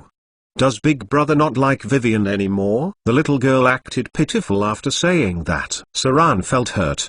He quickly kissed her forehead and replied, "Dummy exclamation mark. I'll be with you forever." "Is that so?" Saran's heart thumped a bit as he thought to himself, "If I had died, maybe Vivian would have become Lillian. I must not leave any hidden dangers for her. No, I have to find a way to kill the other sons of fear, and then wipe out the consciousness of fear completely. Otherwise, as long as his consciousness still exists, there would be danger. If I already have problems fighting against the will of fear, Vivian would definitely have a harder time." Saran seemed to be thinking about something. The little girl's expression was unnatural but still sat beside him. After a while, Saran seemed to have thought of something and said in a deep voice, "Vivian, brother has a way to check your body. It may be a little uncomfortable. Would you like to try it?" The little girl was slightly confused but still nodded obediently. Saran smiled. Then there was a glow in his eyes, which seemed to make Vivian feel uncomfortable. A row of data appeared. "Proceed with data scan of target. Important. Target is very dangerous and might be aggressive. Data scan requires 16,000 slaughter XP. Proceed with scan. It requires so much slaughter XP." Although Saran felt a little hurt, he still proceeded with the scan as he had gained more than 70,000 slaughter EXP from his trip. He needed to know how much Vivian had strengthened, and whether Vivian had been influenced by the will of the Dreadlord. Vivian's safety was more important in Saran's eyes, as slaughter EXP could be gained later. Chapter 227 Legendary Grade 5. A crazy amount of data appeared in front of Saran. Saran's eyes filled with 0 and 1s. It didn't cost him much for his scan, but it had cost a lot more slaughter EXP for him to scan someone else. In the beginning, he did a rough scan on Vivian, but at that time, Vivian had only awakened her sorcerer abilities. The slaughter EXP consumed was nothing compared to the current scan. Now that Vivian was a legendary caster, Saran did not know how much data would come out. The amount of data made Saran feel slightly dizzy. Vivian also seemed to be very uncomfortable. Like an annoyed kitten, she stretched out her little hand and tightly grasped the corner of Saran's clothes. The little girl seemed to be rejecting this strange energy scanning in her heart. If the person in front of her was not her brother, she might have already attacked him. Name: Vivian, Witch of Terror, Son of Fear. Race: human. Attributes: Strength 9+1, Dexterity 12+1, Constitution 16+1, Intelligence 21+1, Wisdom 21+1, Charisma 27+1. Alignment: Chaotic Neutral. Profession: Level 10 Sorcerer, Max Level 8 Divine Sorcerer, Level 7 Wizard, Grade 5. Health points: HP. Ability: Unknown. Shard of Divinity: None. Divine Title: None. Divinity: Minor Divinity. All attributes +1. Domain: Fear. Others: Unknown. Basic skills: Legendary abilities: Legendary Spell Penetration, Legendary Spell Control, Legendary Spell Construction, Level 1 Spontaneous Casting, Level 2 Spontaneous Casting, Level 3 Spontaneous Casting. Other abilities: Spell Control, Spell Penetration, Empower Spell, Combat Casting, Silent Spell, Spontaneous Casting, Flying Cast. Gifted abilities: Spellcasting Prodigy, Divinity Transformation, Son of Fear. Other skills. Saran was shocked when he saw the attributes of Vivian after the scan. He was stunned. Now he finally understood why it took so much slaughter EXP to scan Vivian's ability. The little girl in front of him was becoming extremely powerful, extremely fast. Saran was deeply shocked when he looked at the row of legendary abilities. No wonder Vivian didn't need to chant much, and the speed of her casting was incredibly fast. So she has so many legendary spontaneous cast abilities. It seems that she also naturally has minor divinity. When Saran saw that Vivian's race was still human, he let out a breath of relief. It seemed that the Dreadlord had not impacted her too much. But Saran had to marvel at the gifted abilities and all kinds of abilities brought by the inheritance she had. It took Saran great effort to master 1 or 2 spellcasting abilities, but Vivian had already acquired a large number of legendary abilities. With her powers, she could easily take on legendary wizards. Divine Sorcerer. The fact that Vivian had awakened her bloodline, she had automatically become a divine sorcerer. Saran was lost in thought. Divine sorcerers were a special branch of the sorcerers who had the enhancements of the gods. It was not difficult for Vivian to advance into this class, as she was a son of fear. However, since she had advanced to the divine sorcerer, it would be impossible for her to become a dragon disciple. The only path she could take now was to become a fate spinner, but the class advancement was somewhat dependent on luck. Since Vivian was so powerful, they could easily destroy the Swamp King. Maybe they could even go against the Sea Temple. Big brother? The little girl looked at Saran blankly and asked, "What's the matter? What did you see?" Saran snapped out of his thought process and smiled. "Nothing. I knew my Vivian would be a rich, beautiful sorcerer in the future. I just didn't think you would be this powerful already. You've even entered the realm of legends in such a short time." Vivian had a somewhat confused look. However, she still smiled and said, "Even though I don't understand you, I felt like you were praising me." Vivian is powerful. Saran raised his hand and stroked the little girl's head, then said seriously, "Vivian, I want to tell you something serious next. Your future as the Son of Fear is bound to be difficult. So we must plan ahead. You've always been smarter than other children, so from today on, I'll try to tell you many things. It doesn't matter if you don't understand them now, just try to remember them for now. The little girl nodded in confusion and said, "All right, I'll remember them." "Very well."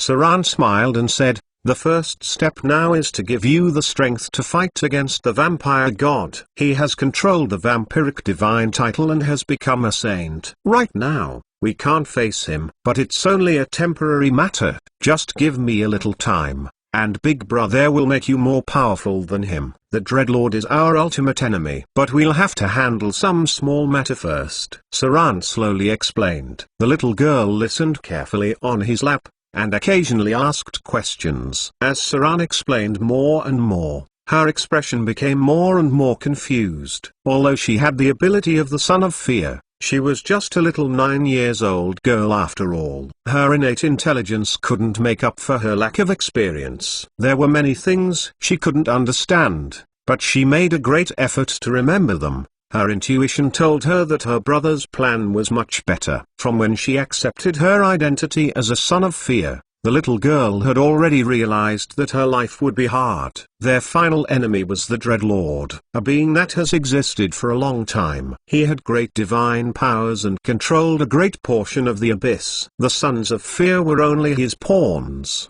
Whether it was the vampire god, Vivian, or Saran, they were all on the chessboard arranged by him. Even though they had tried to change their own destiny, the greatest power was still in the hands of the Dreadlord. Since the time of troubles had not begun, the devils and demons that could enter the material plane were only a few. However, once the Avatar crisis begins, the balance between planes would be gradually broken and a large number of plane gaps would increase.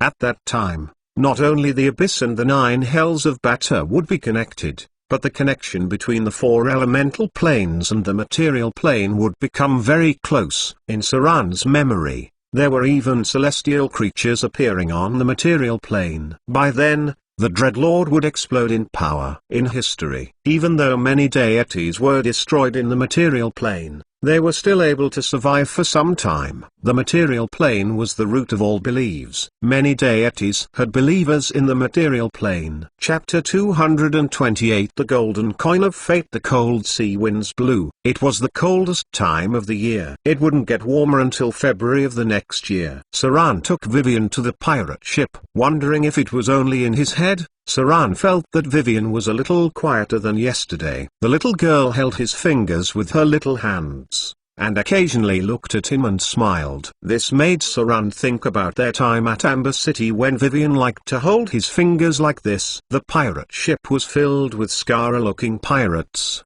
but they were all shocked at the arrival of a little girl. No one dared to ask too much. They had already been scared straight by Saran. In the whole shipwreck bay area, the reputation of the throat cutter had spread far and wide. Maybe it was because she had experienced a lot along the way. The little girl looked at these fierce pirates calmly, but occasionally she would look at their tattoos curiously. Pirates liked tattoos because they wanted to be recognized after their death. The warship quickly left Port Tylan. Saran didn't tell his crew where they were going but just told them to head out. The pirates were confused but still listened to his orders. Big Brother, Vivian, who was looking at the sea, her hair blew in the wind, looked at Saran with a smile and asked, "Can I fish?" Saran smiled and answered, "Sure, but you'll probably encounter sharks in this region." "Okay." The little girl's eyes brightened and she clapped her hands. "I'll get a great white shark." Saran was somewhat taken aback. He ordered others to bring the iron hook. Naturally, they couldn't use ordinary methods to deal with sharks. They had to attract them with blood, and ordinary fishing rods were useless in this case. They had to use other fishing tools. Unfortunately, this pirate ship doesn't have any. But it was easy for Saran to get a shark. He hung a piece of meat on the hook, and then asked Vivian, "Why did you change into a white skirt today?" The little girl watched with excitement as Saran worked. Then she spun around and said, "Vivian likes 2 dresses, one white and one black. Do I look good?" "Yes, Saran smiled and nodded. The little girl smiled and acted naturally. The ship continued. After some time, he ordered the sails to be raised. After looking at the sea for some time, they set sail again, approaching the more dangerous deep-sea area. The other pirates were worried. They were worried about encountering sea monsters, but they didn't dare to disobey Saran's orders. There were many sea monsters and other sea creatures around the deep-sea region. That was why the fleet must pray for the blessing of gods before sailing. Northern Tower. A gorgeous woman came to one of the many tall towers in the north. This was a very old wizard tower. It had a longer history than many towers in the north. It was also the only well-preserved wizard towers since the Arcane Empire. The whole wizard tower was shrouded in special energy. Ordinary people would not want to get close to it. They might not even see it. The gorgeous woman knelt in front of the gate of the tower, and then lowered her head humbly. A sigh was heard from the tower. Then the doors to the tower were opened. The gorgeous woman had a surprised look on her face and quickly went into the tower. At the top of the tower, an old woman was sitting on the astrological platform. Her hair was white, and the most striking thing was that her pupils had almost become white. There was no clear distinction between the sclera and the contours of her pupils. She looked up at the gorgeous woman coming out from behind the door, sighed softly and said slowly, "Corinne, have you not given up yet?" The woman lowered her head and said, "Honorable Eye of the North!" I'm not satisfied. The old witch, who seemed blind, shook her head and sighed, "With your talent, if you were not obsessing about the power beyond yourself, you may have already entered the realm of legend. I banished you to Whiterun hoping you would change your ways, hoping you would be able to take my place. But I didn't expect you to not give up for so many years. Even your daughter will be stronger than you soon. I'm truly disappointed." The gorgeous woman showed an unwilling expression and murmured, "I don't want to. I am not willing to give up. In the beginning, you said that as long as I could study this knowledge, I would be able to master the power of the Arcane Empire. To find out its mystery, I have already lost my daughter. I had given my youth and had practically lost everything. How could I give up now?" Eye of the North sighed and said slowly, "So what if you understood its secrets?" It was because the Arcanist, who was obsessed with power and knowledge, that destroyed their great empire. They destroy themselves, trying to influence those forbidden realms. You've lost your way in search of power. I only see destruction on you. Even after you're done with your research, you'll only bring about destruction to yourself. The gorgeous woman clenched her teeth and said with a pale face, "Is that my fate? Is that why you don't support me anymore and banished me to Whiterun?" The old witch said nothing but had sadness in her eyes. Why? Tears fell, and the gorgeous woman in front of her began to cry. This was a rare sight. She stood up angrily and said in a sharp voice, "Why? Since you have seen my fate, why do you only tell me now?" The old witch did not answer her and only lowered her head. The gorgeous woman looked at her coldly, then turned around. In a cold voice, she said, "You too want that power? You know I can't succeed. But I still hope to solve the secret. I won't give up. If I am fated for destruction, then I'll welcome destruction with open arms." The gorgeous woman chanted a forbidden language. Then her skin began to change, her fair skin turned dark blue, and finally to a strange white color again. The old witch was shocked, and then murmured, "You have already?" The gorgeous woman looked at her coldly and said, "That's right. Since I'm seen as an evil person and would be sent to hell after my death, what's the difference if I become like this earlier?" She turned and was ready to go out. However, at that time, the old witch suddenly opened her mouth and told a story slowly. It was said that before the birth of the twins of destiny, everyone's destiny was controlled by the goddess of fortune. She would toss the gold coin of fate which represented a person's future. Some were positive, some were negative. However, there were also very special people. When the goddess of fortune threw their gold coin, the gold coin would stand straight. The fate of this kind of people cannot be controlled by the gods. They were said to be freer than many gods. Fate would change all the time. I am only able to see one side of the coin of fate. If you do not want to give up, then you'll have to search for people who are free from the control of fate. If you help this kind of person, then your fate might change as well. As for your success or failure, no one would know. The gorgeous woman was less tense. She bowed slightly and swiftly left. Chapter 229. Chapter 42. Swamp King. Stars filled the night. For some reason, the stars in the sky had become dim recently, which made many people feel worried. The stars in this world represented the gods, and the realm of gods was connected to the stars in this world. The whole multiverse could be connected by the star system. If one or two stars were dim, it may be caused by a struggle between two gods. However, since all the stars were dim, it made people panic. However, only special people could notice this fact. Ordinary people just continued with their lives. Your Excellency. The first mate of the pirate ship came over and said in a low voice, "We have entered the deep sea area. This is the territory of the Swamp King. He might attack us because we entered his territory." Saran gave him a cold look and said, "Continue on." The first mate was obviously shocked by his stare and immediately ordered the crew to continue sailing. At the same time, he prayed silently that they would not encounter the Swamp King. This pirate king had existed for a long time. With their strength, they couldn't face the pirate king yet, let alone the legendary monster he controls. Ships. The lookout shouted in panic, "There are ships nearby!" Pirate ships. 3 ships! No! 5 ships! It's the Swamp King. He's surrounding us. The deck went into a panic. Saran, however, looked at Vivian and said in a low voice, "He's finally here." His intention was to attract the Swamp King. It was not Saran's style to be passive, let alone when he now has several cards in his hand. If he killed the Swamp King, he would completely open the route connecting the outer islands, and at the same time, he would qualify to become a new pirate king. Although the south coast was only a corner of the world, it would still be a step up for him, as he would qualify to compete with the gods and temples. Prepare for battle. Saran's authoritative order startled his crew. Then they began to move in a panic. It seemed that the authority he had accumulated over the past period had a good effect.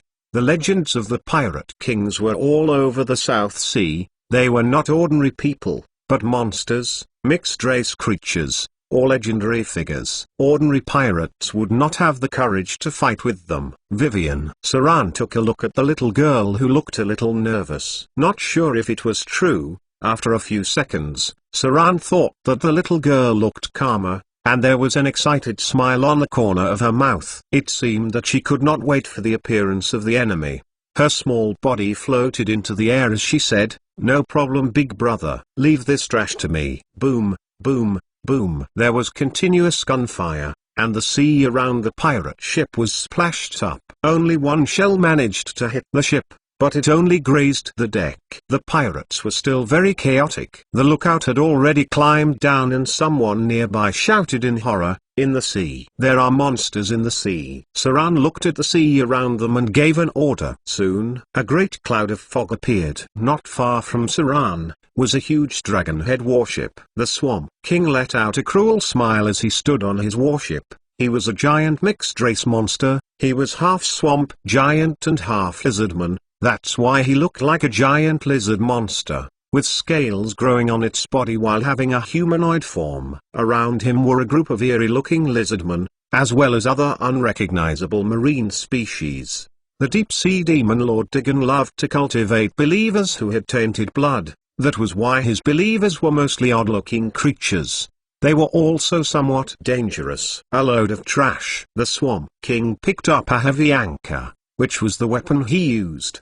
His body was strong, because of the demonic powers he received. He had the strength bonus of the giant subspecies, the agility and protection bonus of the lizardman, thus even if he wore no armor, he still had very high defense. The weapon he used was a heavy ship anchor, which had crushing effects against any warrior in the whole south coast. Not even the best Naga Siren warriors would dare to fight him head-on. The Swamp King was a fighter. However, it did not mean that he had no spellcasting abilities. Along with his special fighting skills, He also had demonic spell-like abilities. He was a dangerous enemy, and his only weakness was going into chaotic mode. He had inherited the chaos and evil of Dagon, thus killing would only make him even more insane. Even his subordinates would always have to keep a safe distance from him, because when that terrible weapon was swinging around, it would kill anyone who was close to it. Lizardmen enter the waters. The Swamp King was not without tactics.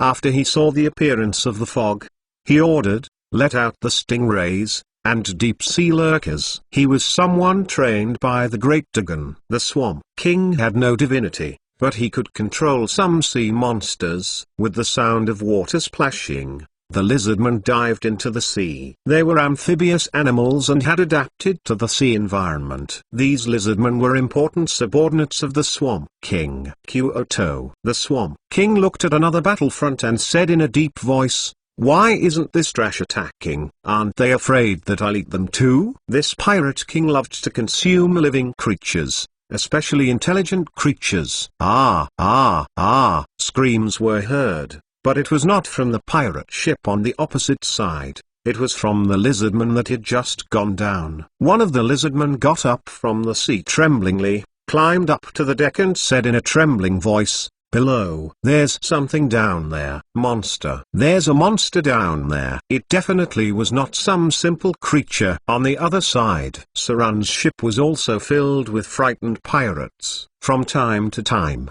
pirates shouted, "Lizardman. It's a lizardman." "Ah, Kyoto. Be careful. They're close." What is this?"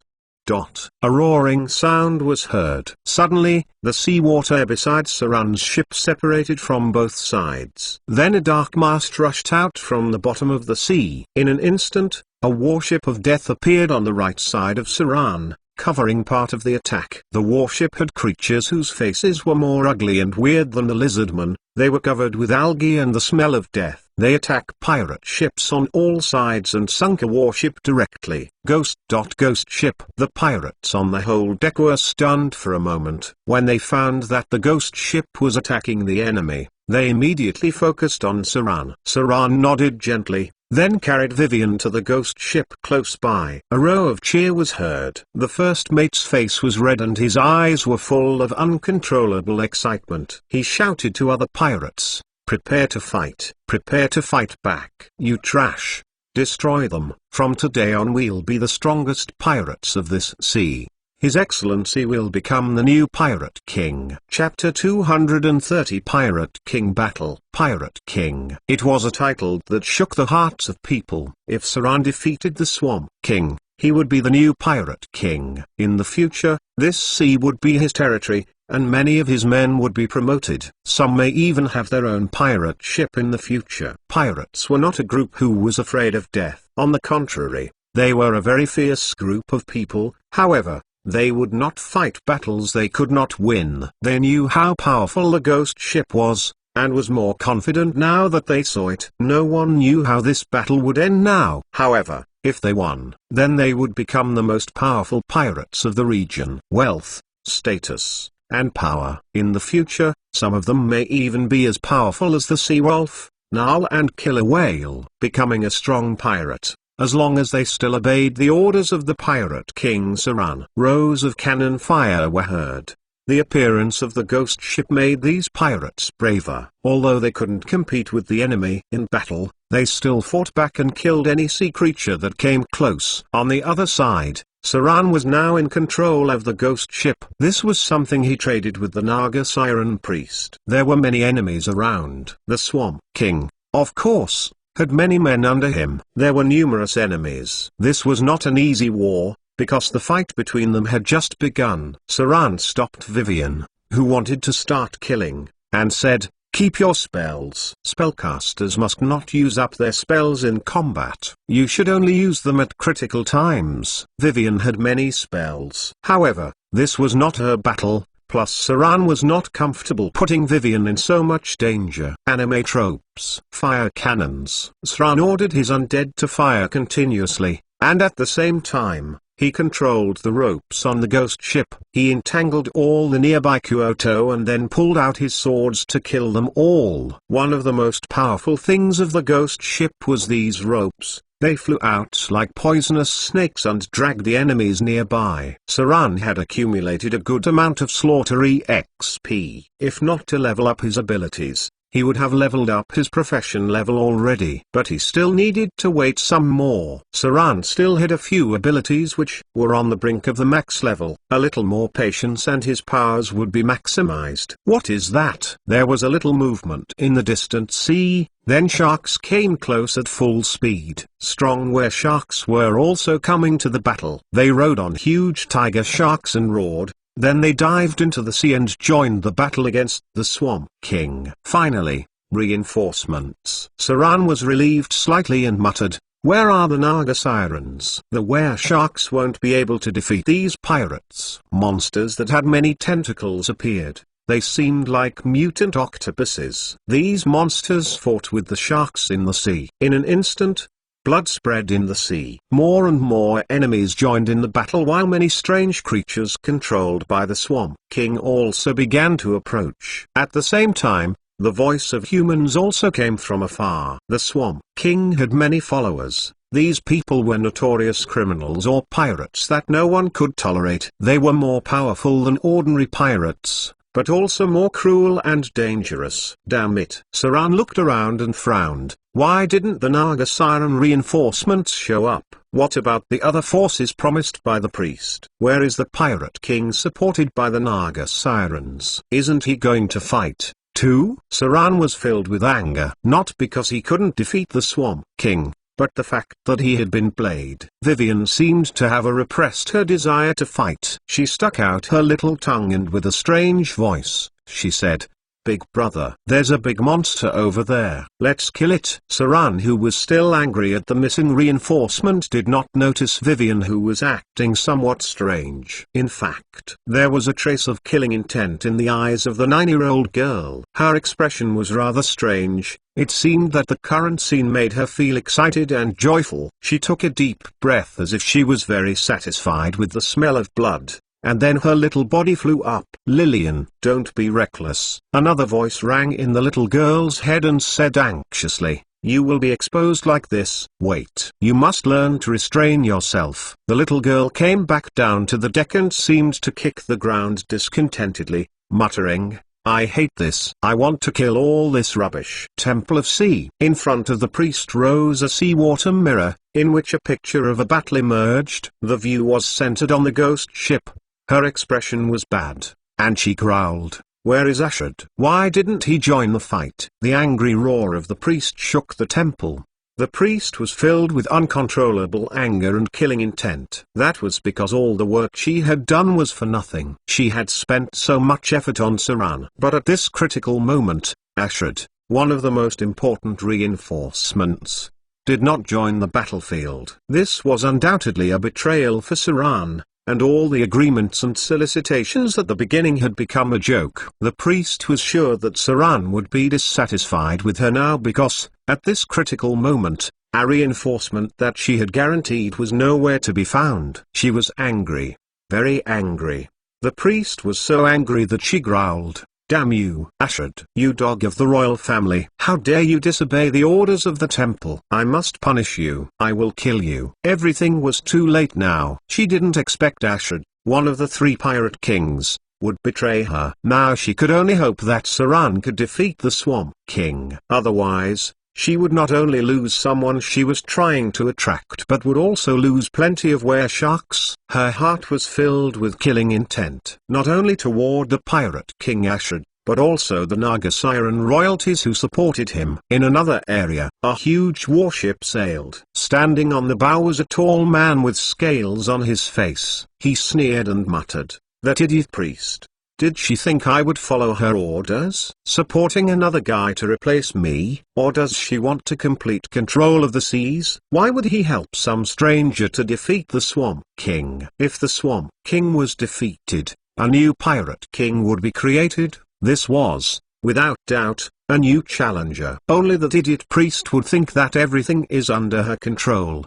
Ashad smiled and his eyes glowed. The goddess of the sea had not answered the prayers of her believers for a long time. This silence was an opportunity for many people. On the warship, a Naga Siren guard who looked afar asked anxiously, What are you doing, Ashford? Are you not afraid of the punishment for betraying the priest? Chapter 231 Chapter 44 Cooperation. Ashford smiled gleefully and said in a deep voice, "How could I disobey the order of the priest? I'm going to Demon Island now to take down the stronghold of the Swamp King. There's ample wealth there. This will strengthen us further. Aren't I weakening the enemy too? Rest assured, with the help of the ghost ship and were-sharks, they should not be defeated so quickly. We'll come back to help them after we've taken down Demon Island." Ashford then let out a cruel smile. He had long been dissatisfied with the new character. Now that the Swamp King had moved all his forces out, Devil Island should be empty. After taking down Demon Island and taking the wealth for his own,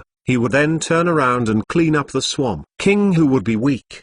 He couldn't face the Swamp King right now, but he was sure he could deal with the Swamp King after he had heavy losses. In fact, with that ghost ship there, even the Swamp King would find it difficult to deal with. By then, he would have taken all the wealth in Demon Island, and killed the Swamp King. With that, he would have made a great contribution to the whole Sea Temple.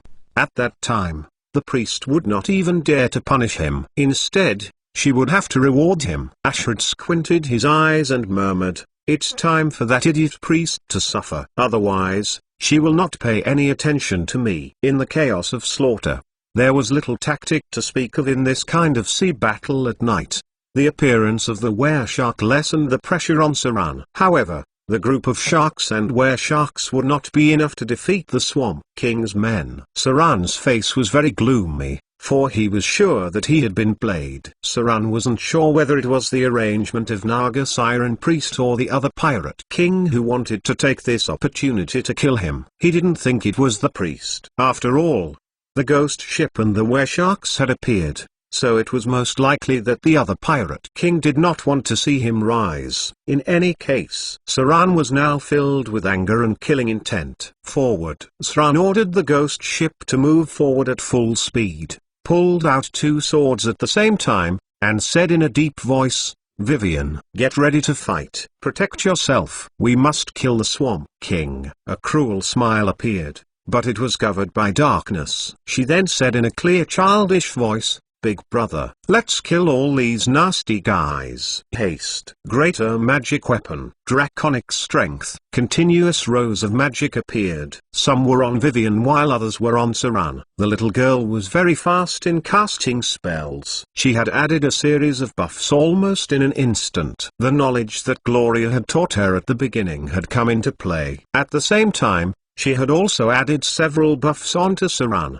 The two flew up. A row of Datu appeared in front of him, affected by the haste. Your movement speed has been increased. Your attack speed has been increased, affected by greater magic weapon. Your curved swords have a +1 magic effect. Weapons have extra energy damage, affected by draconic strength. You have gained +5 strength, +5 constitution, +5 charm. Your basic defense has a +4 dragon skin bonus. You will be immune to sleep and paralysis effects. That was why a high-grade spellcaster was so powerful. Vivian knew that it was impossible to deal with these enemies with only magic because there was a large number of them. Killing them through spells would be impossible. In this kind of battle, the real lethality would still be the melee attackers. The more powerful the enemy was, the less damage the spellcaster would be able to inflict, unless she was sure she could kill the enemy in an instant with Finger of Death or Wail of the Banshee. Saran's battle capabilities were now off the charts. Vivian's draconic strength buff had directly provided him with 15 attribute points. With the help of haste and magic weapon, Saran's combat power almost immediately reached the state of his slaughter form. If he transformed right now, he was confident he could take down enemies which were legendary or above. Sword of Annihilation. The next spell the little girl chanted made Saran's eyelids jumped. He saw that the little girl reached out to the void, and then there was a crack in the space in front of her, just like a cut in space. She raised her white hand and drew out a black sword. The weapon was not a weapon of substance, but a weapon that twisted space and time. Vivian gently waved it and seemed that she was not used to it. She pursed her lips then said, as expected, I still don't like using a sword. Big brother, I've learned about battle techniques, you know. A slash of darkness. Vivian slashed toward a nearby lizardman. In an instant, the weapon the lizardman held turned into powder, then the armor on his body turned into powder, and finally, his whole person turned into powder. It was almost like the spell, disintegrate. The lizardman had been completely faded away. This is a legendary spell? Saran couldn't help swallow his saliva, then his figure flew out. Waving the two swords, he blocked most of the arrows that were flying toward them. Vivian's sword seemed to have attracted a lot of the enemy's attention, and many long-range enemies took her as their target. Tang, tang, tang. Saran had blocked 80% of the arrows with his swords. He was now capable of blocking long-range attacks with his sword. Some of the attacks fell on Saran, but they were blocked by the spell Stone Skin. Some of the attacks fell on Vivian, but none even came close to her since she had already added an invisible energy shield. Because of anger, Vivian raised her white fingers, and then a series of spells flew out. Fireball, Firebolt, Acid Arrow, Arcane Missile, Web, Grease. A dazzling amount of spells were cast and one of the warships directly turned into a sea of fire. The little girl threw out more than 10 spells, killing a large number of enemies in a flash. Because grease would not burn on its own, adding a fire spell would turn the whole ship into a ball of flames. The power of a spellcaster was shown in its full glory. While Saran was killing enemies one by one, Vivian had taken down a whole pirate ship in one shot. The little girl put her finger on her lips, then picked up the Sword of Annihilation again. She then murmured, "I've used up all my low-grade spell slots. I was just about to have some fun." The glow of a dispel magic was seen. It seems that the enemy had a spellcaster as well. The little girl frowned and cast a no spell out. Death Cloud. A strange smoke appeared, and all the creatures in the area suffocated. Immediately some died because they could not pass the test of death brought upon by the cloud. Some enemies with high constitution responded and rushed out of the range of the spell. The enemy spellcaster reacted too slowly and was also killed by the cloud. It seemed that their constitution was not high. The spellcaster didn't even have a chance to cast any spell and was killed immediately. Constitution was important for any class. Broom. A dull sound was heard, and then a huge dragon head warship emerged. It seemed that the warship had heavy iron sheets wrapped on the outside. On this huge and bizarre dragon head warship stood a giant. It held a heavy anchor and looked at Saran with killing intent. It was the Swamp King. Chapter 232. Vivian on a rampage. Saran battled while also checking on Vivian's condition. Although he knew that Vivian might be stronger than himself, he still felt uneasy in his heart and would focus on the little girl from time to time. At first, her fighting style made Saran frown because the little girl just threw out spells out in a swarm, relying on her powerful casting ability and magic strength to crush the enemy. But then her fighting style changed again. After using the spell Death Cloud, her fighting skills began to become remarkable. Saran thought it was a girl who quickly mastered the fighting techniques.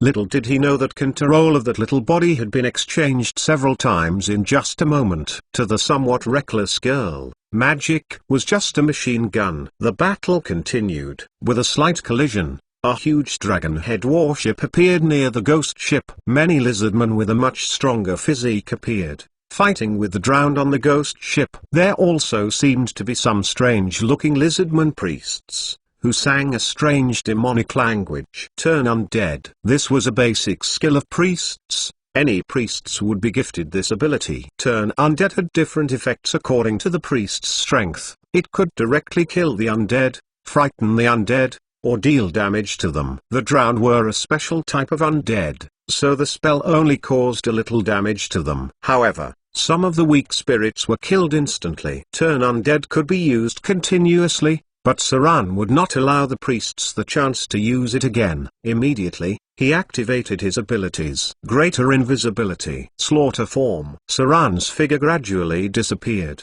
and then appeared behind an enemy in a flash, while his sword went through a lizardman's heart. The enemy, obviously experienced in combat, began to shrink the formation to protect the spellcasters.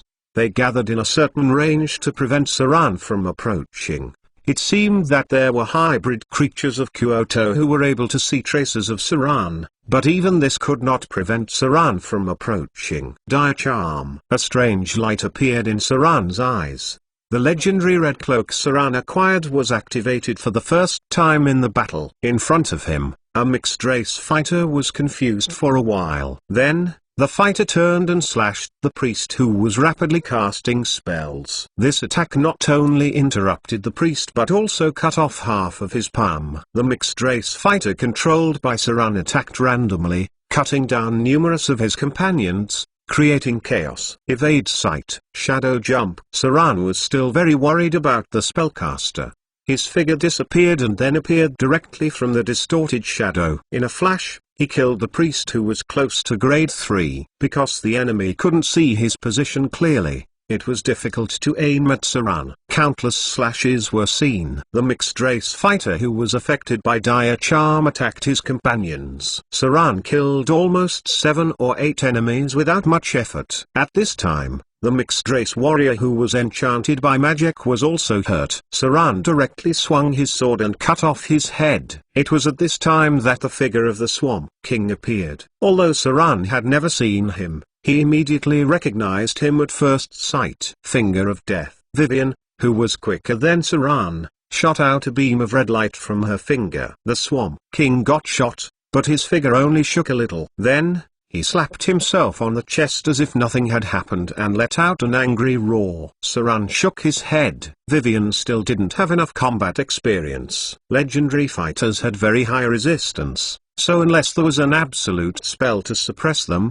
spells that activated the test of death were useless on them. Sure enough, the Swamp King was not affected at all. He was born with high resistance to magic and at the same time, was buffed by the Demon Lord Dagon. Any death spell would hardly work on him. Blasphemous aura. Blasphemous language. An evil field of energy spread, as the Swamp King grinned and opened his mouth to utter a blasphemous language, which seemed to have a special magic power. When Saran heard it, he was stunned, and a little lost. At the same time, a large amount of data appeared, affected by blasphemous aura. The enemy has been blessed by the blasphemous ritual, with a range of blasphemous aura. Your spell immunity has 2. Affected by blasphemous language. Test of will activated. Test of will successful. You've resisted the shock effect. Even though Saran was not affected by the spell, he was still delayed for half a second.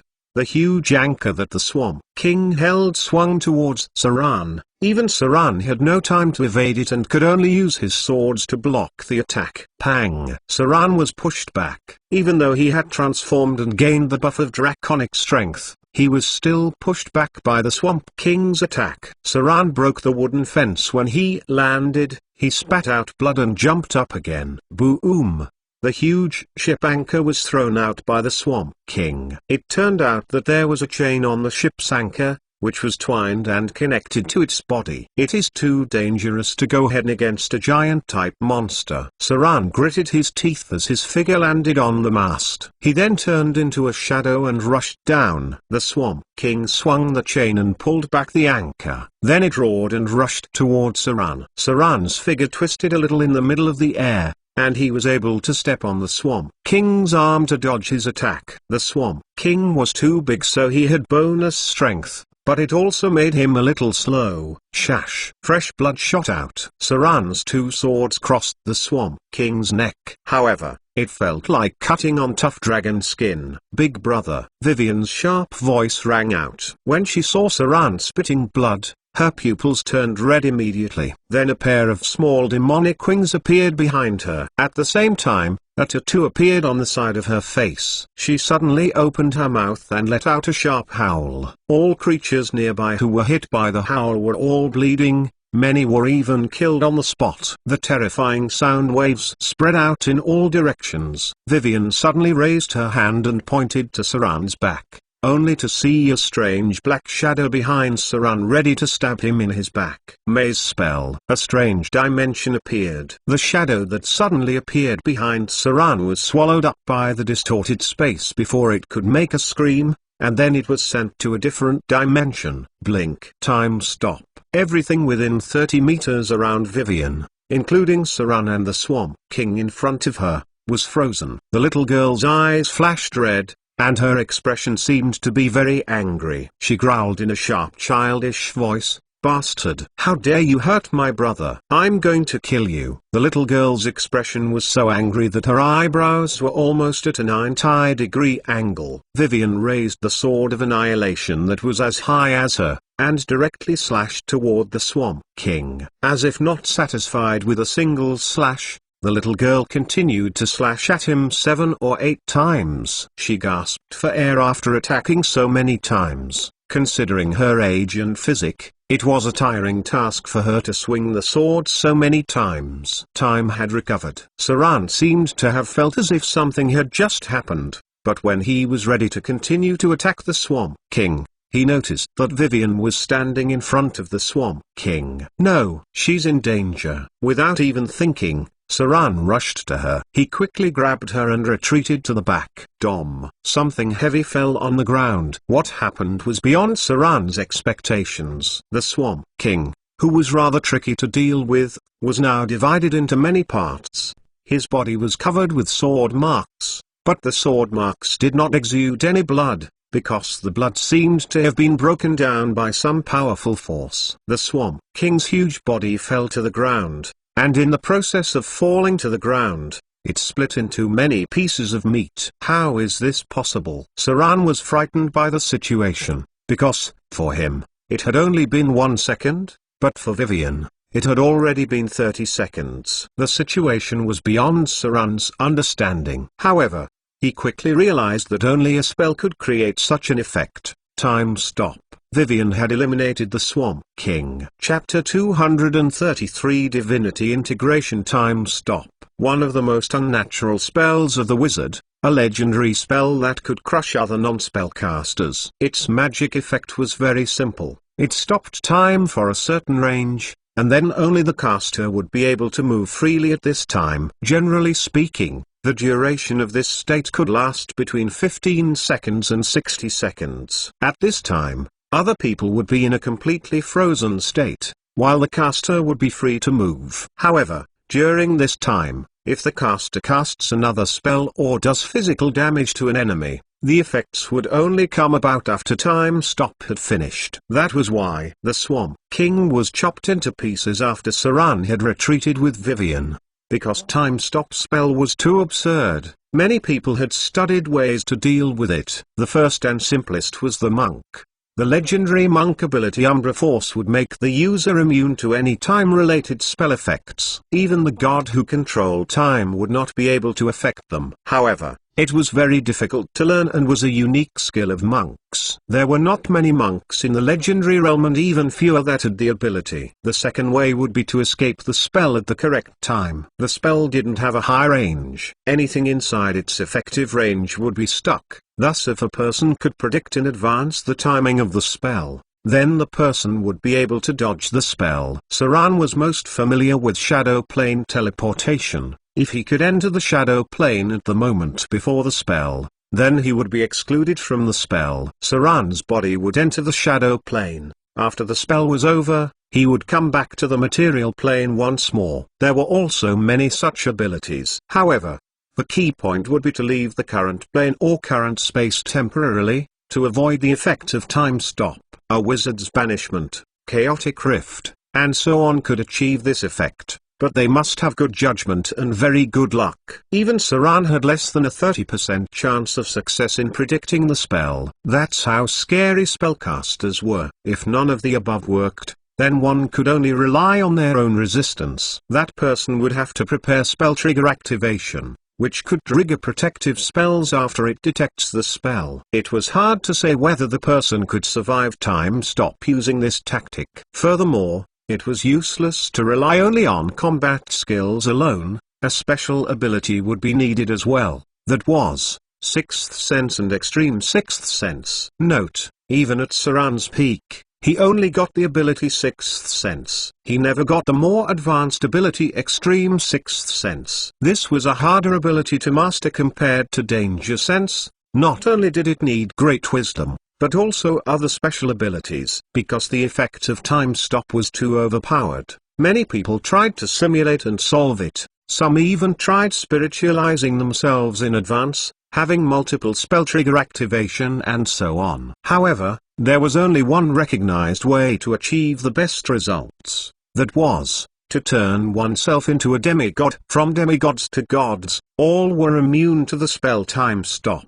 Since they had their own domains, most of the time-related spells were useless against them. That was why Time Stop was a crushing legendary spell to any creature that was not a demigod. The Swamp King was dead. Saran saw a strange aura emerge, which was not flying toward Saran, but it gradually integrated into Vivian's body. A trace of divine brilliance appeared. It seemed that some mysterious and unknown power had been lost from the body of the Swamp King. Vivian's beautiful eyes flashed a strange brilliance, which was as awesome as a god's. The strange phenomenon only lasted for a while, and then he saw the little girl's expression becoming sleepy. The little girl then looked up at Saran and said in a sleepy voice, "Big brother, I'm so sleepy." Immediately, she fell into a deep sleep. Saran hugged Vivian's petite body while dodging the javelins thrown by the enemy. As the Swamp King had died, the enemy soon began to break up, especially the enslaved Cupto, who almost immediately fled. However, there were still enemies left to fight. That was, the mixed-race descendants of the Swamp King. Saran leapt and landed on the ghost ship. He then put Vivian, who was sleeping, in a safe place. The divinity on the Swamp King had been absorbed by her. As the favored soul of the demon lord of the ancient Abystagon, the Swamp King had divinity from the demon lord. Although the divinity was very weak and was given in a blasphemy ceremony, Saran was still a little worried about whether Vivian could successfully integrate it. He began to control the animated ropes on the ghost ship, killing the enemies who were still resisting one by one. When the battle finally ended, the sea was already bloody red. "Your Excellency." The first mate came with the pirate ship. His expression was very excited. He had scars on his arms and abdomen. He said excitedly, "We won. The Swamp King is dead. You are now the new Pirate King." As long as the news gets out, many pirates in the nearby waters will come to join us. Saran was not very excited. He looked at the deck and asked in a low tone, "Casualties?" The first mate was slightly sad and answered, "More than half are dead or injured." The second mate has died too. Many died. More than half of the pirates Saran brought to battle had died or injured. These were all men he had just subdued. However, the battle results were also very good. Saran sank a pirate ship, captured 2 ships, but some of the enemies had escaped. Saran had no spare power to pursue the enemy. Among them were the Kyoto and humans. One warship had sunk to the bottom of the sea, and the other one had been pierced through the hull. It probably would sink soon. The only ship in good condition was the warship of the Swamp King. This huge warship was basically in good condition, but there were not enough people to sail it back. That was why they could only tow it back with the ghost ship. The night was deep. Saran held Vivian and looked up at the skies. The stars were dim. Saran then checked his data and went into deep thought. Activated beheading attack. Beheading successful. Target killed. You've gained experience in battle. You've gained more information about sword form. Behead. In this battle, you've further mastered a battle skill. Sword form. Behead. Activated waist chop. Waist chop successful. Target killed. You've gained experience in battle. You've gained more information about sword form. Waist chop. Experience of battle. After countless battles, you've become more proficient in battle. You've gained more information about dual wielding. In this battle, Saran directly grasped sword form, behead, and obtained the information of sword form, waist chop and dual wielding for the second time. That was to say, Saran would be able to master 2 powerful abilities at the same time if the notification appeared again. Among them sword form. Behead. Saran had become very skilled at it, while dual wielding still required some experience. If he could master dual wielding, Saran would directly use the ability points obtained by leveling up to further master greater dual wielding. In the future, Saran still had to somehow master legendary dual wielding. By then, His attack speed would reach a staggering level when he uses two weapons to fight. It would be even possible to block bullets with swords if he pumps the correct attributes. A day went past, just when Saran thought that Vivian would sleep for a long time after absorbing the divinity of the Swamp King. The little girl woke up the next morning briefly at dawn. Saran was awakened by the little girl in her arms. Vivian opened her eyes and saw Saran. A sweet smile appeared on the corner of her mouth. Then she whispered, "Big brother, I had a dream." Saran was happy that she woke up and asked, "What did you dream?" "I dreamed of the Swamp King." Vivian raised her little white hand and rubbed the corner of her eyes. She then continued, "That monster still wanted to fight with me. But I killed him again soon. But after I killed it, there was another bigger monster. It was like a giant octopus, but its head was strange like a strange fish. Exclamation mark. I'm so tired. Big brother. Should I also kill that giant octopus?" Vivian didn't finish asking and went to sleep again. Saran's expression was rather surprised because he realized that Vivian seemed to be eliminating the consciousness of the divinity, which had never happened before. In the past, Vivian would only wake up after Saran had destroyed the divinity's consciousness. This time, she was able to wake up after eliminating the divine consciousness. However, she seemed to have only eliminated the residual consciousness of the Swamp King, and not the remnant consciousness of Dagon. This made Saran somewhat worried. Chapter 234 Special Meaning Port Tylan. It seemed rather strange today. The whole port was dead and silent. Today, the gangs and pirates who dwelt on this island had settled down. Even the guards who were in charge of maintaining order were a little wary. What they saw today was so shocking that the whole port was silent. Everyone seemed to be waiting for something, or the arrival of an honorable person. The Dragonhead warship. It was the warship of the Swamp King. It was said to be cursed by blasphemous language and had been a legend around the South Sea for hundreds of years. Among the three pirate kings on the south coast, the most powerful one was the Amazon Pirate King because she had the support of the Storm Temple. Although Ashad, the Pirate King supported by the Naga Sirens, was also very strong, he was still slightly weaker. Among the three pirate kings, the weakest one was the Swamp King, but he was the pirate king with the strongest fighting ability. This monster had been raging on the south coast for hundreds of years. Some had challenged it, but few could defeat it, let alone kill it and capture its warship. A group of fierce-looking pirates stood in front of the dock. The guards of Port Tylan dare not come near to stop them because the morale of these pirates was very high. They would kill anyone who dared to stop them. The Swamp King had died. They were now under one of the three pirate kings, the Throat Cutter. A new force had risen, not only in Port Tylan but also on the whole south coast. Saran stood on the bow of the Dragonhead warship looking at Port Tylan as if waiting for something. In just 2 days, Saran had increased the men he controlled. After the news that he killed the Swamp King went out, pirates from all walks of life on the South Sea began to bow to him. Now, more than a dozen scattered pirate groups had joined him. Even those who were unwilling to join him had sent gifts to express their awe. In these 2 days, Saran had received more than 10,000 gold emeralds as gifts, including many precious goods. Since he killed the Swamp King, Saran would not waste such a good opportunity. He had put on his own flag yesterday and became one of the pirate kings on the south coast. The flag that flew on the dragon warship was black. The flag did not have much pattern or drawing, just a pair of curved swords. Black flag, black sails, and black ship. It was an ominous color. It seemed to brew killing. It made many people in Port Tylan feel a little uneasy. Saran looked coldly at the port. Behind him were 7 warships and dozens of clippers. Thousands of pirates had gathered under his command. From Port Tylan to Shipwreck Bay, all the pirate groups expressed their submission to him, and some of them even directly joined him. However, there were some pirates and factions who were slow to react. Thus he used a simple method to resolve this issue. That was to protest. He was not the same anymore and had the power to go against the Naga Siren priest. A huge head was hung on the leading warship, and a body of 4 or 5 meters high was hung on the mast.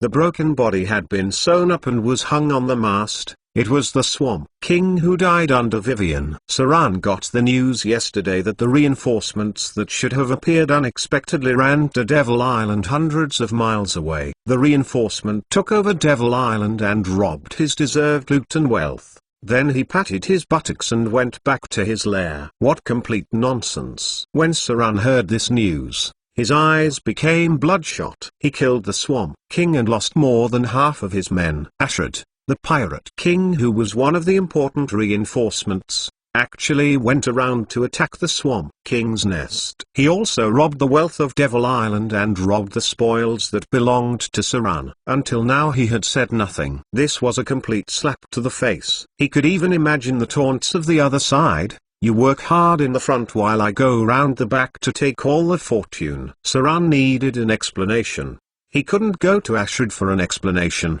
one of the three pirate kings, because Saran hasn't got the power to face him. However, he couldn't stay silent either, because it would make people feel like he's a pushover. That was why Saran must now ask the priest for an answer. Saran didn't make a move. He didn't step foot onto Port Tylan and only stayed on the warship. In this protest, it was a battle of power and will. If the priest didn't show him the answer he wanted, he was ready to completely turn on her. To Saran, the Naga Siren priest and the goddess of the sea were two separate parties. Since Saran had killed an important enemy, and he was a worthy person to the sea goddess. In fact, from the moment Saran eliminated the Swamp King, the Naga Siren priest could not rely on her influence to change Saran's position in the eyes of the sea goddess, since she was only the servant of the sea goddess. Even if her relationship with Saran was hostile, the priest could only mobilize the power of the temple against Saran. It was impossible to use the power of the sea goddess against Saran. In other words, Saran's plan had succeeded. He proved his value and expanded his influence. The priest, whether she liked him or disliked him, could not use the sea temple to suppress Saran anymore. That was because Saran had stood in front of the sea goddess, and his sacrificial ceremony to kill the Swamp King had pleased the sea goddess. After seeing an important servant of the enemy gods killed, the sea goddess felt a little pleasure. Saran had now pleased the goddess of the sea. His position had also changed because of this. His position was gifted by the priest previously, but now he was truly a favored soul. Time slowly went past. Saran frowned slightly as he was calculating the time. If the priest had not said anything, he would leave the port immediately. Since this was not the only sea temple, the Naga Siren priest could not suppress him with the power of the temple anymore, as Saran could still grow in power after jumping away from the priest. However, he had also clearly realized the huge resources possessed by the Naga Siren priest, and he intended to force the other side to give in. At least he would have gained an equal status for himself. If the Naga Siren priest still couldn't give him his deserved status, then there would be no need to cooperate with her anymore. The crowd moved suddenly. Then he saw the dark crowd scattered towards four sides. The temple guards of the sea temple appeared, and then the figure of Naga Siren priest appeared in the middle. This was the first time she had met Saran like this. The Naga priest, dressed in a blue robe and holding a scepter representing the sea goddess, she ignored the others around her as she moved to the port. "Your Excellency." The priest bowed her head slightly, then got up. She looked straight at Saran, and was the first time she ever called him Excellency. This was her showing respect. The crowd cheered after seeing this. This was something of great importance. This was a compromise, which also meant compensation. Chapter 235 Compensation. Chapter 235 Chapter 48 Compensation. 10 minutes ago, in front of the sea temple, the Naga Siren priest stood in front of the goddess statue with a gloomy face. In her hand, she held the scepter representing the sea goddess. She was wearing a blue robe with strange patterns embroidered on it and a mysterious whirlpool-like emblem. In front of her was a familiar-looking Naga Siren guard. Saran had also seen him once or twice. The priest looked at the guard with anger and asked, "There's still no news of Ashred?" The guard bowed and said, "Yes." Dang. The Naga Siren priest was so angry that she grabbed a silverware and threw it on the ground. Then she roared angrily, How dare he? How dare he ignore me? How dare you ignore the power of the sea goddess? The guard was silent. After a while, he said, the sea goddess is becoming less receptive to our prayer. Many young priests have lost their divine abilities. There have been rumors among the Naga Siren people that the sea goddess is weakening, which made some of them have other ideas. Ashud probably will not answer you. He had now acquired the wealth of Devil Island. The Swamp King had accumulated a lot of wealth. Ashud is said to be recruiting men now. He had even reached for the eastern coastal areas to attract the very dangerous eastern pirates who believe in pagan gods. The priest was silent. After standing still for a while, she turned and headed out at the temple. The guard seemed surprised. He raised his hand to stop her, but he hesitated, lowered his head and asked, "Are you really going to meet the throat cutter yourself?" After all, he is just a human, an outsider. The priest stopped, turned and looked at the guard expressionless. "What would you have me do then?" she asked. "If I don't go out to meet him myself, I will lose even my last ally. We've lost a lot of were sharks in the process of fighting against the Swamp King." The Naga Siren royal family began to bar my influence in the group, and the sea goddess had not been responding to my prayer for the time being. Even you, who I thought was trustworthy, still let me down in the end. Instead, it's a stranger who has been surprising me again and again. If he didn't kill the Swamp King this time, I would be in a more difficult situation. You are useless, only watching Ashud take the wealth of Devil Island. There was a trace of shame on the guard's face. In a low voice, he said, "I'm incompetent.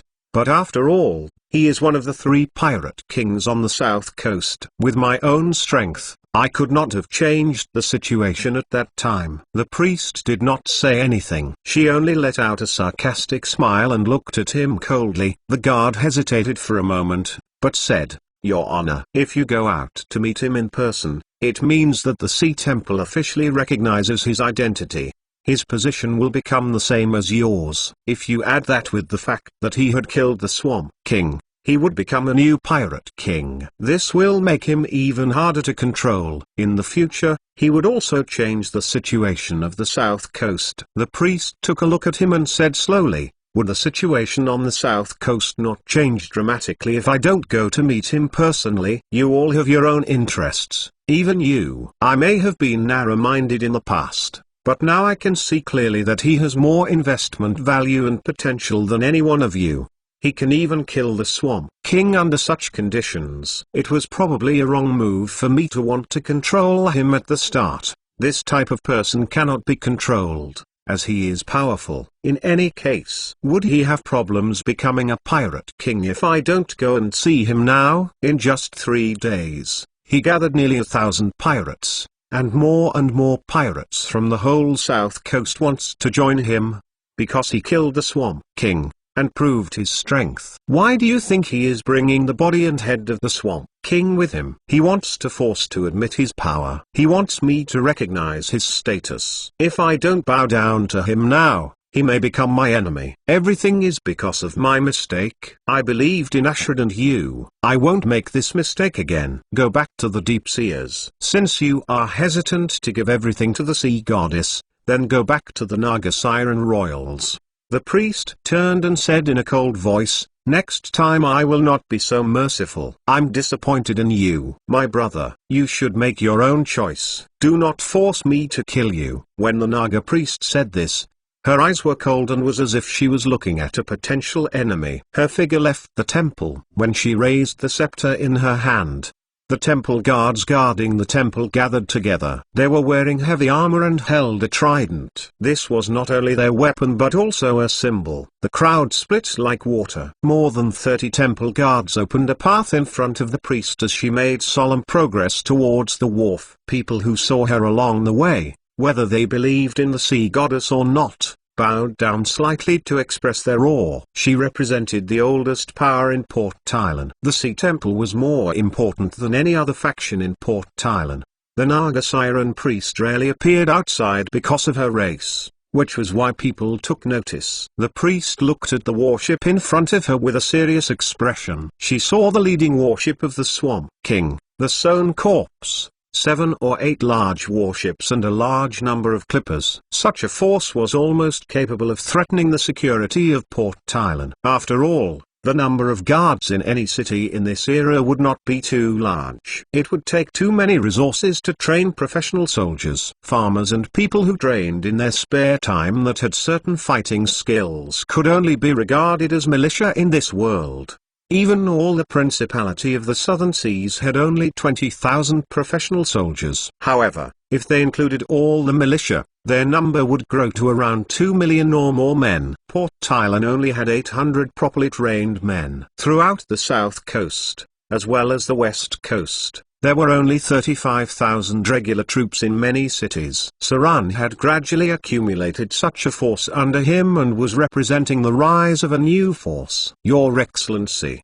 The priest bowed her head slightly. She could hear the cheer around her, which meant that they understood that she would give the men in front of her a higher reputation. If possible, the priest would not bow to Saran, but if she did not bow now, she would lose a strong ally. She had to make a compromise. Even meeting Saran in person may not be able to satisfy the man in front of her. That was because the priest saw something in this man. That was ambition. Saran's heart had great ambitions. This discovery made the priest feel a little bitter because she felt that she had missed an important opportunity. If she had not pressed so hard at first, to show her sincerity to a greater extent, and to invest more resources in the man in front of her, maybe things would have played out differently. However, it was too late now. If she had given him more support, then she would have gotten her reward. But the situation was different now. Now the man in front of her could forcibly demand things from her. He thought he deserved everything. That was to say that, even if she paid, it would only restore mutual trust and friendship.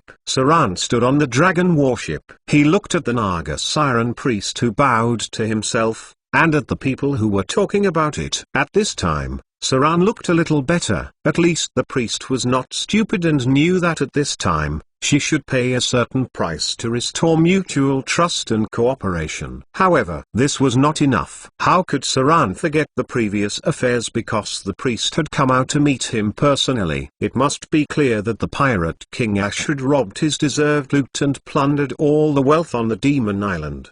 The priest coming out to see him only meant that she was willing to negotiate. If she wanted Saran to forget about what had been done to him, she had to bring out real benefits. He was not someone who cared much about politics. Saran's expression was cold. Maybe it was because he had experienced a lot in this period of time, and had improved on his acting skills, especially after encountering so many difficult opponents. Seeing the cold expression on Saran's face, the priest couldn't help but feel scared. She realized that she had to pay a heavy price this time to restore the trust of both sides. The situation now was a little difficult for the priest as she had already come out to meet Saran. No matter what agreement the two came to, Saran would have gotten the recognition he deserved, his status as a pirate king. After some thinking, the priest clenched her teeth and handed something to Saran. The Swamp King had died. Although it pained her heart, the priest did not express it. Priests had rather good acting skills, otherwise, they would not be able to lead a temple. She looked at Saran, then glanced at the pirates nearby, and said in a holy way, "You have killed the enemy of the sea goddess. The sea goddess will be happy to reward you. Please accept this. This represents our friendship and our alliance to eliminate our enemies." In an instant, Saran's cold expression changed like the spring wind melting the snow. That was because the priest gave him an irresistible compensation. Even when she revealed the intention of re-alliance, he did not hesitate to nod his head. The priest gave him control of the ghost ship, Dead Man's Voice, which was an irresistible temptation to Saran, even more irresistible than the Earl's heiress with beauty and wealth. Dead Man's Voice, a legendary grade ghost ship. After using it several times in key battles, Saran understood its potential. Chapter 236 The use of legend rating Roth-scale islands. This was a large island connecting the South Sea to the East Sea. Because the desert route had been cut off by a powerful force, many traders had begun to turn to sea transportation. This was the territory of Ashad, one of the 3 pirate kings. Although his forces were strong, His focus was not on the trade between the south coast and outer islands. Instead, it was on the cross-ocean trade between the eastern world and the western world. Although slavery, black market, and smuggling were lucrative trades, to this pirate king, more value was found in spice, silk and tea trading. In this world, the weight of the spice would get you the weight of gold. The continental shelf plate, which was divided by the desert area from the east to the west, had an amazing demand for these luxury goods. Because of the huge wealth gap of social classes, nobles often possessed huge wealth. The nobles had accumulated huge wealth from taxes, manors, trade, mines and so on. In terms of living needs, these nobles put a lot of money on these expensive luxuries because of their pursuit of enjoyment. Among them, wizards were also a group who needed spices. They would use these special incense to help them meditate and improve their concentration, which in turn would help them understand more difficult and complex spells. Saran was only a half-baked wizard. Gloria, a professional wizard, would always have incense on her person. That was how Ashrid accumulated his wealth. At that time, Ashrid, who had some Naga siren characteristics, but a human face, stood on a warship. He looked at a masked man in front of him, and asked, "What's the news from the port Tylan?" The masked man bowed his head slightly and answered, "The throat cutter had become famous, and all the pirates near the shipwreck bay have joined him. Because he killed Swamp King, his reputation seemed to have reached the west coast. Some time ago, he led a large number of pirates to the port Tylan and finally forced the priest to come out to meet him personally. Now his reputation in Port Tylan is incredible. I'm afraid he would soon replace the Swamp King as the new pirate king." After hearing that, Ashrid became worried. He looked at the sea as he thought about the matter. The masked man hesitated, then whispered, "Lord Ashrid, shall we kill him now? Otherwise, if he becomes more and more powerful, he will bring trouble to us." Ashrid shook his head and replied, "It's not time yet. Since he could kill the Swamp King Hedn, he is probably not weak. Besides, he also has the protection of the sea goddess. To attack him Hedn would mean provoking the goddess of the sea. The Naga Sirens still do not completely support me, so I do not have a strong backing yet. We can only wait and see what happens with the Naga Siren royalty. If they succeed, killing the throat cutter would be easy." The masked man nodded gently, then suggested, "How about we send someone to assassinate him? If we let him be, he might disturb our plan." "Assassinate?" Ashrid smiled and said slowly, "He is a rogue who is close to legendary. There are not many people who can assassinate him on the whole south coast. He probably has some hidden powers, otherwise, he couldn't have killed the Swamp King." The masked man looked around, then leaned close and murmured, "I heard that there is a mysterious organization in the mainland, which was called Everything is One. There are many assassin masters in this group. As long as we can afford the price, we may be able to hire them." Ashrid became silent after hearing this. He was slightly unhappy because the price of hiring a legendary assassin was not small. However, he nodded after thinking for a moment, "Send someone to contact them. If you can invite a legendary assassin, that would be the best. But remember not to disclose our identity. There is a lot of wealth brought back from Devil Island, which should be enough to feed those greedy guys." The masked man nodded and said, "Yes, Your Honor, I'll get to it." Ashrid smiled and let out a cruel expression. "If we could kill him, we'll have one less problem. Damn that priest. If it weren't for her, I wouldn't have this problem." Port Tylan. Saran and the Naga Siren priest walked side by side toward the sea temple. The people around him could not help but show a little awe and fear in their eyes. Everyone could tell that he forced the priest to bow her head. The crowd realized how powerful this person was. Saran needed a reputation. With a great reputation, it would be easier for him to open his trading routes to the outer islands. The Fall of a Pirate King Legendary Battle, December 1675. A new moon. Your rapid rise attracted the attention of the Swamp King. He intended to kill you first and sacrifice your blood to the ancient abyss demon Lordagon. But what people didn't expect was that in the absence of reinforcements, you led pirates and were sharks to kill the Swamp King. You have gained a great reputation in this battle, Even the areas nearby had begun to spread your stories. Legend rating +5. This was the legend rating he got for killing the Swamp King. However, this was not it. After Saran had forced the Naga Siren priest to give way, another notice relating to legend rating popped up. Compromise of the Sea Priest Folklore, December 1675. New Moon. You took the power of victory and gathered your pirate army to Port Tylan, forcing the chief priest of the Sea Temple to compromise. The body and worship of the Swamp King had shocked the people on this island, and your reputation began to take root in this chaotic area. Furthermore, the Naga Siren priest welcomed you personally, which greatly improved your reputation. You will have more influence in the nearby areas. Legend rating +2. Sure enough, Saran's decision was right. Battles were not the only way to acquire legend rating. Forcing the priest to compromise had given him 2 points of legend rating, almost equal to the amount gained from a legendary battle. Saran's legend rating was now 21. Don't belittle the 21 points he had.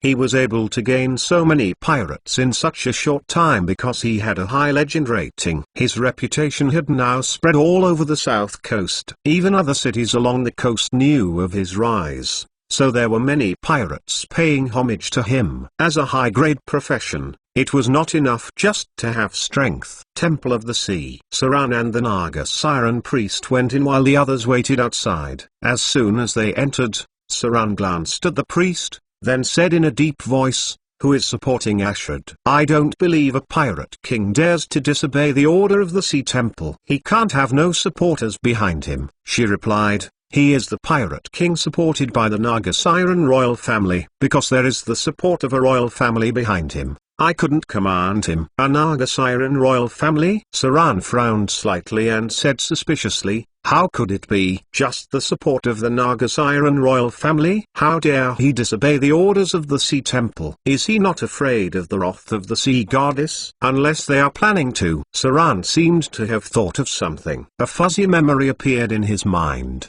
which upset him. These rascals. Did they think that they could let that monster out because the Sea Goddess had gradually not been answering their prayers? This was only the early stages of the Avatar crisis. Because the strength of the Sea Goddess had weakened, she had let go of some of the weaker believers and was only answering the more important prayers.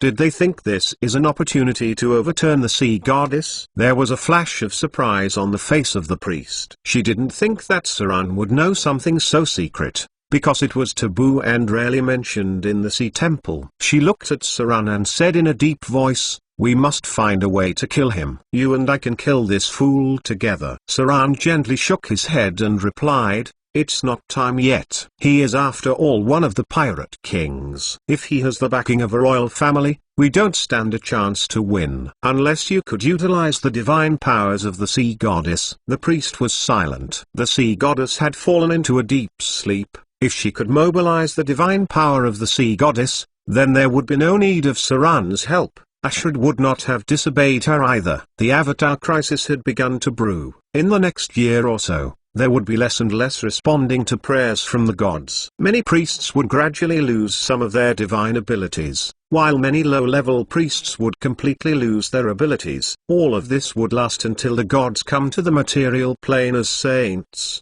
Then they would answer more prayers. In all respect, this truly would be a good opportunity. At the same time, somewhere at the outer islands, a group of drows was having an important discussion. Chapter 237 Chapter 50 Drow Meeting Outer Islands. This was a primitive and wild area. It is divided by a river into the east and west. To the east was the territory of Amazons, and to the west was the territory of primitive tribes. The struggle between them had been going on for many years.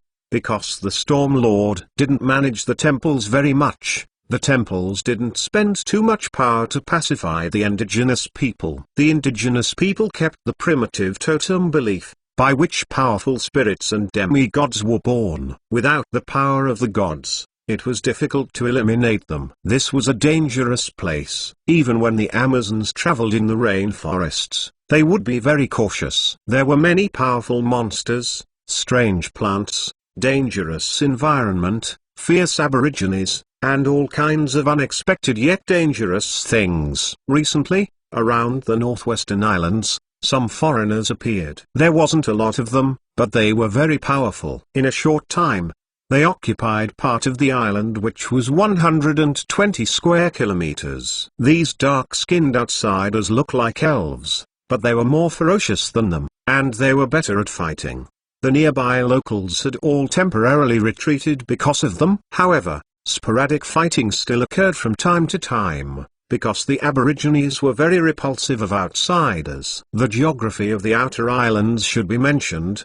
Because of the great changes of a certain era, the outer islands broke and shifted, so that they were scattered into hundreds of large and small islands, the largest of which was the Amazon jungle, almost 3 times the size of Japan. Then there were other scattered islands. The larger ones were hundreds of thousands of square kilometers, while the smaller ones were only about 10 square kilometers. These islands were relatively scattered and dense. They were connected by shallow sea areas and inland rivers so that the islands seemed to be a whole.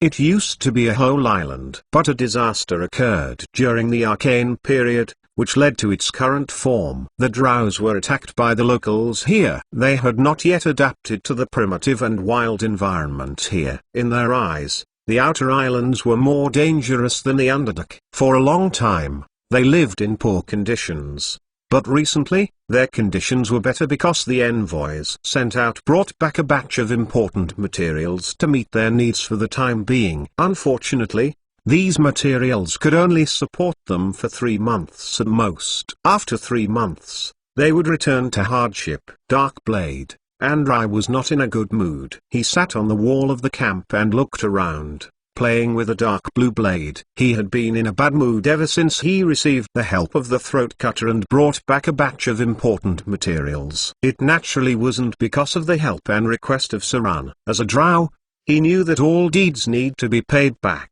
Instead, and he was not happy with the objection of the high priest.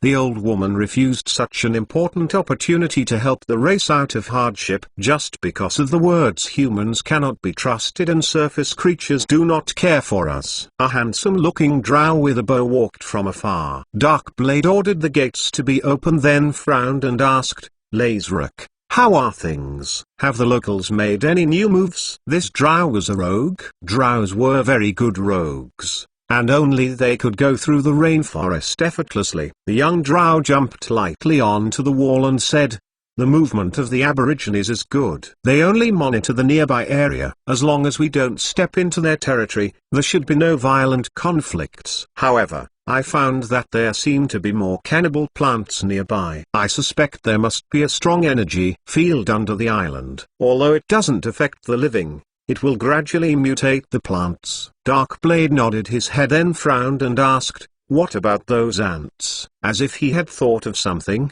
the young drow's face changed and said in a low voice, "They have moved to the other side of the island, but I don't know when they will come back. We don't have enough materials or fire glue to deal with them. The next time they come over, we can only escape to the sea." Darkblade let out a sigh and punched on the wooden wall. Those damn ants. They were terrifying creatures. During his lifetime, he never thought that ants would be such dangerous creatures. When their number reached an unbelievable number, these creatures which look inconspicuous, could bring death, or even kill a giant dragon. They were the army ants, and they were on top of the food chain. When they first encountered these terror ants, 37 of their group were killed, including 5 high-grade professions, a talented sorcerer, and a fighter who was about to enter the realm of legend. When the ants were all over the place, a fighter who was close to legend could only survive for 3 minutes. If they didn't evacuate fast enough and had the help of a spellcaster, the whole group would have been eaten by these ants. The army ants, a nightmare of the rainforest. Most of them moved on the ground, but a tenth of them had wings and could fly. These ants were too numerous to count. They preyed on any creature during their migration. They had extremely sharp mouthparts that may even nibble away dragon scale little by little. These horrible ants were the top predators on the whole island. The drows had even seen a Quetzalcoatlus eaten clean in just 5 minutes. Unable to fly away. If not for the rhythmic movement they have, the drows would not have survived on the island. Darkblade let out a sigh and said, "Since we came back, we've lost 8. If this continues, our ethnic group will become smaller and smaller. We might even completely disappear from the surface. Damn it. Why can't we accept the help of that human, even if it means paying a price? It's better than seeing our people die one by one." The drows around him said nothing. The High Priest had been leading the group since the fall of the Dark Maiden. Although she was very stubborn and traditional, she had ruled the group for a long time and passed through many crises. Her Majesty had been deeply rooted in the hearts of the people. Few people dared to question her decision, if it wasn't for the fact that the group had been facing more and more difficulty. Darkblade would not have questioned her decision. Darkblade, a female drow, appeared. She looked at the drows around the wall and said, "The High Priest has asked for you. She wants to discuss something important." Male drows were mostly fighters, rogues or rangers, while casters were mostly female. They still maintained the tradition of female superiority. Darkblade did not hesitate. He immediately jumped off and went to the wooden structure in the middle. Many had gathered in the room. Most of them were female drows, while some of them were male drows like Darkblade. At the front of the table was an old female drow priest, who lived a long time. This was the High Priest in the drow group. Although the Dark Maiden had fallen, the priest still could cast divine spells. Even though this ability had been greatly weakened, she was still the most powerful drow in the group. Tang, tang, tang. The High Priest knocked on the ground with her cane to tell the rest of the drows to be quiet. During this period of time, there were many disputes among the group, mainly focused on whether to cooperate with the human who helped them, whether the human was hostile or trustworthy. Even if they believed in the Dark Maiden, they could not completely change their nature. Cough, cough. The old High Priest coughed and said in a hoarse voice, "I just got a message from the Kutao. Maybe we should reconsider something." The High Priest had many mysterious divine abilities. After arriving on the island, she had established communication with the local Kutao, even though their relationship was weak. The High Priest took a look at the others and said, "I just learned that the man who offered us help has killed one of the 3 pirate kings on the south coast, the Swamp King. His powers are not to be belittled. Even the sea creatures around the area had heard of his name. I think we should reconsider the situation." What she said shocked everyone. The group had heard of the 3 pirate kings of the south coast. There was a strange expression on Darkblade's face. He wasn't happy nor sad. He felt that everything that had occurred was a little ironic. At first, he tried his best to persuade others to cooperate with the throat cutter, but in the end, the proposal was rejected by the High Priest. Now, after hearing the death of the Swamp King, one of the pirate kings, the High Priest even offered to reconsider. How ironic. Chapter 238 Set up overseas. Chapter 238, Chapter 51 Set up overseas. Port Thailand. In a rather remote pub, Saran sat in the corner and waited. Outside, there were pirates acting as guards. There were 3 to 5 well-dressed hostess near the bar. From time to time, they tried to attract Saran's attention. When one's strength was sufficient, along with fame, wealth would start to accumulate naturally, and the subordinates under him would increase as well. Saran was not the kind of person who liked to order people around, but his current identity made subordinates necessary. The owner of this pub was Sturgeon,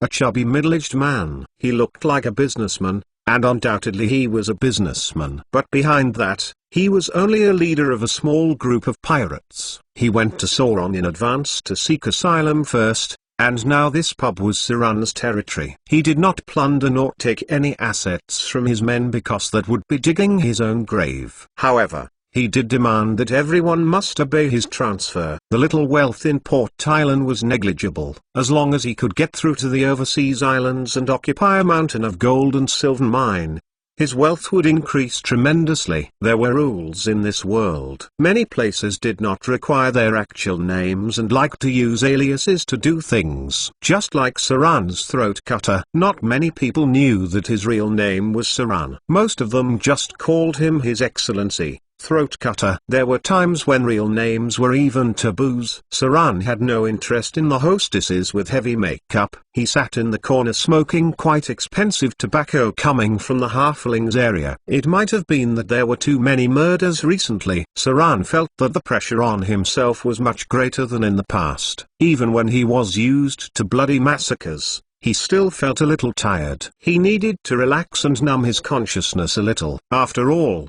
it was really hard for people to be too uptight. Even the most powerful men would have moments feeling tired. Saran was not a drinker. He could only smoke tobacco. No one nearby dared to disturb him. The thugs outside drove away those who wanted to enter the pub. There were thousands of pirates under Saran's command, but there were only roughly 300 who were completely followed his commands. After all, there were those small-time pirates who came to join him. He could not just completely break them up nor form them, which would easily cause a rebound effect. Saran just accepted the loyalty of those small pirates. Simply said, Saran was just the anchor for the whole of the south coast, and there were many other small leaders who decided to pledge to him. He ordered those smaller leaders to control their minions. It was too difficult to control them too strictly too. After all, pirates themselves were a little unique. The other pirate kings were also the same. They could influence a lot of people, but only their trusted aides were willing to die for them. Time was ticking away. Saran seemed to be waiting for someone. He was quite patient and did not show any signs of anxiousness at all. After about half an hour or so, a young man, obviously half-elven, came in. He was the first mate promoted by Saran, and now he alone commanded a pirate ship.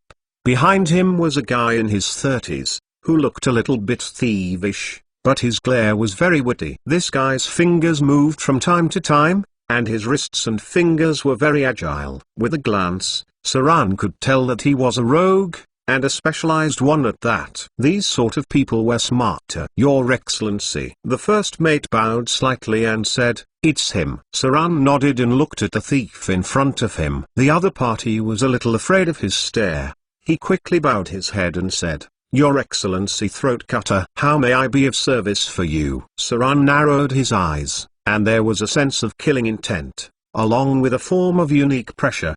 That was the effect of fear gaze. The wretched-looking thief seemed a little scared. Cold sweat was forming on his forehead, but he reinforced himself and was still standing in front of him. This guy was still considered a little brave. Saran slightly nodded, and said in a deep voice, "What is your name?" The shrewd-looking man anxiously lowered his head and said, "I'm Kronos, and they all like to call me Skinny Monkey." Saran slightly frowned, and said, "From today onwards, you are responsible for collecting useful information on all continents, and I will especially mobilize people and resources for you. It doesn't matter if it's useful or useless news, as long as there are any major rumors on the mainland, you will send them all to me."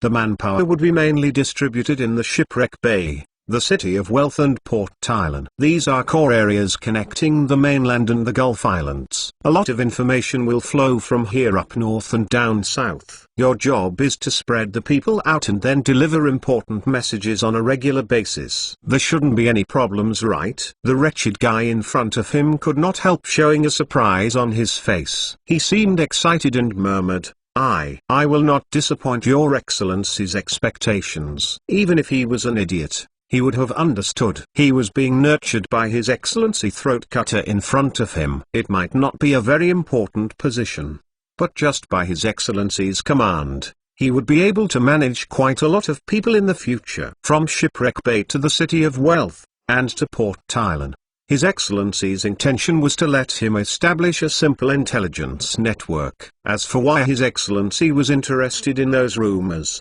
rather than collecting information about those fat sheep out at sea at this time, who would have cared that much? The wretched man knew of a point very clearly. It was that he would be a close confidant of His Excellency Throat Cutter if he did his job properly this time. It was known that the pirates who were getting nurtured now were mostly those who have followed him in the battle before, especially the survivors who have participated in the Battle of the Swamp King. Now almost all of them were at least at a level of a small-time leader. In terms of reward, His Excellency was very generous. Many of the small leaders already have control over 1 or 2 ships. Saran said a few words to the first mate next to him, and had him lead the skinny monkey leave. Some things were just this mysterious. Before the Battle of the Swamp King, Saran had little to no trustworthy men, and not to even mention any loyal ones. But after the Battle of the Swamp King, he was able to mobilize a lot more people,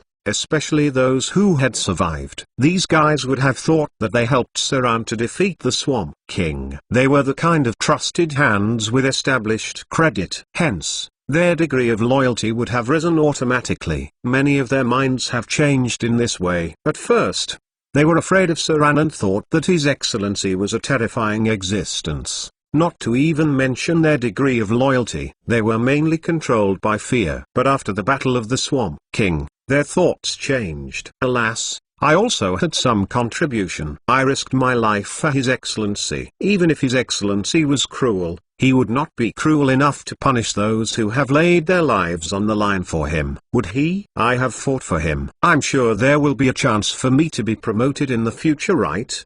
His Excellency seemed like someone who was very logical. Since I have risked my life for His Excellency, I am definitely more trustable than those guys, right? Things were that simple. Those who had experienced the Battle of the Swamp King had automatically changed their mentality to become Saran's trusted aides. Then, the degree of loyalty would naturally soar by itself. Why did this happen? Maybe this was the power of human nature and the power of strength. It was as if you had done something for a leader, and it's very important. You would think that you have got bonus credits in the eyes of the leader, and you will start to think that your status was more important than before. Their hearts were less afraid, more respectful, and their thoughts began to change. Then, they would think that it was natural that they would be promoted. These guys soon changed their minds to become Saran's confidants. A lot of things were that interesting. Sometimes, it was better to give more opportunities to subordinates to risk their lives. After risking their lives, they automatically feel that they were more recognized. For example,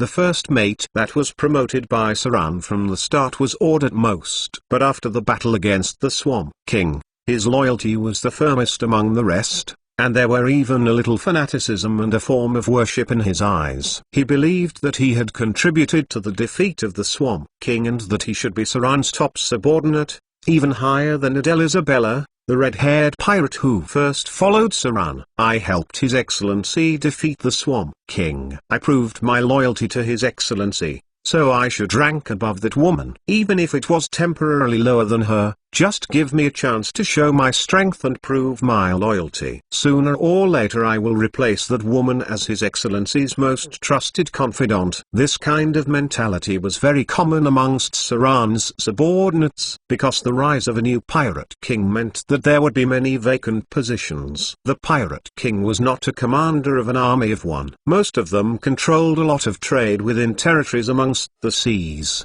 among which the positions for promotion could number at least 100 people. Now, many of them were ready to show their worth.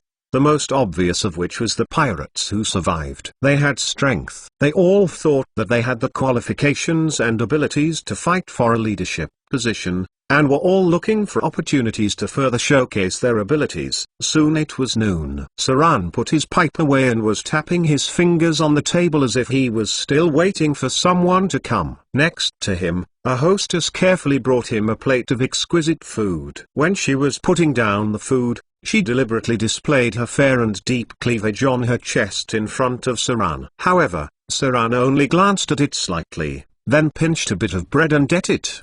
Power was the best partner for men. With strength, women would not necessarily flock over like moths flying into flames. But with power, many women would always try to seduce him. It was not because Saran did not have any desire. It was because he thought that it was not the right time yet. Especially not to relax nor enjoy now. About an hour later, a red-haired female pirate in tight leather came in. She quickly came in front of Saran and bowed slightly, revealing a pair of full and fair bosoms, and whispered, "Your Excellency, your orders are ready. We have prepared enough food, medicine, weapons and so on." At the same time, We have used our influence to borrow some cargo ships from other chambers of commerce. The representatives of the 6 chambers of commerce said that as long as Your Excellency takes care of them in the future, they are willing to collect these materials for free and then send them to the places Your Excellency wants to deliver to. Saran was a pirate king, a person who specialized in plundering these merchants or collecting protection fees. These chambers of commerce were not without strength. However, their guards were basically unable to defeat these fierce pirates at sea.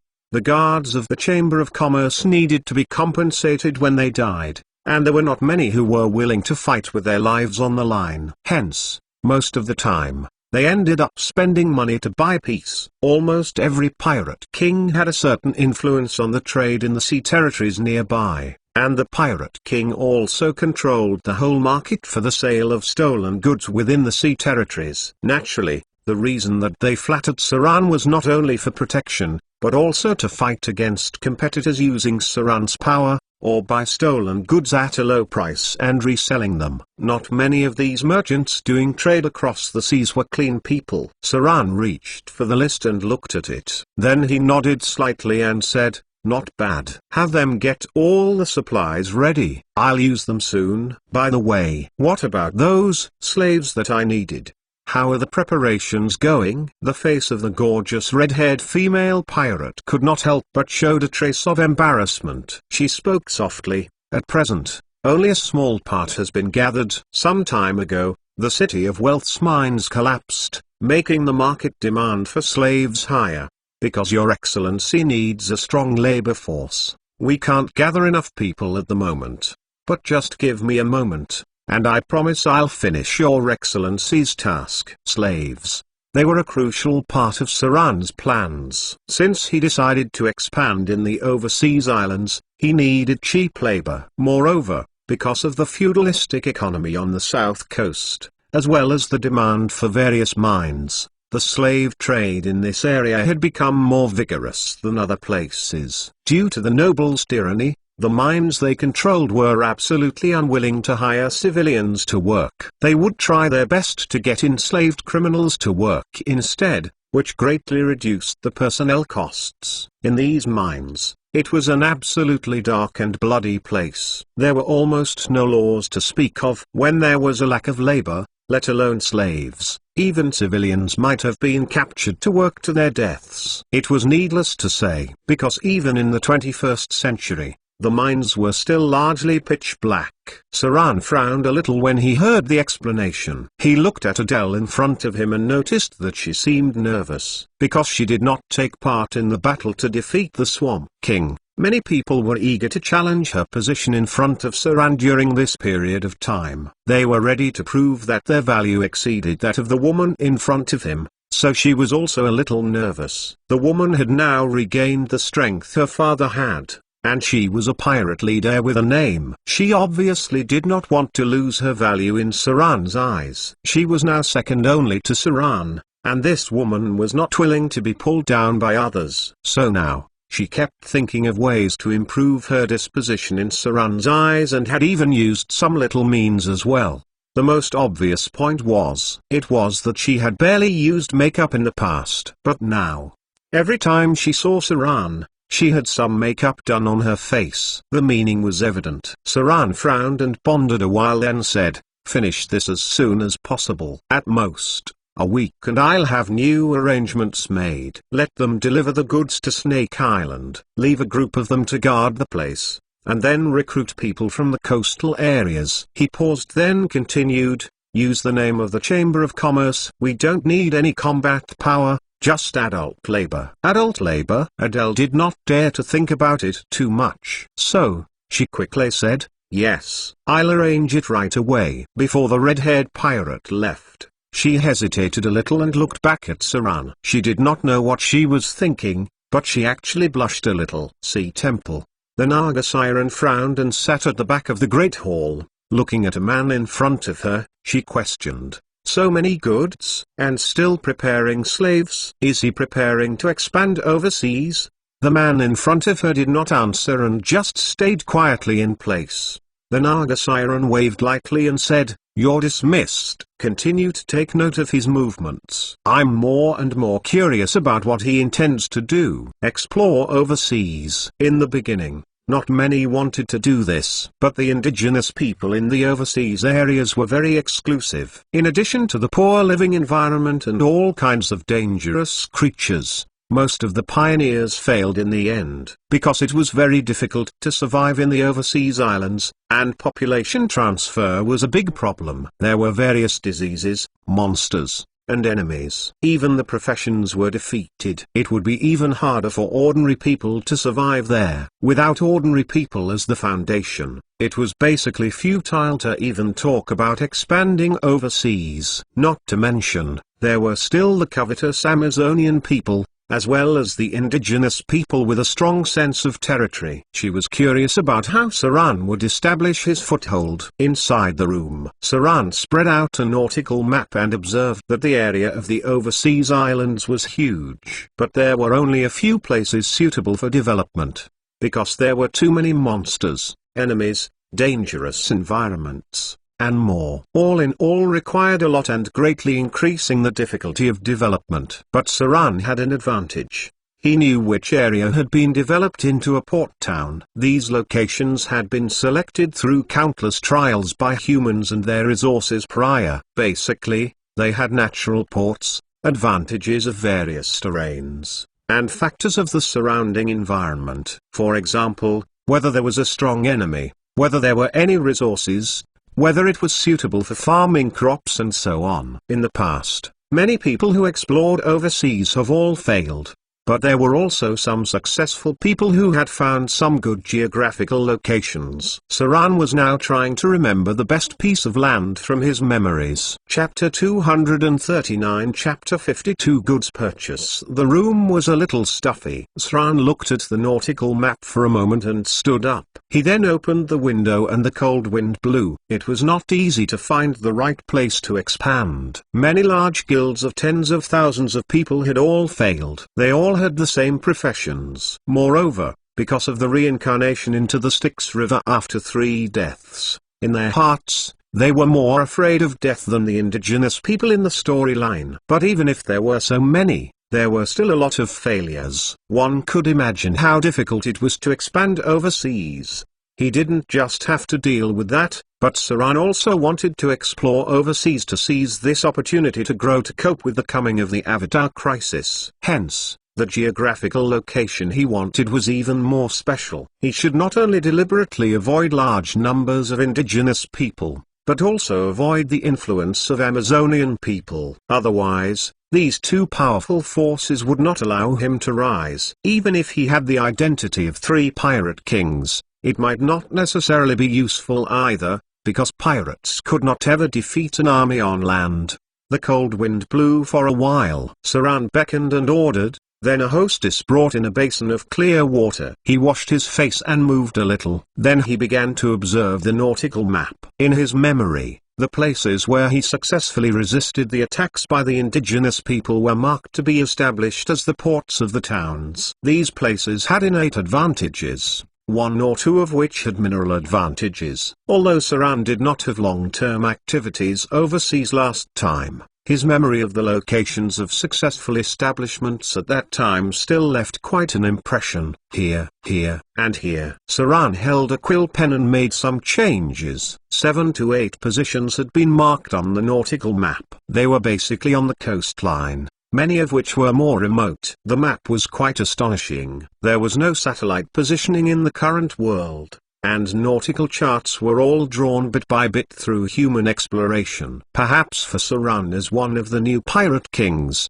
this chart was just a matter to lay his orders, but for others, especially those businessmen who trade across the seas, this chart was worth a lot of money. What was shown was not only the terrain of the Gulf Islands but the various safe routes as well. At the same time, it also recorded the exploration of pirates in the deep sea regions for hundreds of years, as well as the distribution of dangerous creatures in the nearby waters, and also recorded a small number of areas of activity for sea creatures with intelligence. It could be said that for this nautical chart, businessmen would be willing to buy it even if it was 5,000 gold dirhams. Saran would not sell it. In this era, information was considered wealth. If he wanted to dominate the interests of the overseas islands, how could he have let the others explore? At present, the whole south coast's overseas trade was with the Amazonian region. They only dealt with the group of Amazonian women, so their profits were only roughly about threefold. But if they traded with the indigenous people, the profits of the trade could reach 5 or even more than 10 times, and some simple items were likely able to be exchanged for gold from the indigenous people. Dang dang dang. There were slight knocks on the door, and the people outside seemed to be very cautious. They knew that Saran was thinking of some important things and were a little afraid of interrupting his thought process. Coming. Saran put down the quill pen, turned around and looked. How did the things go? A sharp man with scars on his face entered the door. He had a scar on the side of his face, a scar on his forehead, and a scar on his chin. At first glance, he felt like a fierce man filled with fighting experience. His nickname was Scarface. He participated in Saran's battle to kill the Swamp King and was also the pirate leader promoted from the back. He controlled a large ship and 2 smaller ships and had recruited about 7,080 subordinates. Saran was expanding the scale of his pirates recently. He had brought together all sorts of gangsters that he could. At present, there were nearly 1,500 pirates under his command, including about 560 who were under his direct command. In the current world, it was unable to gather tens of thousands of people on a whim, because ordinary civilians were not of much use. The subordinates that Saran recruited had at least 5 years of militia training. The weakest of these fighters could knock down 3 ordinary adult men with his bare hands. As for high-level professions, it was better not to think too much. This world's high-level professions were all managers of a region for powerhouses, and the worst was at least at the level of small-time leaders. Saran only had 2 level 4 professions,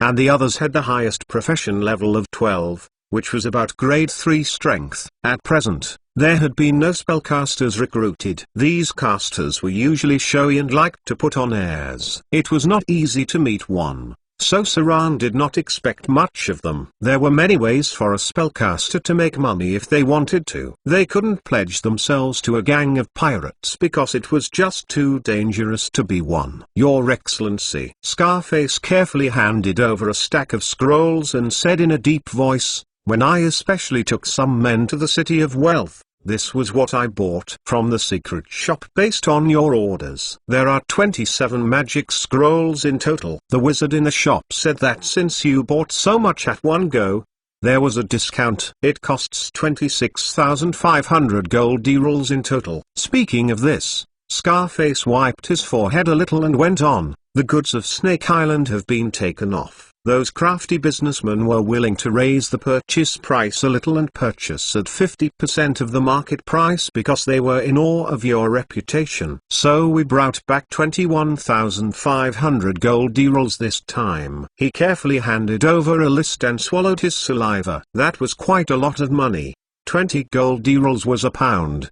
20,000 gold dirhams was 1,000 pounds of gold. He had never seen such a large amount of money before. If it were not for fearing the ruthlessness of Saran, he even wanted to steal some of it. However, this idea only surfaced for a while, and then he gave up that thought because Saran was now one of the 3 pirate kings. He thought that the future of serving under Saran was greater, and there was no need to lower his disposition in His Excellency's mind. Last time, there was a man who stealthily swallowed the goods. When he was found by His Excellency, he was hung directly on the mast. Very well. Saran took a look at the list, and then looked at the thin man behind Scarface. The guy shook his head slightly. A smile appeared on Saran's face and said, "You did a good job. Take someone to go get 500 gold dirhams. That's for you. Go out and have some fun. We're going out to sea in a while." Naturally, he would not let these men fool around. Every leader had his sights set on them. If Saran expanded overseas, his connection with the mainland would be weakened. That was why he needed to prepare a lot of things,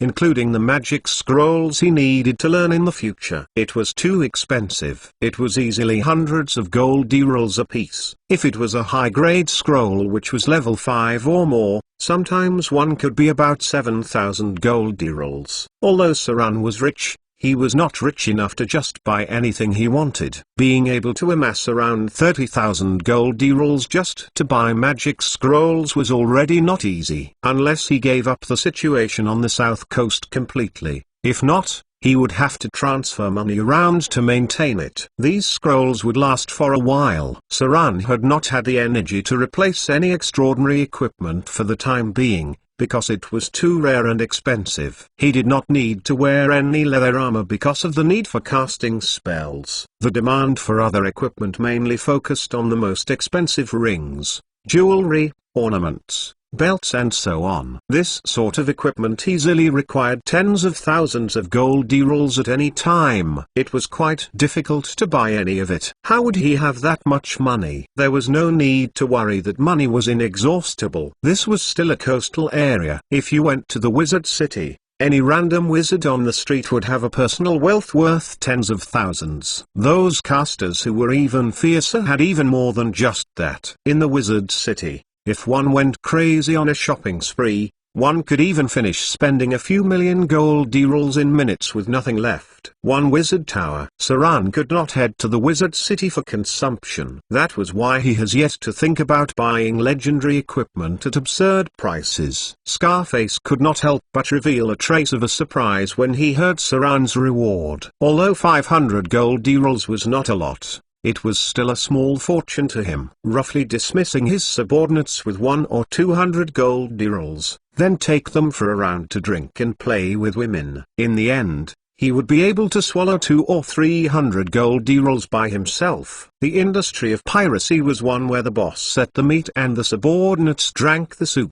The minions lived their lives in a drunken stupor. It was sufficient just ensuring that they had wine, meat and a little money to find a woman. He nodded respectfully and was ready to turn away. Saran put down the shipping bill, looked at the map, frowned and said, "Go visit an eyed Jack, and ask him why has the batch of exquisitely forged military weapons I need not been delivered. Have him deliver them within 3 days, or he will be thrown into the sea to feed sharks." Scarface stopped when he heard the order, then turned with a nasty grin on his face. He stretched out his tongue and licked his lips. "Don't worry, I'll go and have a look. I'll make sure the weapons are delivered in 3 days." Saran nodded contentedly and waved. "Very good. You're dismissed." "Yes."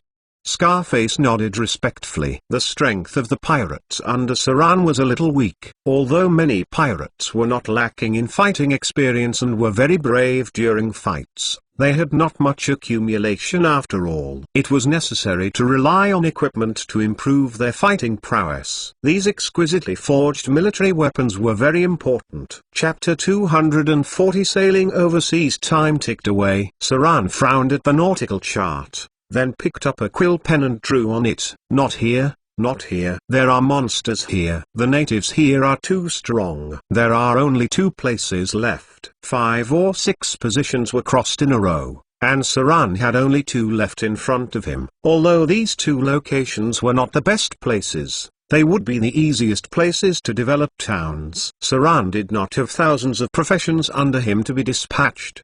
That is to say, the manpower he had now was not even comparable to the small and medium-sized guilds in his previous life. After all, most of the people who expanded overseas at that time were in Grade 3. Saran's men above Grade 3 were all pirate leaders. His only advantage was their high-end combat prowess. With Vivian's and his strength, they could crush ordinary enemies. Islands, routes, natural ports, coastal locations. Opening up overseas is not just to find a piece of land and draw a picture of reclamation. It's a dead-end act. The core of Saran's development depended on maritime trade. Hence, A natural port was essential. The location had to be coastal to facilitate transportation. Then there was the route. The route had to be relatively safe to avoid dangerous areas. It was best to have islands with fresh water for replenishing purposes or a transfer station nearby or some sort. All in all, it would take 7 or 8 days to sail across the seas. After all,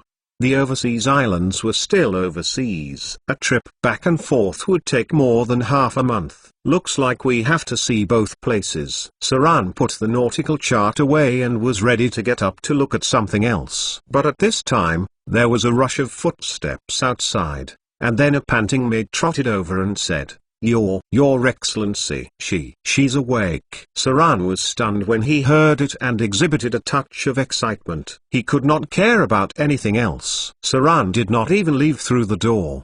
He directly jumped out of the window, as if his whole body turned into a shadow. He rushed into the room at the back of the courtyard. Big brother. Saran just walked into the room and Vivian crisply called out to him. Her expression seemed a little tired. After her small figure sat up on the bed, she raised her little hands and rubbed the corner of her eyes. As if she barely woke up, she said, "How long have I slept? I feel like I've been sleeping for a long time again." 5 days. Saran inspected her carefully, then asked, "Vivian, how do you feel?" The little girl raised her hand to cover her mouth and murmured, "I slept for so long again. I don't know either. It's just that I feel a little tired. I feel like sleeping again." "Still sleepy?" Saran looked stunned for a moment and softly said, "Did you have any dreams?" "What did you dream about?" "Dreams?" The little girl seemed to have remembered something. The cute little face of hers showed signs of recollection. She bit her finger a little bit. When Saran frowned and took her finger off her mouth, she stuck out her tongue. The little girl would bite her finger sometimes. It was a habit occasionally happened. She tilted her head and murmured, "I dreamt of a monster that was like an octopus." "Big brother, that big octopus was so hard to kill. I've smashed it into pieces, but I couldn't get rid of it completely. Oh, in the end, there was no way. I could only cook it and eat it." Saran's expression was a little dazed, but he recovered soon. The dream was just the struggle of the evolution of divine will. Vivian did not eat Dagon's divine consciousness, but during the process of fusing and consuming, it manifested the eating dream. However, it seemed like the little girl had grown up a lot. From the perspective of her ability to integrate a foreign divinity herself, her potential was really beyond estimation. How much divinity did the Swamp King possess? According to Sran's estimation and the effects of the data statistics, the divinity of the Swamp King should not be as high as that of the Son of Fear. After all, the latter had a real bloodline of the Son of God. The Swamp King just had a little divine gift through the limited Abyss Demon Lord Dagon's blasphemous ceremony. So if the divine points of Son of Fear was around 3 points, then the divine points of the Swamp King must be below 3 points, but it was only because he had a longer life,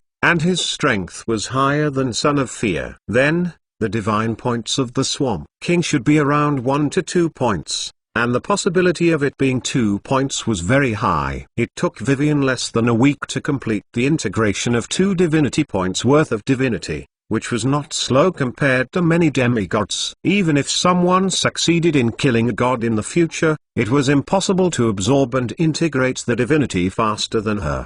Divinity was the most difficult part of a god's power to integrate because it was hardest to be stripped off. But other gods' powers, such as the Shard of Divinity, were very easy to integrate. In the future, many new gods relied on the shards of divinity to ascend into godhood. Their divinity was at most at the lesser divinity level. A shard of divinity was a power that could be easily controlled. Even if you killed a god-reincarnated saint, you could attain some pieces of a shard of divinity. If you controlled some unique abilities and even understood a god's power of the law, you could attain a complete shard of divinity. In Saran's memory, there was a person who once integrated a lesser divine power. The so-called lesser divine power was the lesser shard of divinity. The divine power was only the energy stored within the inner parts of the shard of divinity. A huge part of the level of divine power was dependent on the level of the shard of divinity. Because divine power had a power value, believers' prayers would convert into a divinity points, which was the same as mana after the collapse of the magic network. After finishing what she had to say, Vivian could not help but stretch. The little girl shook her little arms and legs, then dived into Saran's embrace. Her little head arched in Saran's arms. Then she closed her eyes again. Within a few seconds, she went to sleep again. It seemed that after defeating the ancient Abyss Lord Dagon, her divine consciousness had overconsumed too much energy. She fell asleep so quickly. This time, Saran felt a lot more at ease because Vivian was no longer in danger now. She was just too tired after the spiritual battle. This time, she slept for 2 days. By the time the little girl recovered from her spirit exhaustion and came to her senses, Saran had already arranged everything and was ready to set off for the overseas islands. Saran made many preparations for the trip to the overseas islands this time, including the food supplies and medicines of 2 large ships, weapons and tools of 1 large ship, as well as about 300 slaves. Some of these slaves came from the mainland, some from overseas, and some were even the children of those slaves. Although Saran's plan required a large number of slaves to fulfill,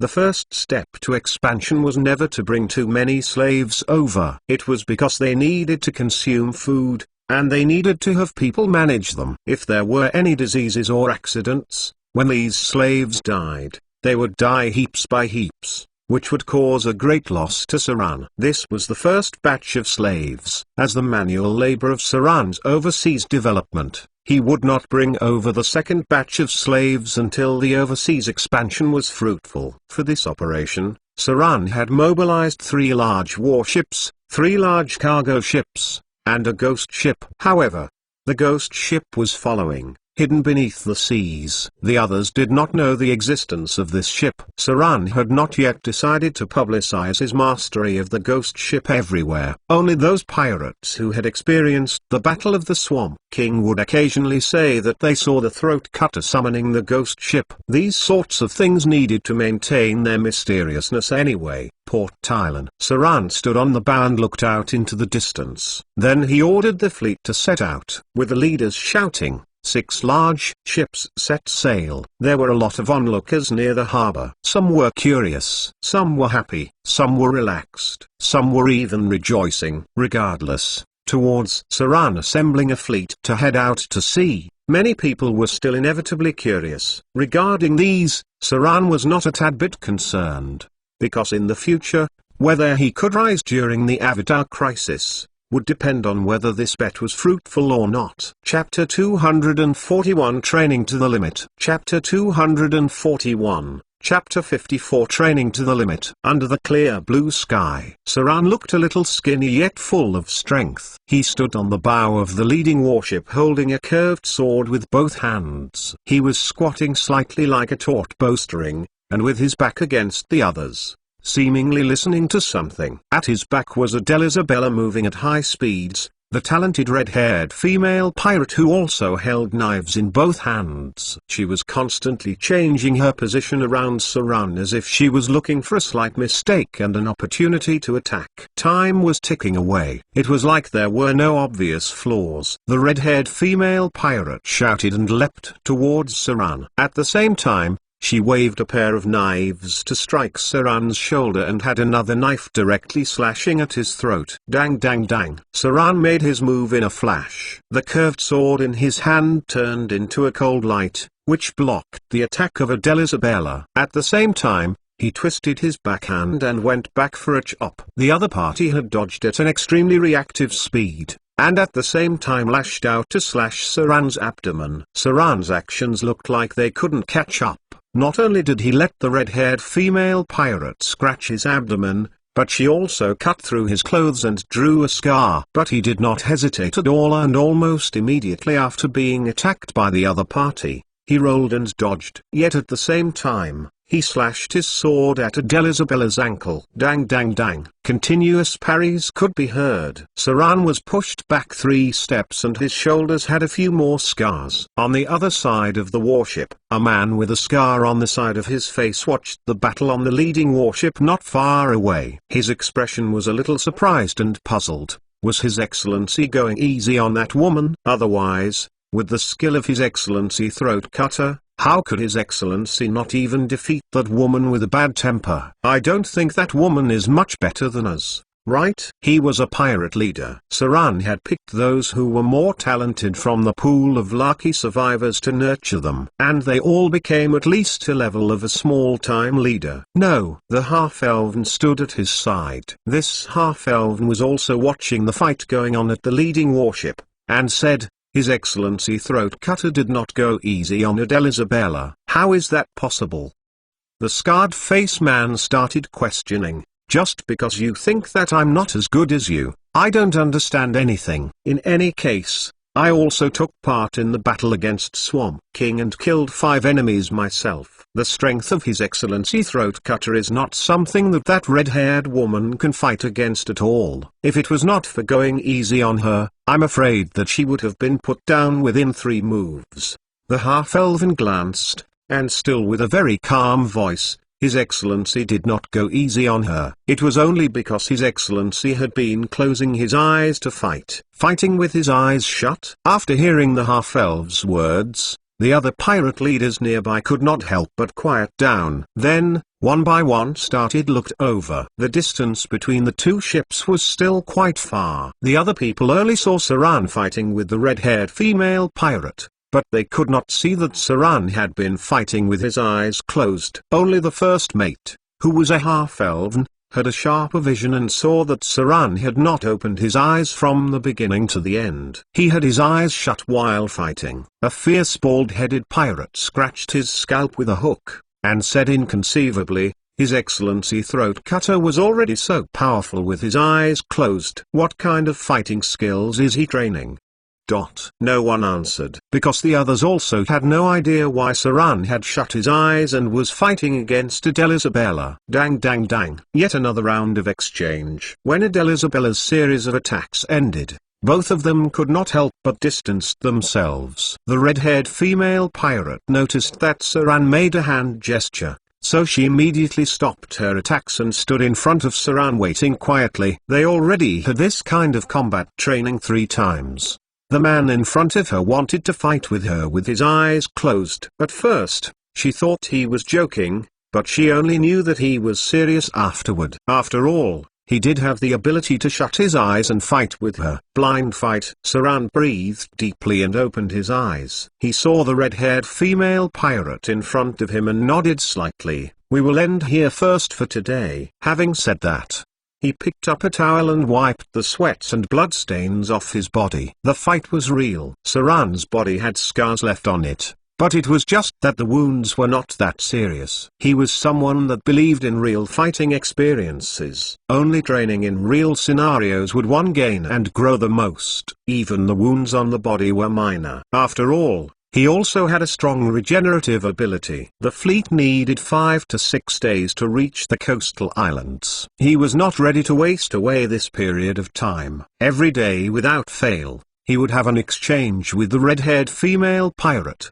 to train his other abilities. Because Saran had gained a lot of information on his abilities during this period. A row of data emerged. Fighting experience. You have successfully unlocked a unique fighting ability. You have learned something from the fights. After much training, you have mastered a new fighting skill. You have acquired a part of the information on sword form, spinning strike. Fighting experience. After much training, your fighting skills have leveled. You have acquired a part of the information on dual-wielding defense. Fighting experience. After fighting on the sea time and time again, your fighting abilities on the sea has risen. The ability to balance and resist against the ship's turbulence has risen. You have acquired a part of the information on sea combat. Fighting experience. After training time and time again, you have acquired a unique fighting skill. You have acquired the dual-wielding skill. Fighting experience. After self-training, you have mastered a unique fighting skill. You have acquired a part of the information on blind fight skill. A total of 5 streams of data emerged. Maybe it was because Saran was leaning towards being better prepared recently. So, the information on the skills came out all at once today. Among them, The most important one was the dual-wielding skill. Saran had already received the information twice. To master this dual-wielding skill, he had already spent quite an amount of effort. Followed by sword form, spinning strikes information. This alert appeared because Saran was conscientiously observing Adele Isabella's fight and learned it while she was using the spinning strikes skill. According to the current progression, it should not take that long to finish learning it. After that was the dual-wielding defense skill. This skill's notification already appeared once during the Battle of the Swamp King. Saran's objective for the current training was to master the blind fight skill. And to master this blind fight skill, he had already shut his eyes during the battles. This had already lowered his ability to gauge his opponent and was unable to confirm their position. He had no choice but to switch to a more defensive form of fighting and gauge their positions from his opponent's attacks. Then, launch a counterattack. Unexpectedly, as a result, it ended up training the dual-wielding defense fighting skill. Before Saran got the information for blind fight, he had gotten the information for that first. I finally mastered dual-wielding. Saran looked at his own data and let out a long sigh and said, I've mastered dual-wielding. Next I should be raising my profession levels to further strengthen my skills and abilities. Skill points were all very precious. If time permitted, it was still better to train by himself and attain those basic skills that were fairly simple. Then, use the skill points to advance them. If not, it would be a pitiful waste of those skill points to be used on these basic skills. After all, these skills could have been attained through the increase in the number of battles. It might have been due to the cumulative fighting experience, or maybe, Saran's accumulation had already reached a certain extent. Recently, the rate at which he had received information alerts were faster than before. Regarding some of these basic skills training, the outcome had been quite decent.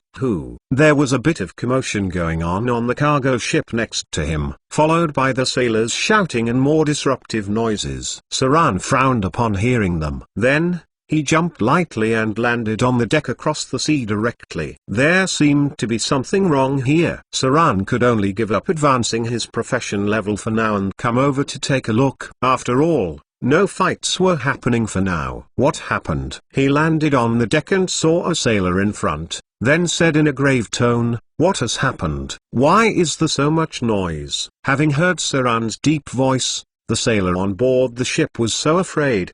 He shrank a little. Throat Cutter's name was now even able to stop the children's cries in areas on the south coast. When he saw Saran, he was a little afraid. At least a sailor at the side that was braver replied, Your Excellency Throat Cutter. Down there. There is a slave who's sick down there. We are afraid that it might have been an infectious disease. We were going to throw him into the sea. But some slaves were frantically protecting him, not letting us near. Disease? When Saran heard that word, he was astonished. When sailing out to sea, diseases were not funny. Sometimes even professions could not withstand them. In the case of sailing at sea, infectious diseases were like nightmares, which might eventually spread to the people on the entire ship. So in such a case, the other people usually threw the infected person into the sea, especially if the infected person was a slave. To prevent all the slaves from being infected, they might even put the infected slaves to death. The medical skills in this world did not amount to anything.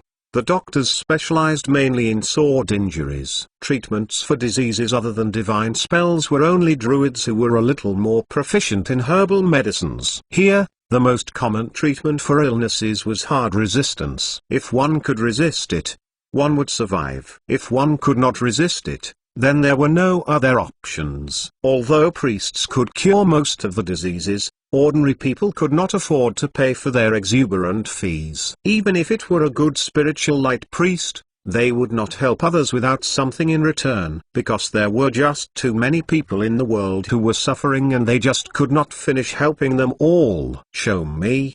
Towards this batch of slaves, Saran was still more concerned about them. These slaves were the main labor force for his expansion overseas. If the entire ship died due to the spread of the infectious disease, it would have been troublesome. As his voice was heard, a sailor immediately bowed and lowered his head, then led him down.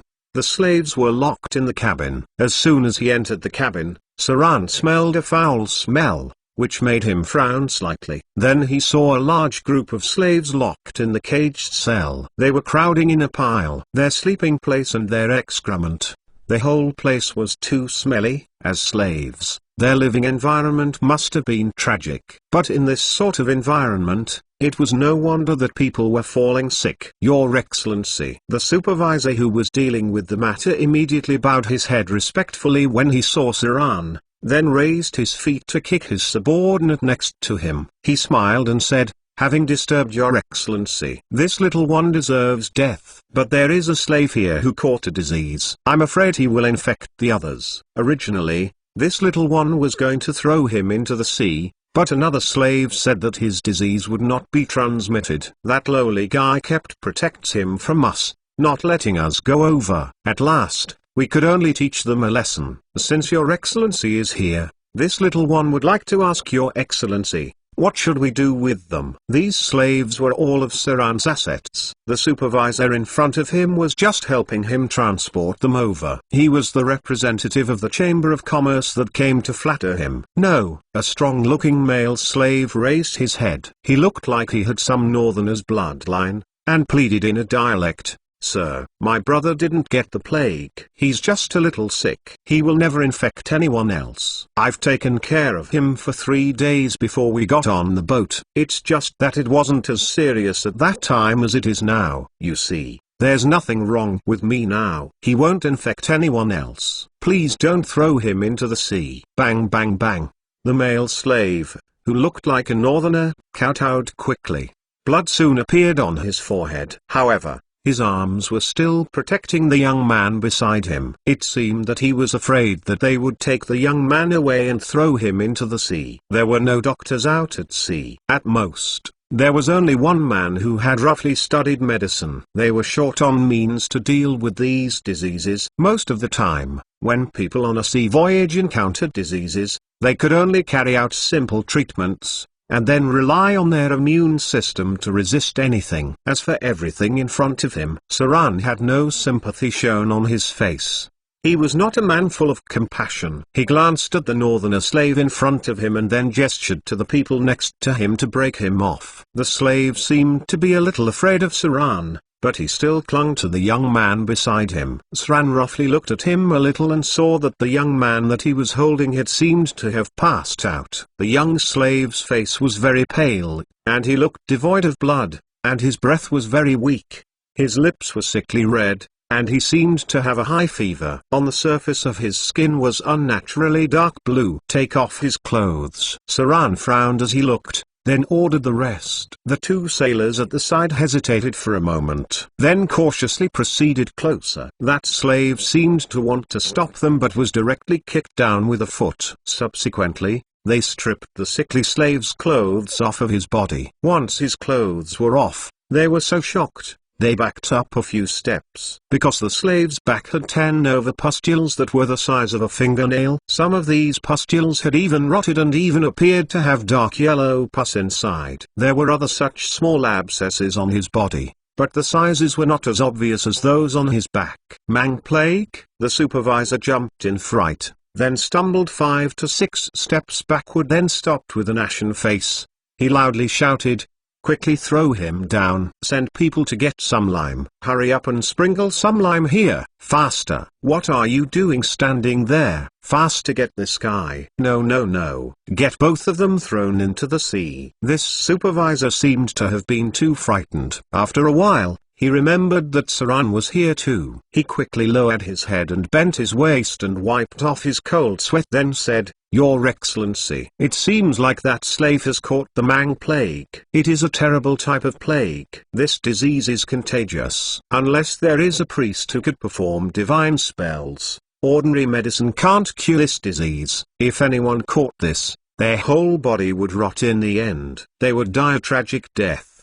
His words made the sailors nearby nervous, as most of their eyes turned to Saran. They seemed to be waiting for his orders. On the other side, Vivian's little figure came out of the cabin. She was wearing a Snow-White princess skirt, and she raised her little hand to rub the corner of her eyes. Then she stretched out greatly and looked at the red-haired pirate beside her. She asked, Where's my big brother? Why don't I see him?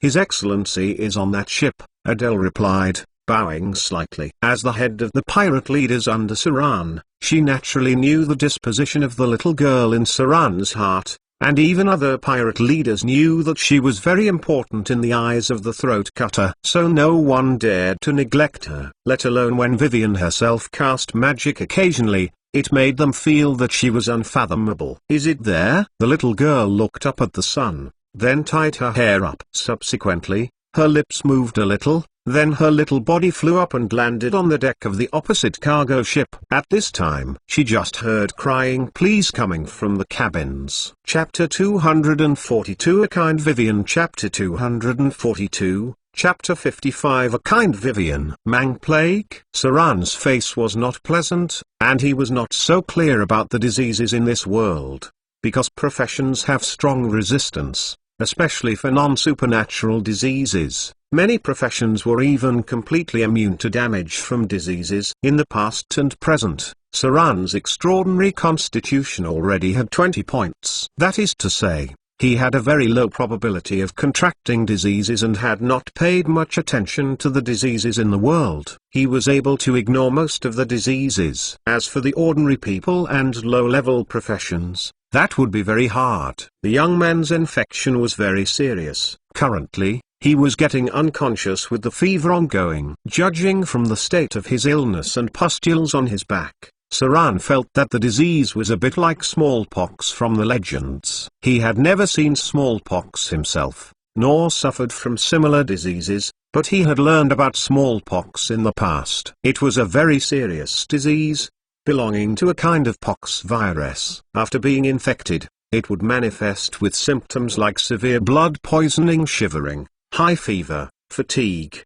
headache, aching limbs and back, and if the body temperature rose sharply, even convulsion and coma would occur, and the skin would successively have rashes, pimples, blisters, pustules in batches, and finally form scabs and shed them, leaving pox scars. Smallpox was a type of severe infectious disease, for which if people who were not immune caught the disease, chances of death were over 30%.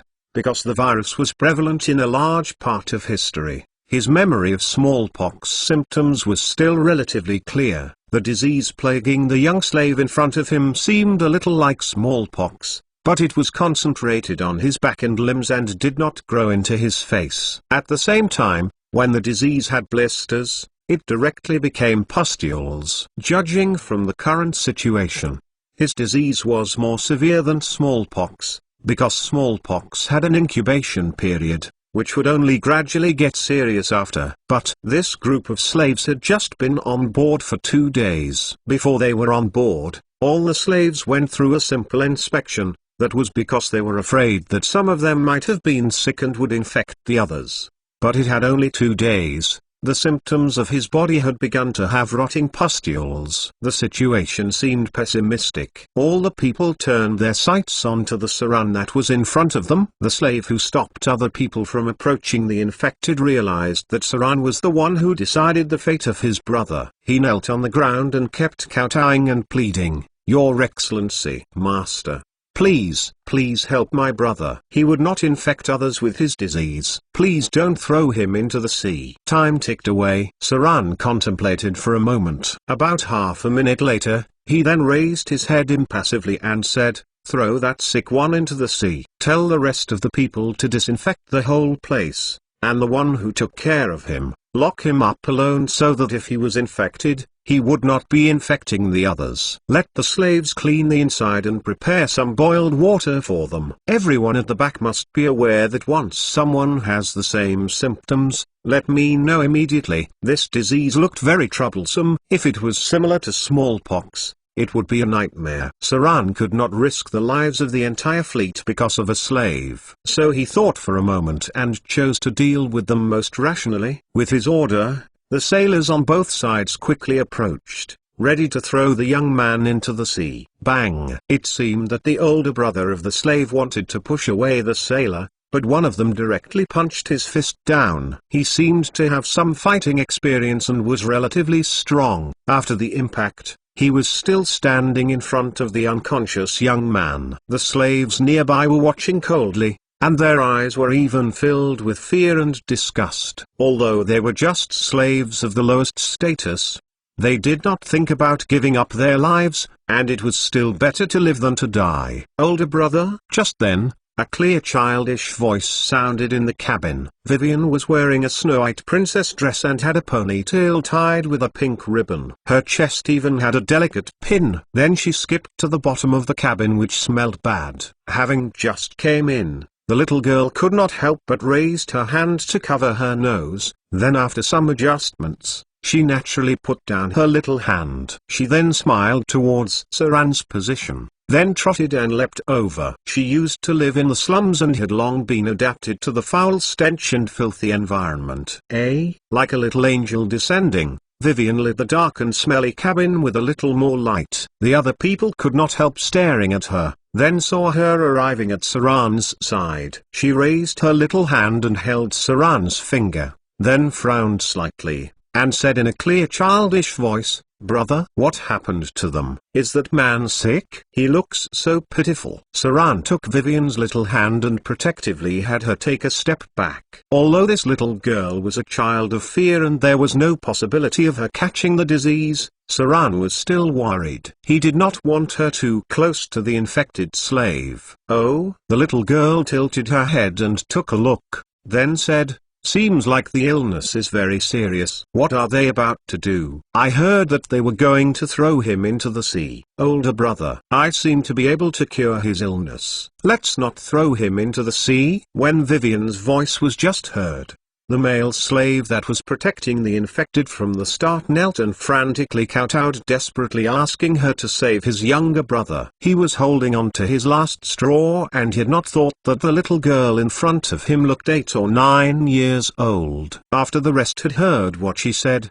they too were surprised, especially those slaves that were locked up in cages, who were looking at Vivian as if a little angel had descended. "Save him?" Saran was stunned by her words. He looked down at the girl in front of him and said in a low voice, "Vivian, you can cure his illness." Wizards seemed to not have any spells that could cure illnesses. Only the priests had such spell abilities. There was a level 1 spell, disease suppression, which could delay the outbreak of the disease for 24 hours. But there were still no other ways to cure it. When the wizards treated diseases, they also needed other potions to aid in the treatment. Necromancy also had some research on diseases, and many of them did not seem to get sick at all. Saran did not know prior that Vivian could cure diseases. Stupid Vivian. When Vivian was about to cure the infected slave in front of her, Lillian's discontented voice rang in her head. "What is this that you are doing? Just let that slave die. You want to use your divine power to cure him. Are you crazy?" Divine power is precious. It takes a lot just to convert into cast a level 3 divine spell.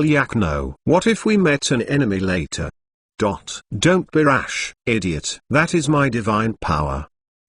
If I had known this earlier, I would not have given you the authority to use divine power. Lillian was furious. Sadly, today was not her turn to control the body. Vivian's expression was quite firm, her cute little face hung a sweet smile. On the surface, there seemed to not have many changes. However, in her heart, she quietly replied, "Lillian, it's all right." They looked quite pitiful. And, casting a remove disease wouldn't use up that much divine power anyway. A strange light appeared. There was a spiritual light invisible to the naked eye and a light golden glow that was visible to the naked eye. The former appeared in Saran's eyes, but the light golden glow that was visible to the naked eye was blocked by the other ordinary people. What Saran saw was that Vivian used an arcane method to cast a grade 3 divine spell, remove disease. What others saw was a light golden glow on the little girl's white hands, which revealed a holy breath and power, making them feel awed involuntarily, as if they saw a miracle happening. The power of spells was that strong. As Vivian cast a remove disease spell on the young slave in front of her who was suffering from the disease on him immediately began to recover rapidly. Especially those pustules that had gradually begun to rot, was almost healing at a visible speed. Although the power of magic could not restore his body to its full state, The disease on him was completely cured, but the body was still very weak because of the damage caused by the disease. "Thank you, thank you." The male slave in front of her was seeing his younger brother gradually waking up, having recovered with a thread of rosiness on his face. He immediately knelt again and kissed the ground under Vivian's feet. He did not dare to kiss the shoes of the angelic little girl in front of him, because he was afraid of desecrating her sanctity at the moment. Hence, he could only kiss the ground she had passed by to express his gratitude. The sick young man seemed to have regained his consciousness. He looked at the others in front of him, and then he was pulled by his brother to kowtow several times. The situation seemed to have been settled. Vivian's magic cured the infected slave, and even the air nearby seemed to be purified once. The little girl smiled cleverly and then led Saran away by his fingers. She did not know the names of the two slaves either. She just innocently felt that they were pitiful and wanted to help them because Vivian was a very kind little girl. The two of them left the cabin in no time, and the sailors started to arrange for people to clean up the place. The slaves were still kept in a small cage, but they just remembered an angelic little girl, that very kind and good-hearted little girl. She was even willing to use mysterious magic to cure a lowly slave, although they were not the ones who were cured. With this kind of behavior, they were already won over. Moreover, today was only the first time they had met this little girl. Chapter 243 Enhanced Dual Wielding. Chapter 243, Chapter 56 Enhanced Dual Wielding. On the leading warship, Saran held Vivian's small body and landed on the deck. They were not too concerned about what had just happened. In Saran's view, it was just Vivian making a move to help a slave, while in Vivian's view, she only helped a very pitiful man. Neither of them noticed the changes of the slaves, especially those two slaves who were helped by Vivian. The gratitude in their hearts for escaping death had caused them to change a little. This change was not obvious, but it was like seeds beginning to sprout. Saran sat on the deck and softly spoke to Vivian about some relatively simple things. Occasionally the little girl would ask him for a tip or two on skills on how to learn magic. Although Vivian was better than Saran in terms of magical talent, she had less experience in fighting with a spellcaster. It was hard to teach a fighting style because wizards had no combat style. Their only style was to understand the opponent as much as possible before the battle. They collect their opponent's information and abilities and then made full preparations for the battle. There was a saying that went like this: a well-prepared wizard is near invincible. There were different ways of fighting against different enemies. The real test of a spellcaster's ability was an unprepared sudden battle. At that moment, it would be the best time to test their luck, experience, knowledge and more. Saran's view on magic battles was similar to Gloria's. That was, a wizard must first have had attained vast amounts of knowledge, including humanities, geography, customs, elements, planes, domains, astrology, consciousness, beliefs, etc. A vast knowledge that could be used as their strongest backing. After their experiences had reached a certain degree, it could be converted into real power. At that time, a wizard's fighting ability would have been formed. A fixed set of spells were not easily usable. Just like in the current sea environment, more than 70% of the spells had hidden dangers. Testing one's ability to adapt to their circumstances was a must. What Saran was giving Vivian now was the knowledge to adapt to different circumstances. It was not what spell was easy to use or what spells were effective, but deciding on ways to fight based on a fighting scenario. This was the core concept of a rogue's combat and also Saran's survival skills. Because a rogue could not fight a fighter alone, even using bows and arrows would not win a fight with a ranger as well. A wise rogue's most obvious characteristic was his ability to adapt to different fighting conditions and eventually finding his fighting style that was most beneficial to him. The so-called prepared wizard also found their most beneficial way to fight. Vivian sat on Saran's lap and listened very quietly. From time to time,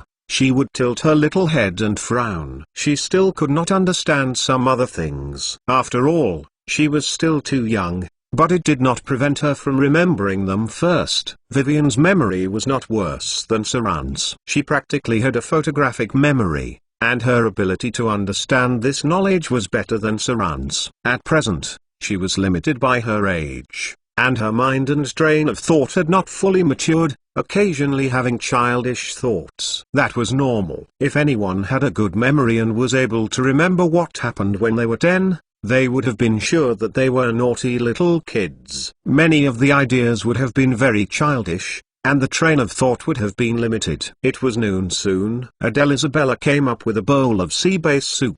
The red-haired female pirate was a little strange recently. She had even thought of making food for Saran. A group of people quickly finished a simple lunch. There were not many requirements for sailing on the sea. The most important thing was that the nutrition was balanced and fresh water was sufficient. The vegetables for long-distance sailing were the most important, whereas meat could be substituted with fish. Recently, Vivian was getting sleepier, and she did not know why. She could sleep about 16 hours a day, several hours more than normal children of this age. On the surface, the little girl's consciousness seemed to be a little overexhausted and showed signs of fatigue, but Saran did not know why her consciousness was so taxing. Wasn't she inactive recently? The little girl filled her stomach and went to nap in a huff. Before she left, she murmured something to herself. But Saran did not hear anything. He did not know how to read lips, and could not decipher what Vivian had murmured to herself. Therefore, no one would complain about having too much knowledge and skills. Saran could not understand her and assumed she was just senselessly mumbling. Having settled many of the things, Saran finally had time to start advancing his own profession level. He had accumulated quite a bit of slaughtery XP. He had held back just for this moment to advance his fighting abilities in a single breath. Dual-wielding personal ability. During many battles, you gradually learned how to use both hands to fight at the same time. This is a very difficult fighting skill to master. Only those with very flexible hands could train it. However, after mastering this ability, your number of attacks would be faster than others in battle, although it will reduce your accuracy to hit enemies. Number of attacks per round +1, accuracy 2. Prerequisite of enhanced dual wielding. It seemed like it was not a powerful fighting ability. Yes, dual wielding was not very powerful to begin with. It could be used to deal with weaker enemies. But if you dealt with enemies of similar strength, using two weapons at the same time would greatly reduce your chances of attacking the enemy. Saran's emphasis was not on dual wielding but on the more advanced skills towards the back: enhanced dual wielding, greater dual wielding, and legendary dual wielding. A row of data emerged. Shadow Dancer profession raised to level 3. Acquired 27 dexterity points, 22 plus intelligence 2010 times, 0.5 points of ability points. Hit points raised 14 points. Profession hit points 8 plus constitution 2110 times, 0.5. You have acquired Shadow Dancer's ability Conjure Shadow. You have acquired a free attribute point. You have acquired an ability point. Under the circumstances where Saran was filled with slaughtery XP, naturally advancing the Shadow Dancer's profession level was a priority. Shadow Dancer's profession level was accounted for within the Rogue's profession level. But Shadow Dancer's profession level would only be advanced until level 10.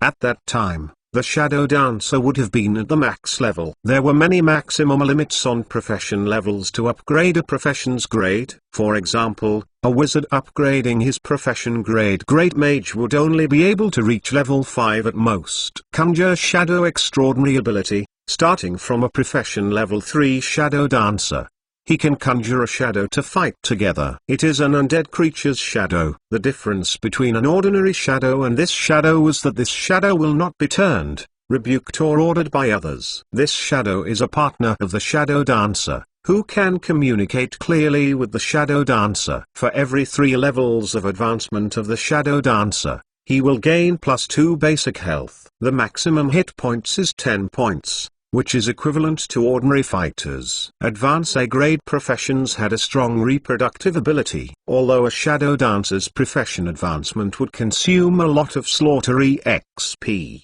Following the profession level advancement, one would acquire quite a bite of extraordinary abilities. This Conjure Shadow was one of them. With the total profession level of the rogue having advanced to level 10, the Slaughter EXP required for advancement suddenly increased to more than 75,000 points, and the Slaughter EXP would only be higher and higher in the future. When the total profession level of rogue reached 15, it would rise even higher again. The most difficult thing to enter the legendary domain was that after the profession level 15, countless people got stuck and could not advance further in their whole life, as more than 2 million Slaughter EXP was needed to advance into the legendary domain. Amongst them, about half of them would be between profession level 15 and 20. A single free attribute, Saran, still assigned to dexterity, increasing the dexterity points to 23 points. As for the skill points, there was no doubt that they were added to literacy. He had almost reached the requirements for Sage, having mastered skills and abilities so quickly, and continuously obtaining various information alert. Saran felt that it was inseparable from his advancing his literacy. Lastly, Saran was most concerned with the advance ability, Enhanced Dual Wielding. Enhanced Dual Wielding personal ability. As the number of fights increased, you are more comfortable with how to use weapons with both hands. You begin to feel the slight trajectory disparity when weapons move. When you launch an attack, you can continuously attack the enemy until they are unable to even fight back. This ability would continue to improve, but it would require more from you. Number of attacks per round +2. Accuracy 1. Dexterity 16 points. Enhanced Dual Wielding. Saran undoubtedly added his ability points into Enhanced Dual Wielding. This ability had dexterity requirements, and towards the back required a high level of dexterity mastery. This was only a prerequisite for dual wielding. As for the combat power, the increase was not that obvious. Once greater dual wielding was mastered, that would be the real outbreak period. At that time, Saran would not have any accuracy penalty. At the same time, during every round, the left hand's attack speed would +3 and the difference between both hands would reduce. As for the last legendary dual wielding, it was also called perfect dual wielding. Simply put, Saran's master hand could attack several times, and his non-master hand could attack the same number of times. His two hands would become as flexible, and when in battle, his attack speed and accuracy rates would be the same. If he had legendary dual wielding, it would not be a problem even if there were more than 10 swords in a second. Even blocking bullets with a sword would be like playing. That would be the most badass moment. But the last legendary dual wielding was very hard to master. Any skill with legendary for a start would have a top rate difficulty. Chapter 244 Chapter 57 Sage. Chapter 244, Chapter 57 Sage. After raising the Shadow Dancer's profession level, Saran was still left with roughly 60,000 Slaughter EXP. In a breath, he added the remaining Slaughter EXP into his wizard profession level. He was planning to get more attribute points since this was his last chance to get attribute points in advance. Wizards starting from level 9 onwards would require double Slaughter EXP to raise their power. After their profession level had reached 15, wizards raising their profession level would require Slaughter EXP that was way higher than any other professions. In the future, unless Saran was able to successfully kill a god, if not, the speed of accumulating Slaughter EXP would never be near enough. Wizard profession level raised to level 8. You have acquired 25 intelligence points, 20 plus intelligence 2010 times 0.5 skill points. Hit points raised by 10 points. Profession life force 4 points plus constitution 2110 times 0.5. You have acquired a free attribute point. Wizard profession level raised to level 9. You have acquired 25 intelligence points, 20 plus intelligence 2010 times 0.5 skill points. Hit points raised by 10 points. Profession life force 4 points plus constitution 2110 times 0.5. You have acquired an ability point. 2 levels, 1 attribute point. 3 levels, 1 ability point. Saran added his attribute points into his dexterity. raising his dexterity points to 24 points, acquiring an ability point to advance enhanced dual wielding afterward. Although Saran felt like using the ability point to master the wizard's meta-magic abilities, after much contemplation, he still felt it was better to add them to fighting skills. Wizards' fighting abilities were strong, but they were a profession that consumed lots of time, money and energy. Saran did not have enough time to learn spells, conduct research, and train casting skills. Hence, his top fighting priority was still in the rogue's domain, where he was more familiar with. Wizard's spells were only supplementary to his current fighting abilities. Greater dual-wielding personal ability. With the increasing experience in fighting, your dual-wielding is reaching perfection sooner. You are already a master of dual-wielding, and there are not many people in the Underdark who are stronger than you. Among 1,000 people who use dual-wielding, you can even rank first. You have mastered and understood the advanced skills of dual-wielding. There is no penalty if there was a mistake when you use dual wielding. Number of attacks per round +3. No accuracy punishment. Dexterity 18 points. I have finally acquired greater dual wielding. Saran looked at his surroundings, then left for the edge of the boat. He held onto both his curved swords, then raised his feet to lift a wooden plank. There were flashes of cold light. Saran held a curved sword in both hands and unsheathed them at the same time. The wooden plank was shrouded with a blade's flash in midair. When Saran finished a round of attacks and sheathed the swords, the wooden plank already became 12 pieces of fragmented wooden blocks and fell onto the ground. In total, he had just slashed it 8 times. His right hand slashed 5 times. His left slashed 3 times.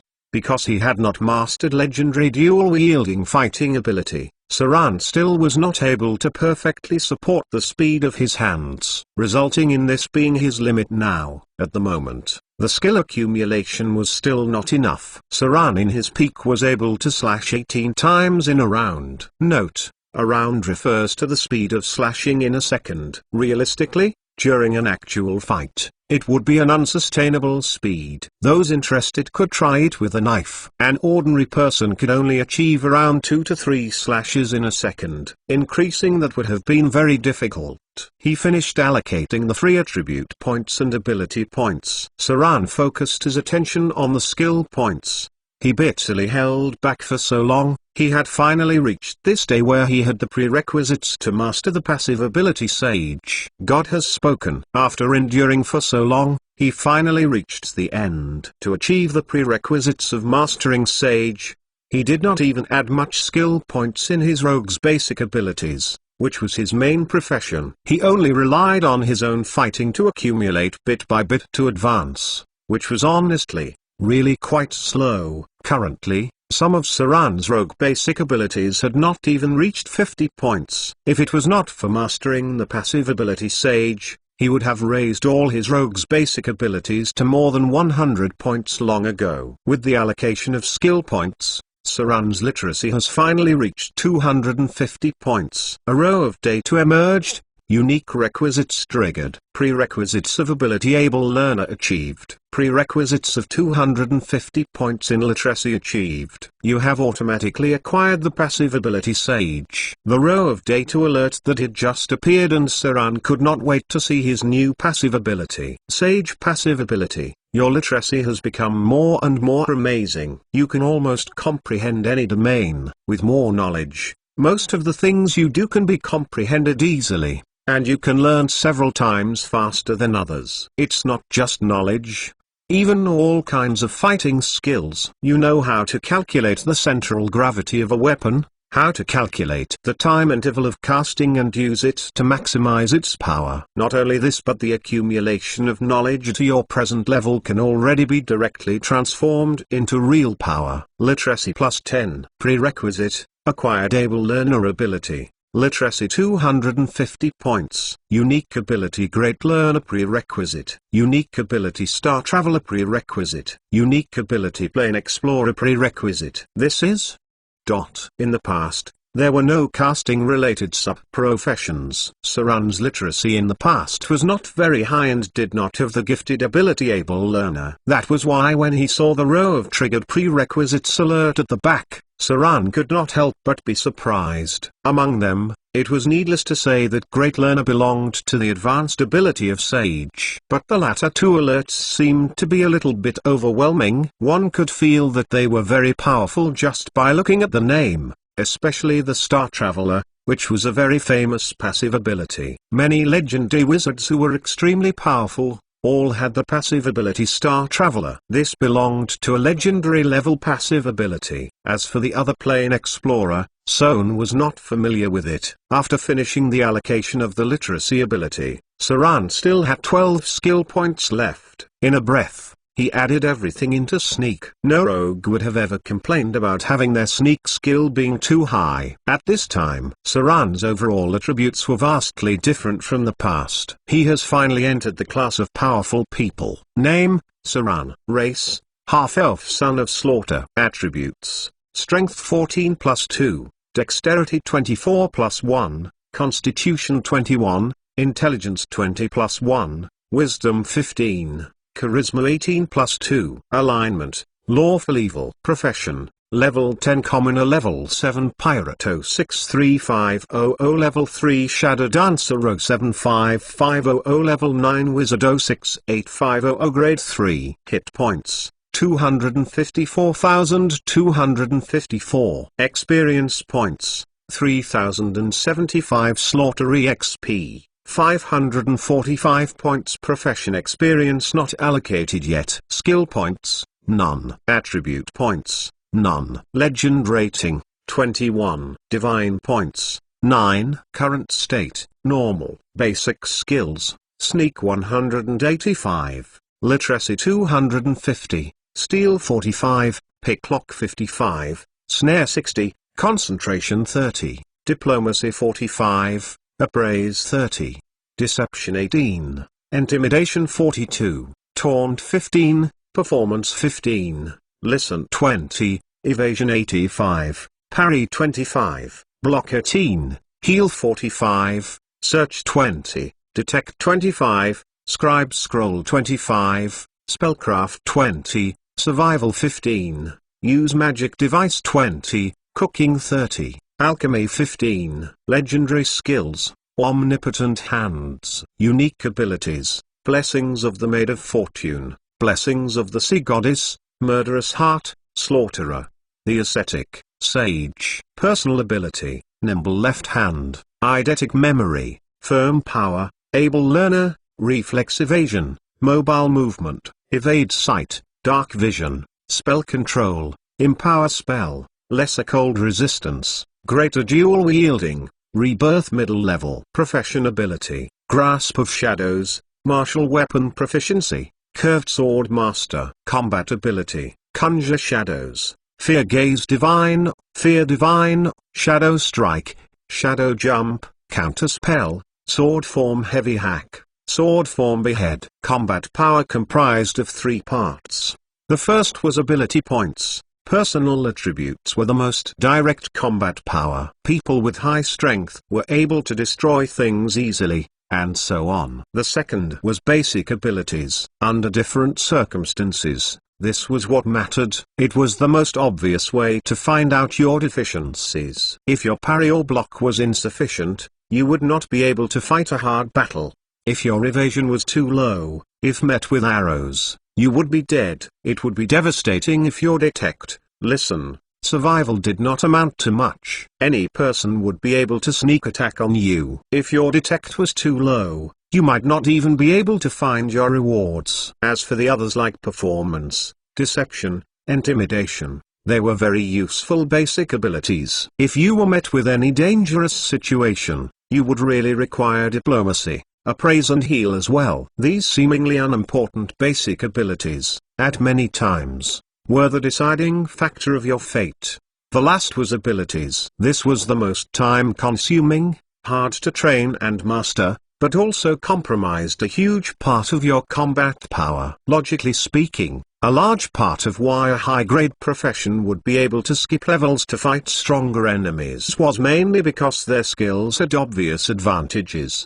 The power of these three parts combined would be your overall combat ability. When against your enemies, if any part was able to give you an advantage, the chances of you winning would be raised significantly. Saran always liked to calculate his chances of winning every time he moved. At many times, in his heart, he had already calculated his chances of winning based on these three conditions. If he did not have an obvious chance of winning, he would give up fighting in the end. Time passed bit by bit. Sailing on the seas was a huge waste of time. Moreover, it was extremely boring most of the time. Saran had expended most of the slaughter EXP in a breath and then began to train his combat abilities. Earning slaughter EXP was only a part of improving one's strength. It was also very important to sharpen one's fighting skills and master one's abilities. Adele Isabella was still Saran's training partner, but this time Saran increased the difficulty. He directly covered his eyes with a black cloth. Blind fight ability was a very important unique ability. It would prove to be useful in many times. Saran must master it in advance. Dang dang dang. Two people started to probe each other's skills during the exchange. Since Saran had covered his eyes, most of the time he was defensive and was disadvantaged during the exchange with Adele Isabella. But he did not show signs of losing. As the number of fights increased, it was the opposite. He was slowly able to remain undefeated. He didn't know if it was his own misconceptions, but after he had mastered the sage ability, it seemed like his entire mind had been clearer.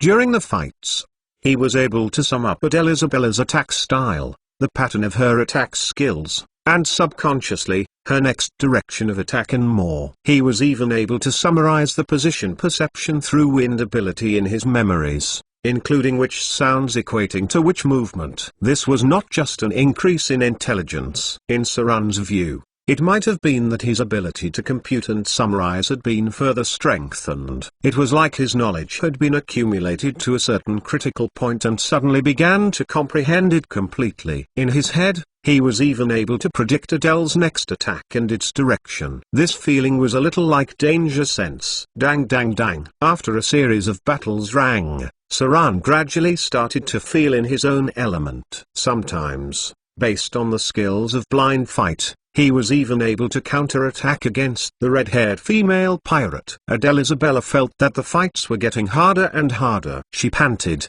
while raising her hand to lift her long red hair, and looked at Saran with awe and disbelief. It was like looking at a monster. She had never seen a guy with such amazing talent and fast learning ability. But this level of learning and mastering abilities of Saran's, she had never heard of it before. In the beginning, just to master the blind fight skill, she spent nearly a year or two just training for it. But Saran had only used how many days now? Only 3 days had passed. At this rate, it would not even be half a month. His blind fight ability would have already leveled. Acquire 3 information alerts. An afternoon's training passed by quickly. After Saran ended today's training, he had already received the second ordinary skills information, fighting experience. After successive fights on the sea, your fighting abilities on the sea has risen. The ability to balance and resist against the ship's turbulence has risen. You have acquired part of the information on sea combat. It might have been because the accumulation was not enough. For now,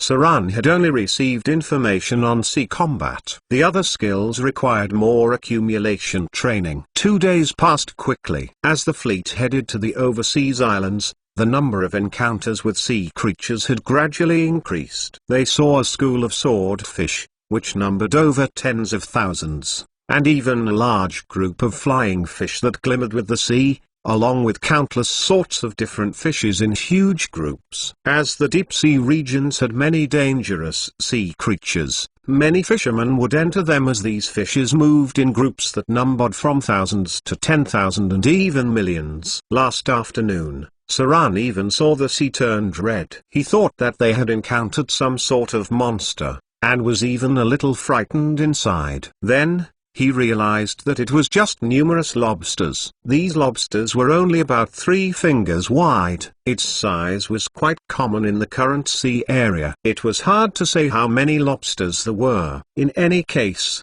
when a sailor threw the fishing net down, he managed to catch hundreds of red-shelled lobsters. The taste was nothing special. It was not that different from the lobster he had eaten before in his previous life. However, their claws were stronger and bigger than the ones in his previous life. If one came across a larger lobster, it could even cut off a person's finger directly. There was an unlucky sailor who almost had his finger cut off by a lobster. In the evening, Saran sat on the deck and cut the lobster with a dagger. Most of the lobsters were 2 fingers thick, some of which were bigger and could even reach the size of human hands. The other pirates below fished up more than 10 lobsters and sent someone to please Saran. Then Saran turned around and made a roasted lobster. Now he was feeding a greasy-mouthed Vivian. The little girl ate happily today, because it was made by her older brother, and also because her older brother made it nice. Saran was richer. Naturally, he could also afford those expensive seasonings. The key to cooking was nothing more than just these 3 points: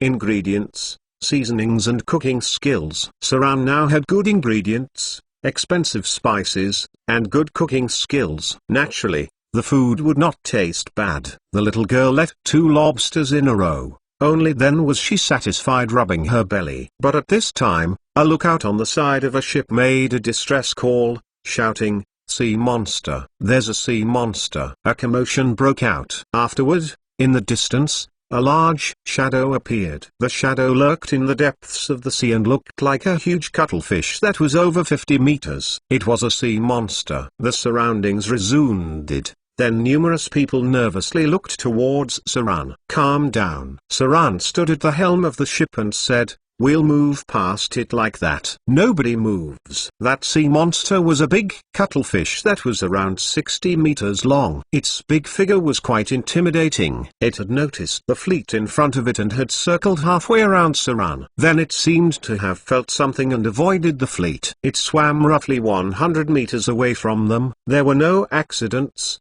and no fights broke out. The 2 parties just crossed each other like that. Saran kept watching the sea monster leave. In his heart he thought, seems like the blessing of the sea goddess was quite effective. In the next 2 days, they encountered another 2 sea monsters. But the targets had not attacked them. Until the 5th day of the voyage, they were finally close to their destination, and Saran began to see scattered islands. They were reaching the Overseas Islands. Chapter 245, Overseas Islands. Chapter 245. Chapter 58, Overseas Islands. Overseas Islands. The geographical environment of this area was special. It originally belonged to a continent, and then a large part of the tectonic plate collapsed and sunk, finally leading to the current regional geography. From the map, it was a bit like the Spratly Islands near Singapore in the past, just that there were more scattered islands than on the continental plate,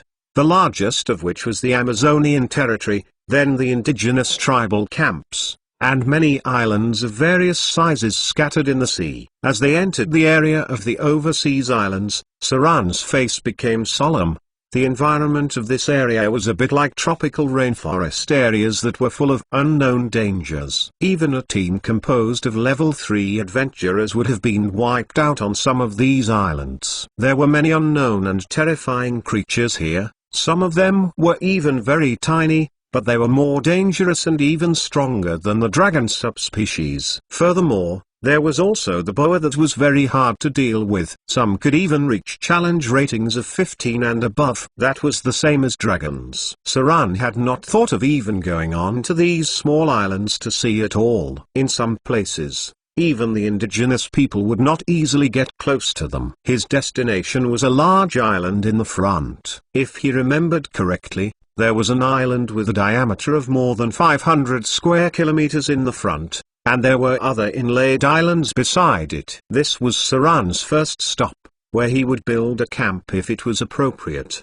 The places that he had picked all had natural ports. 2 more days passed. When Saran saw a towering mountain and a cliff standing on the coastline, He finally knew that he had reached his destination. A flock of seagulls appeared in front of him. In the distance, one could see the thick woods. There were lots of bird droppings on the ground. The nearby islands were all the stopover points for migratory birds, so a huge amount of bird droppings had been accumulated here for tens of millions of years. These bird droppings, as they were quite precious resources, they were the best fertilizers. After a little refining, Saran chose this place as his stronghold. Of course, it was not only because of its geographical advantages. Stop here. Saran looked at the others, then turned his eyes to a position on the cliff where there was a metal cross, on which white bones seemed to be seen. This pile of white bones used to be a famous pirate king. He fell into the hands of the enemy and was cruelly sentenced to be directly nailed to death. His ghostly soul was there, but it could only be met at a specific time. He would put forward a very difficult request to others, but if completed,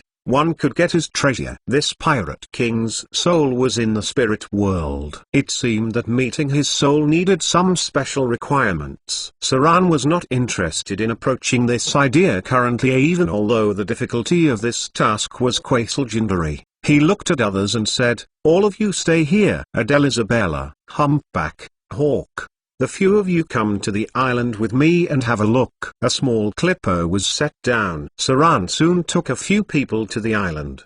Probably because there were barely any outsiders here. When they just set foot on the island, the birds flew all over the sky. There seemed to be some commotion in the distance, but it soon calmed down. This area could be built up like a town, and it was relatively safe. Saran would not be naive enough to think that there were no enemies here. He did not go too deep into the jungle but only went to a flat land south of the cliff, which was a natural flat land. It was a place where the others had found it and built a town there in the end. There were some white-looking stones in the forest. They felt very brittle and would break off when pinched. Saran picked up a piece and smelled it. Then a smile came out on his face. The others also picked up and smelled it curiously, but they immediately threw it away with disgust because of the smell of shit and urine. These pirates could not see the value of these stones, but for Saran, these were the most important fortune, even more valuable than a gold mine. This was an inexhaustible gold mine, but the indigenous people did not know how to use it.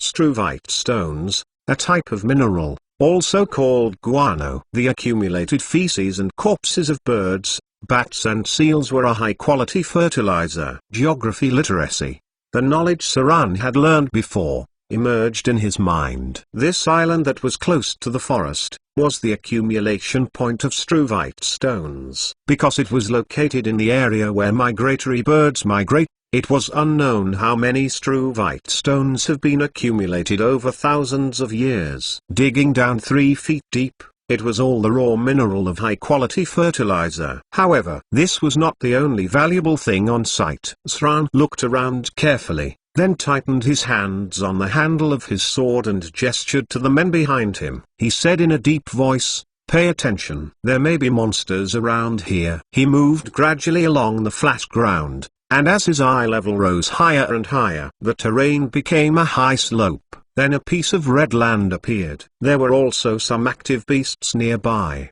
but they fled immediately after seeing Saran. These beasts felt a sense of danger from them, and even a cheetah ran into the jungle in fear. Saran cut through the soil with his curved sword, then reached out and twisted the red soil. He then put it on his hand and kneaded it. Then he threw it on the ground with a smile on his face. It was clay. At first, in his memory, the town built here was made of red bricks. But he did not know what craftsmanship was used. In just 3 months, they built a brick house and cut out a large surrounding wall. Bricks have appeared since ancient Rome. Since people made pottery, they have tried to make other things out of clay. Saran also had a little knowledge of the craft of porcelain making. The firing requirements of red bricks were not that simple for him. However, the key factor was how to increase production. The current world's construction technology was still quite high, but it was not widely used in mass production. Most of the high-end products were made by the spellcasters. Saran did not know how those people burned so many bricks in a short time. But it did not matter. That group of people that year started to expand overseas after the Avatar crisis. Now it was 2 years ahead of schedule. Even if they lacked some technical advantages, they could still develop a way to scale production first. What is His Excellency doing? A guy with a big head,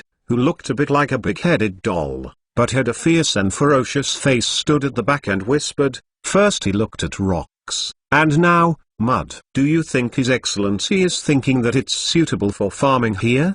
The overseas island is a wasteland. Even if it needs to be reclaimed, it will still take several years for it to become a fertile land. Don't you look at me like that. Before I became a pirate, I also cultivated land for a good number of years too. The pirate's appearance was very weird. He noticed that the other people were looking at him strangely. He could not help laughing and said, "Don't just look at me thinking I'm only good at swiftly cutting heads off. I'm also quite good at farming." Saran did not bother about what was happening at the back.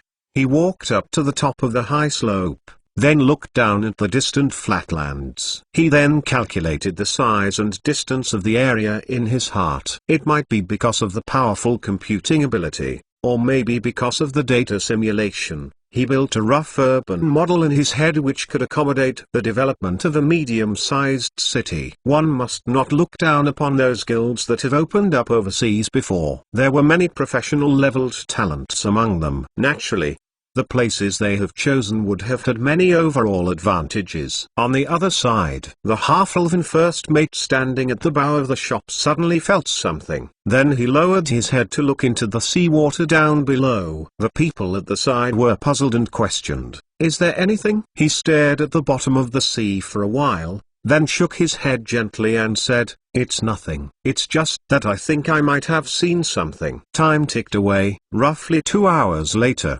Saran finally finished inspecting the nearby areas and brought the rest of them back. In his heart, he had already made a decision. Although he had prepared 2 other locations, Saran was very satisfied here. The other 2 places were a bit off remote, and the distance was still a day or 2 away. If one wanted to expand overseas, they must rely on the resources on the mainland. Hence, the closer you were on the sea route, the better. It was also easier for other materials to be delivered, whether it was a natural port, had a geographical advantage, or land resources, etc. This location could have been regarded as a first-class place for overseas islands. After all, there was another advantage here. This location was far away from the Amazonian area of activities and was not near the indigenous tribes. The island was not very large, so there were not many indigenous people moving here. In a place like the overseas islands, generally,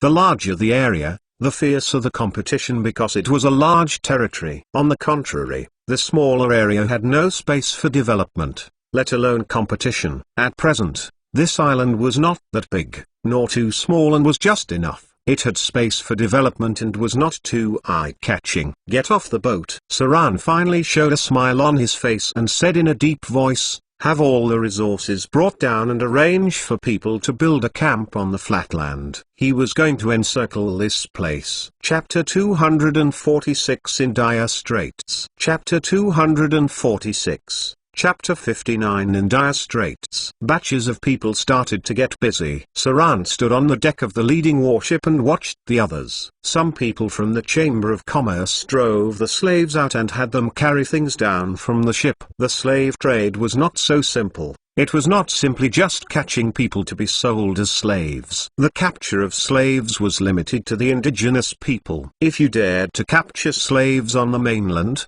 people would cut you down with knives. Even the evil lords and nobles would never allow those slave traders to do things at will. That would warrant for one to be hung at the crossroads. Within Saran's slaves, indigenous people comprised of one half, then the mainlanders another half. Slaves developed because of many things: war, crime, bankruptcy and so on. Selling themselves as slaves was also very common in this world. It was not surprising that after bankruptcy, those bankrupts become debt commodities themselves. Among them, the slaves from the mainland were better off, whereas the slaves from the indigenous tribes would have a lot more trouble. They must have a process of taming the slaves after catching them. The price of a docile slave could be increased by more than 50%, while a disobedient slave could only be thrown into an arena. There were many ways to domesticate slaves, some of which even involving forbidden methods. Most of them were domesticated slaves on the market. The price of slaves from the mainland was higher than that of the indigenous people. Saran did not have enough money to use it all on the slaves from the mainland, so the proportion of the indigenous slaves was still very high in comparison. Based on Saran's current experience, he was able to see many of the indigenous slaves' eyes light up as they got off the ship because this was the overseas islands they were familiar with. This gave Saran a little headache, but there were no other ways. After all, this was the place where they had lived. The indigenous slaves were prone to think of other ideas in their heads. Watch over them. Saran turned to look at Adele Isabella at the side. The red-haired female pirate seemed to be thinking about something. She stood on the deck and was in a daze for a while. Then she recovered and saw Saran telling her, "Pay attention to these slaves from the indigenous tribes. They must not be allowed to escape." Adele Isabella, having heard him, immediately nodded and said, "Yes, Your Excellency." On the other side, there were already pirate leaders preparing the camp. These pirates were not a group of incompetent individuals, nor did they only know how to fight. It was much more difficult to live on the sea than on the land. Although many pirates were illiterate, they still had some knowledge. For example, the guy who had 2 fingers missing and a scar on his forehead could not even write his name. But he knew astrology and could sail in the sea without losing his way. Even if there were no stars, he could still judge the general direction of the route based on the current temperature and wind direction. He was a capable man. Although he didn't have high combat power, he was still promoted to be a pirate leader by Saran. Pirates respected those with abilities. While the first criteria was power in combat, they also respect their abilities. Otherwise, the position of the navigator would not be higher than that of many pirates. A large group of subordinates was preparing the encampment. Saran had already brought over a lot of resources, enough for them to use for more than 3 months, including various tools. Therefore, much of the resources of the Chamber of Commerce in Port Thailand had been mobilized. The others must have had roughly guessed Saran's intentions but were not so optimistic. It was mainly because there was too much danger in the overseas islands, and the land was not that suitable for farming. There were all kinds of strange creatures and very exclusive indigenous people. If there were indigenous people nearby and they knew that they were camping here, the possibility of indigenous people launching attacks was quite high. Time went by bit by bit. Saran satisfyingly saw the encampment being set up. The pirates were chopping down the trees and a simple encampment was already a third done. At the front, the half-elven first mate was commanding the others to erect the tent. On the other side, a Cyclops and a Baldy were commanding the slaves to transport the resources. It looked like it was going to rain today. It was better to move everything into the tent. Weather change was also a very troublesome thing. It couldn't be sunny forever. Storms were common here, and much of the resources would be destroyed as soon as they got wet. The tools had been moved, and the rest of them at Saran's command was going to build a simple fence out of wood. Originally, Saran thought that his first day on the overseas enclosure would pass by peacefully. But he was wrong.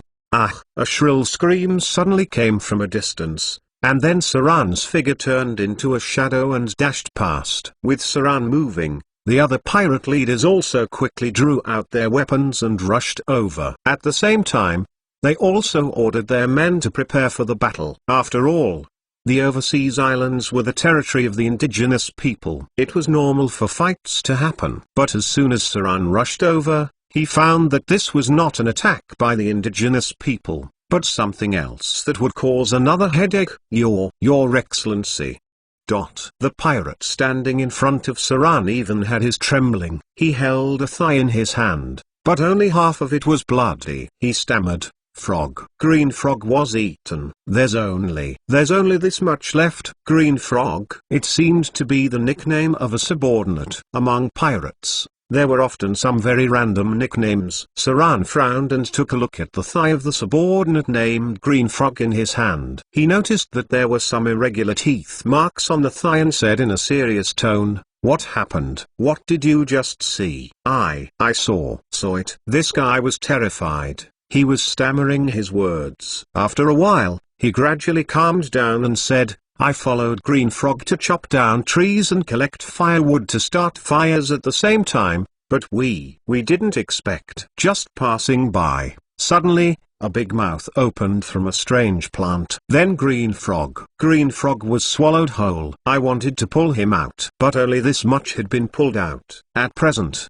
the pirate, who was so terrified and confused, raised the bloody half-thigh for a while and then threw it away as if he was still mentally crazed. At this time, other pirates have also arrived. Saran turned to look at them and said, "It's not the indigenous people. The rest of you, go back and prepare. Adele, you come with me and have a look." It would be easy to deal with if it wasn't the indigenous people. Saran did not want to fight to break out and deplete his manpower because there would likely be a big battle against the indigenous people if they met at this time. "Your Excellency." Adele's expression was unpleasant as she saw the half-thigh on the ground, and puzzledly said, "What monster caused this? If it was able to swallow a person whole, leaving only half a thigh, it does not seem like a monster that would be easily dealt with." Saran looked at her and said, "I don't know either, but I can roughly guess what it is. It seems that we are in trouble. There are mutation areas near this island." The plants inside had mutated. There were traces of felling in the forest. To build the camp, it was natural to cut down wood. Although Saran had the idea of burning bricks, there were still not enough resources and manpower. Cutting wood was the fastest way to build the camp. Adele Isabella followed. She looked at Saran and whispered, "Your Excellency, I suggest we burn the mountain once. If not, there would be too many poisonous insects and snakes here." Today, 2 or 3 people have already been bitten by poisonous insects and snakes. Although it was not fatal, there was still a guy whose wound has deteriorated. At this rate, we will use up a lot of manpower just dealing with poisonous insects. Yes, poisonous bugs and snakes were troublesome. People who had never been to these types of primitive areas could not imagine how many poisonous insects there were. If someone smoked a house that no one had lived in for a long time or some burrows in the wild, they would find all sorts of insects that could make their scalp numb would crawl out. It was not so easy to expand into the wilderness,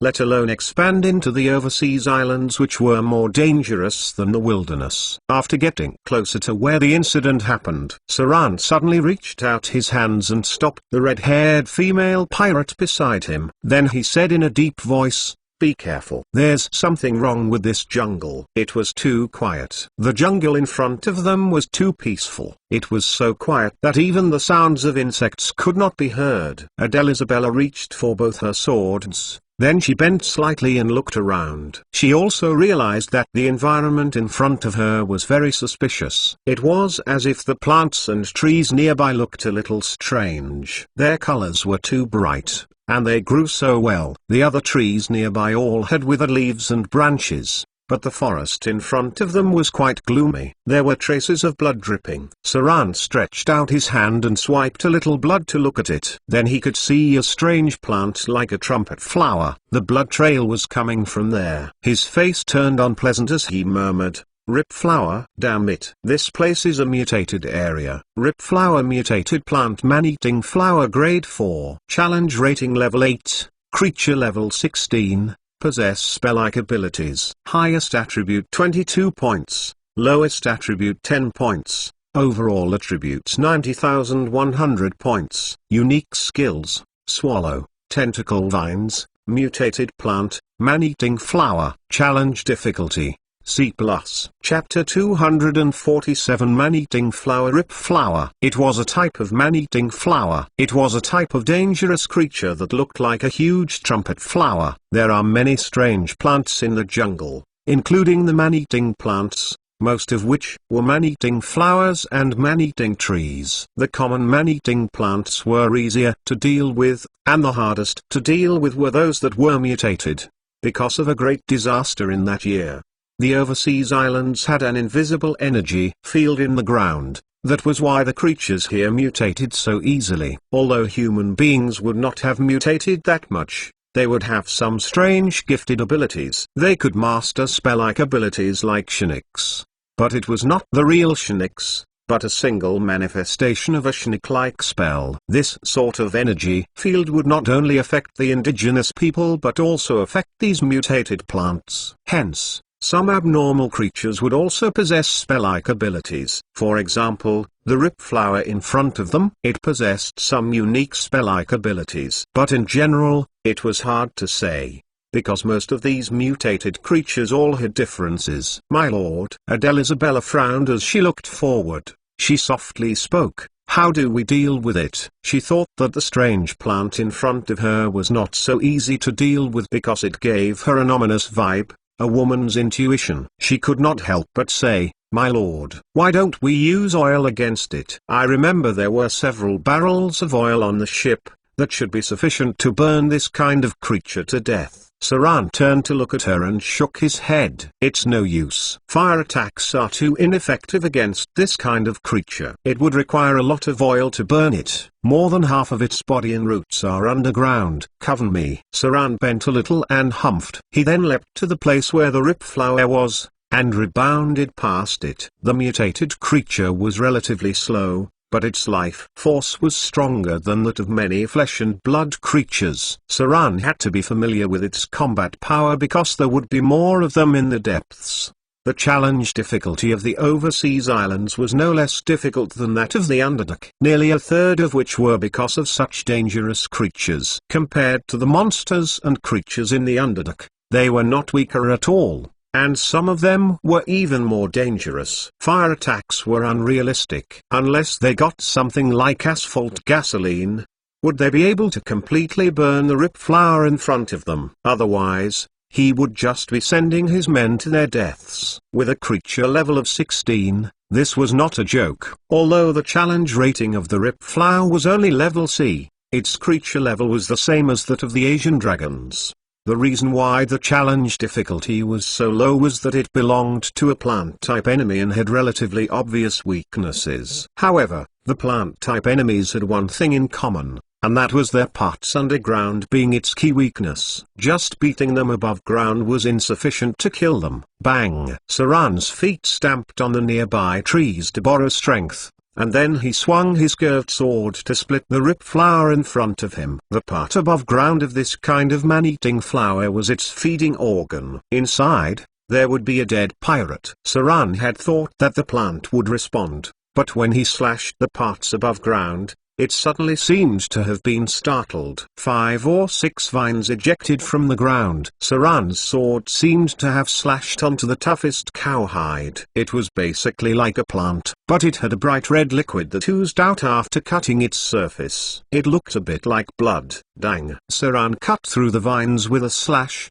and fresh blood came out of them. These vines were unspeakably weird. When they were cut off and dropped onto the ground, they wriggled like the tentacles of a strange animal. It made people's scalp feel a bit numb when they looked at them. At this moment, the flower petals were as tough as cowhide, and the eating organs above the ground opened. 3 rows of dense teeth could be seen on the outer and inner positions of the flower petals. Its teeth were a bit like the great white sharks, all of which were fine and sharp teeth. It was distributed accordingly in the inner and outer 3 layers. These teeth were still stained with blood and meat foams. Inside the petals, you could see the extension of the roots within the plant itself. It was just like when you peeled apart the plants. There were veins inside them. However, the flower petals in front of them had veins that were similar blood vessels. 3 rows of sharp teeth could a little bit automatically, and in that huge flower bud was a bunch of unrecognizable meat pieces. Saran smelled something acidic, but it was not actual acid. It was just some acidic liquid secreted by the rip flower. This liquid would help it decompose and digest most of its prey,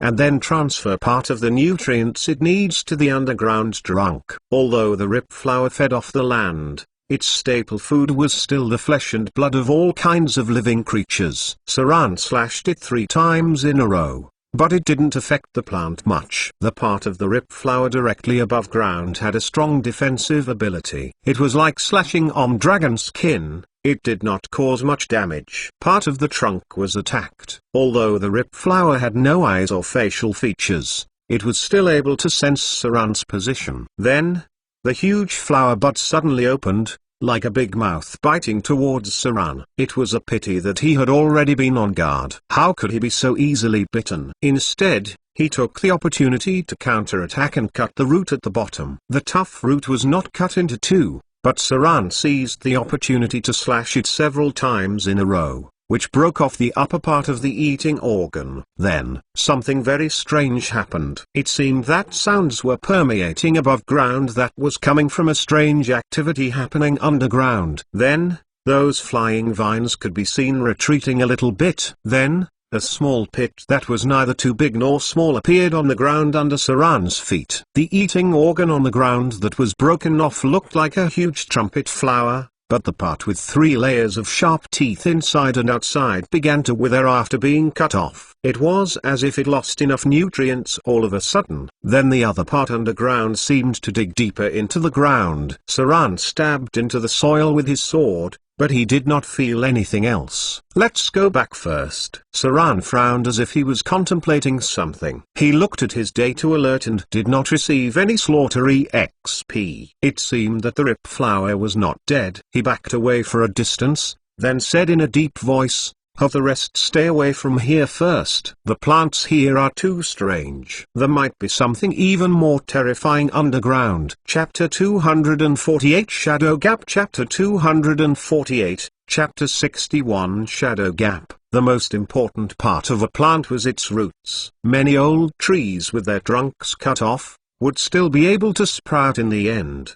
But if there were something wrong with their roots, they would not be able to live for long. This was true for the mutated plants in the overseas islands. Whether it was a man-eating flower or a man-eating tree, or other mutated plants that were not well known, their core weakness was their roots. Even if the things on the surface of the ground were cut off, they would still regrow within a short amount of time. When plants have mutated to this extent, they were almost like animals. Although they did not have the intelligence of animals, they would have relied on their original instincts. This area should be one of the places left ravaged by the disaster previously. With Saran's current strength, it would not be a big problem for him to deal with these things, but this place was simply too weird. He didn't want to venture in too deeply. It was better to leave it and have a look next time. He had a lot of things to do currently. However, just as Saran was going to seal this place for the time being, Adele Isabella seemed to have seen something. She raised her finger and pointed to the other side and said,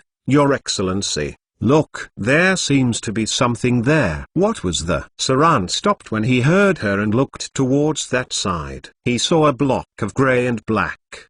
He walked over carefully, paying attention to the strange old trees nearby, then reached for its corner to hold it up, but he did not pull it out. It seemed that part of it was buried under the ground. In desperation, he could only make a gesture towards the red-haired female pirate at the back, and then the pair dug up the grey and black stone with their weapons at the same time. "It's obsidian." A face of disbelief appeared on Saran's face. Then he looked at the grey-black stone in his hand. Because of the long-term weathering and the passing of years, they could barely identify this obsidian, but they could still vaguely identify which part of an architectural sculpture it was, and it should have existed for quite some time. Obsidian was a very hard and durable ore. If it had been weathered to this extent, it must have lasted for at least thousands of years. It was a very rare type of ore. It could be used in many places, but it was the most common and widely used in sculptures. In Saran's memories, there were only 2 things. The first was a puppet golem. The second was a wizard tower. Regardless if it was a puppet golem or a wizard's tower,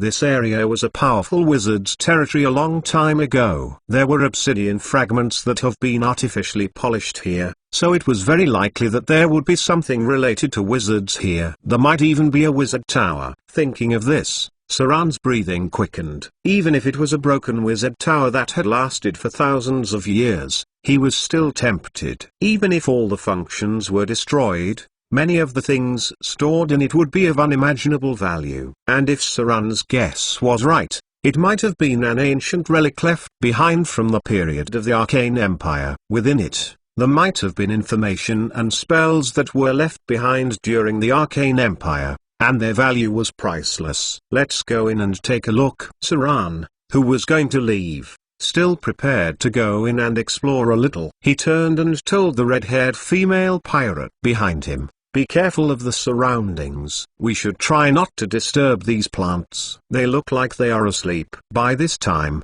it was already a little dark. Saran looked up at the sky, then made a hand gesture to Adele Isabella, who was beside her. They separated and went around from the side. There were many strange trees, flowers, and plants around. They looked very big, a little like an ancient untouched forest. Occasionally, when they brushed against some leaves, the entire plant would move a little. But it seemed to have not attacked them. These strange plants seemed to only attack nearby creatures when they were attacked or needed to eat. This was very similar to the fact that beasts were not aggressive if they were full. Their field of vision slowly widened. Saran saw a large purple flower. He frowned and looked at it and murmured, "Mandalas? No, it only looks like it." He looked back at the red-haired female pirate and said in a deep voice, "Be careful. Let's skirt around." This place did not seem like it was naturally grown. Instead, it was like it was raised artificially in the past and for some reason, had survived till the present. There were strange flower seeds on the ground that seemed like they were left behind by this sort of plant. But most of them did not germinate, because the land could not support so many plants. Some of the seeds have been damaged and disappeared, but some of them were still preserved. Saran felt that the plants were dangerous. It was the intuition of an experienced rogue, so he didn't touch them. Many of the plants here seemed like they were alive as well. After skirting around these strange flowers, there were some broken building silhouettes in front, because the weathering was too strong, and there were all sorts of strange vegetation growing around it. It was impossible to judge what it was with Saran's experience. He could not even find an entrance to the building in front of him, much less judge the situation from the outside. Not all the underground remains would leave you an entrance or have even made a tunnel to let you explore. In more prestigious or ancient places, many underground remains would not even leave you a hole. What should they do at that time then? Dig. Use your hands to dig by yourself. They needed to dig out an entrance or a tunnel. This was how high-end adventurer teams often dug them out. Many sunken cities in the desert would easily collapse into quicksand. In those days, how many of them had dug in the same way to find treasures? When Saran saw the surface of the ruins had not left him a hole, he knew that today's exploration could only stop there. This building had sunk to the ground completely. It was filled with seawater. In any case, many things might have happened. They should not enter now. Saran would need to make a passage and arrange for a tunnel that could be entered by a team. He stood in place and observed for a while. He was prepared to memorize the surrounding environment. There were some iconic features. It was at this time, the red-haired female pirate suddenly said, "Your Excellency, look at the corner of that wall. It seems that something is wrong." What a strong detectability. Saran looked surprisingly at the red-haired female pirate beside him and then moved towards the wall. He did not know whether this woman's intuition was that good or was her basic abilities that strong. She seemed to be a little better than him at discovering things. In front of Saran's eyes was a plant that looked a little like a lantern plant. He dared not get too close. He circled far behind and saw a strange grey crack. Dimensional gap. Saran's expression was a little surprised. He took a look at it and murmured, "Shadow plane?" The buildings here are also connected with shadow plane. It seems to be a permanent and materialized plane gap. Did the owners of this place in the past manage to fix a permanent teleportation channel? Shadow plane, the non-material plane that Saran was most familiar with. He only glanced at the dimensional crack in front of him and had roughly finished guessing its general uses and reasons for it. He was sure that he was more than 90% right. This was not arrogance, but his confidence. He used to travel through shadow planes too many times, and he lived in a shadow plane for quite some time too. "Let's go." Saran looked up at the sky and slowly said, Let's come back next time. It's too dangerous to just enter now. Shadow plane should not be brashly entered. There might be some ancient and dangerous creatures lurking inside. When one moved in the shadow plane, they might encounter monsters with challenge ratings above level 3 at any time. Furthermore, the difference between a Quasi-legendary's life force and legendary monsters was quite large, far larger than on the material plane. And there were shadow dragons in many places. The pair retreated carefully, and at this time, the camp was almost finished. Although it was very simple at present, it had only been one day. Saran had not imposed any requirements either. What he found in the strange jungle today was the main consideration. The slaves were driven together by the pirates. Having worked for half a day, they should have received some food by now. Although it was very coarse and shoddy, it could at least fill their stomachs. Saran was not a miser either. If they did not feed their slaves, they would not have the strength to work. That was a simple fact. The night passed quickly. Just when Saran woke up and was preparing on how to explore that strange place, the half-elf first mate had an ugly expression while he came in quickly. He reported, "Your Excellency, 3 slaves tried to escape last night." "What?" Saran's face was instantly livid. The half-elf first mate noticed his expression and quickly replied, "2 of them had been caught as they were running out.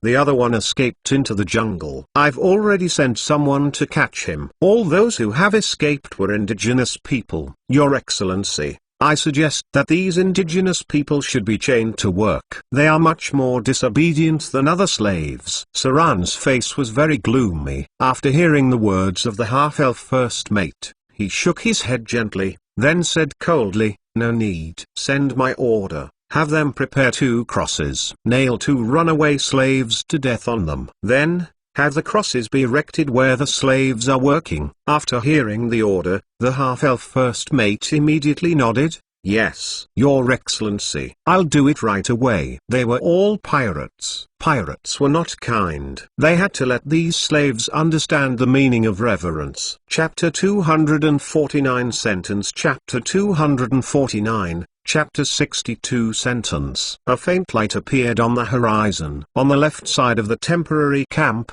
nearly 300 slaves gathered and trembled. There was a group of fierce and ferocious pirates in front of them. A scream rang from a distance, and then 2 big and bulky pirates came, one single-handedly carrying a slave, the other raising the slave. It was apparent that both slaves were indigenous people. Behind them were 4 ferocious pirates, each holding a stake, and then erecting a rough cross in front of the slaves. This is what happens to those who escape. The half-elf first mate's face was not looking good. He was just about to perform in front of Saran, but he did not expect that there would be slaves running away the next day. It was like a tight slap on his face, telling Saran that he could not handle things properly. That was why he did not have a shred of goodwill towards the escaping slaves at all. He even wanted to skin them alive. The half-elf first mate looked at the slaves in front of him coldly, looking at their frightened expressions, and said in a deep voice, "For all those who dare to escape, you will end up like them." Pada. The half-elf first mate took a look at the side. And then 2 big pirates came with 2 indigenous slaves who were beaten. Then the man missing his left eye stood up grinning with a hammer and a nail in his hand. Because of the current technology, the nails in this era were not the ones we were familiar with, but the tapered nails that were as thick as our fingers. The Cyclops gave a wink to the man next to him, and then someone forced the 2 slaves to spread their limbs and fixed them on the rough cross. "No, no, please, I beg you."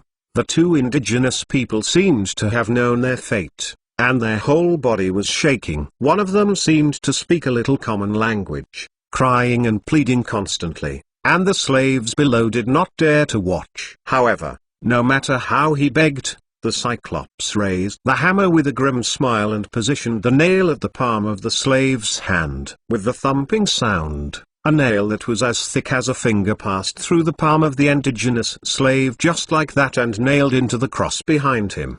The shrill scream sounded. The scream was deafening. A stream of blood flowed from the nail in the palm to his fingers and dripped onto the ground. The 2 indigenous slaves who were about to be executed were trembling all over, and their voices had changed a little. They were still begging while expressing their repentance and ignorance. At last, they did not receive any sympathy. The Cyclops continued to nail their other hand to the cross. But this was just the beginning. This sentence would use 9 nails in total. The first was to nail the palm, then the elbow, then the sole, and then the knee. As for the last nail, it was only used at the end of the sentence. When the victim was about to be drained of blood or was close to death, the executioner would pick up the last narrow nail and drive it in the forehead of the criminal. Generally, the last nail was not required, because it was a kind of sentence that carried a forbidden curse. Many places thought that if a nail was used to drive into the forehead where the criminal was finally executed, the soul of the sentenced might be nailed to the cross. Then there was a chance that the person would become a terrifying vengeful spirit. Undeads were after all extraordinary creatures. Even the professions did not dare say that they were able to defeat the undead. After all, they could travel between the spiritual world and the material plane. Saran watched the entire execution. As for these acts of escaping, he had to stop them, or else, these slaves would become more and more unmanageable. He was a man who respected the rules and had no sense of historical mission to abolish slavery. Even with the technological level from his previous life, slavery was not abolished until a long time later. The prosperous feudalistic economy at that time was completely supported by slave labor. The last complete abolition of slavery in his previous life dragged until the 20th century. It showed how amazing the power of this system was. There was a reason for its existence. Although it might not have been a good thing, slavery could not be contested at present, because many godly temples still supported slavery. Fresh blood kept trickling down. The 2 indigenous slaves, who had been nailed to the cross, had begun to breathe faintly. Their first shrill screams had changed, and now, they were almost hoarse. But the whole process was not over yet. The blood would gradually coagulate because it was not a fatal wound. They still needed to be exposed to the sun for a period of time before they eventually died. The sentence would not end with their death. After their death, their corpses would still be nailed to the cross. Then, the smell of blood would attract many scavenging animals, such as crows. In the end, the crows would start feasting on the corpse until only the skeletons were left. The procedure of this sentence would last for a week. It mainly depended on the number of crows attracted and the mood of the master who ordered the sentence. Some of the slaves below were already terrified. Just like that, the 2 indigenous people were bloodied, crucified and erected in front of them. Next, the pirates began to shout and command them to work. Because of the live demonstration, the slaves worked very hard. They stopped occasionally to look at the 2 nailed to the stake. Sadness would fill their eyes. However, others were gloating. After all, half of the slaves were indigenous and half were mainlanders. Only the indigenous people would want to escape because the overseas islands was where they originally lived in. But the mainland slaves would never want to escape because they could not survive. If it was not for the scarcity of mainland slaves and the relatively high price of docility, Saran wanted more. Older brother Vivian's figure appeared not too far away. The little girl wore a black princess skirt. She raised her hand and rubbed the corner of her eyes. Then she said, "What just happened?" "I think I heard someone screaming." The little girl slept for a very long time yesterday. Recently, she seemed to be very sleepy. But at present, she did not know why. Even Saran was not very sure. However, Vivian was currently in a normal state, and her physical condition was also very good. Something more obvious was that she was much stronger than before. Currently, she had the strength that was nearly a 12 to 13 years old teenager. Maybe it was because the little girl was going through puberty. Saran felt that she was about a centimeter or 2 taller than she used to be. She might have been a little taller than Aladdin now. But Aladdin was really short. Vivian seemed to have just woken up. She rubbed the corner of her eyes in a daze. Then she blinked and looked around. When she heard the explanation of what had just happened from the subordinate next to her, she could not help but pout and said seriously, "That should be the case. As my brother's personal property, they dare to escape. They should be nailed to death. Let's see if dare they run away next time." Saran was a little worried at first, that she, who was naturally kind-hearted, would reject this sort of sentencing. But hearing what the little girl said made Saran smile. This was his Vivian. The little girl who said, "If you killed, I would set fire for you." Kindness could not solve problems. At least, most of the time, kindness could not solve problems, and would only make things worse. Saran couldn't be kind right now. On the overseas islands, people were treading on thin ice. There were many dangers and countless troubles ahead. He would never allow his slaves to cause trouble for him. Vivian seemed to be very brave today. She raised her hands to straighten out her beautiful black princess skirt, and then tied her hair into a pair of ponytails. At times a single ponytail, at times double. The little girl seemed to have a good time playing. She tilted her head and looked at the two bloody indigenous slaves nailed to the stake. Then she turned around to see the other busy slaves. Two of them knelt immediately after seeing her, and kowtowed with an excited expression.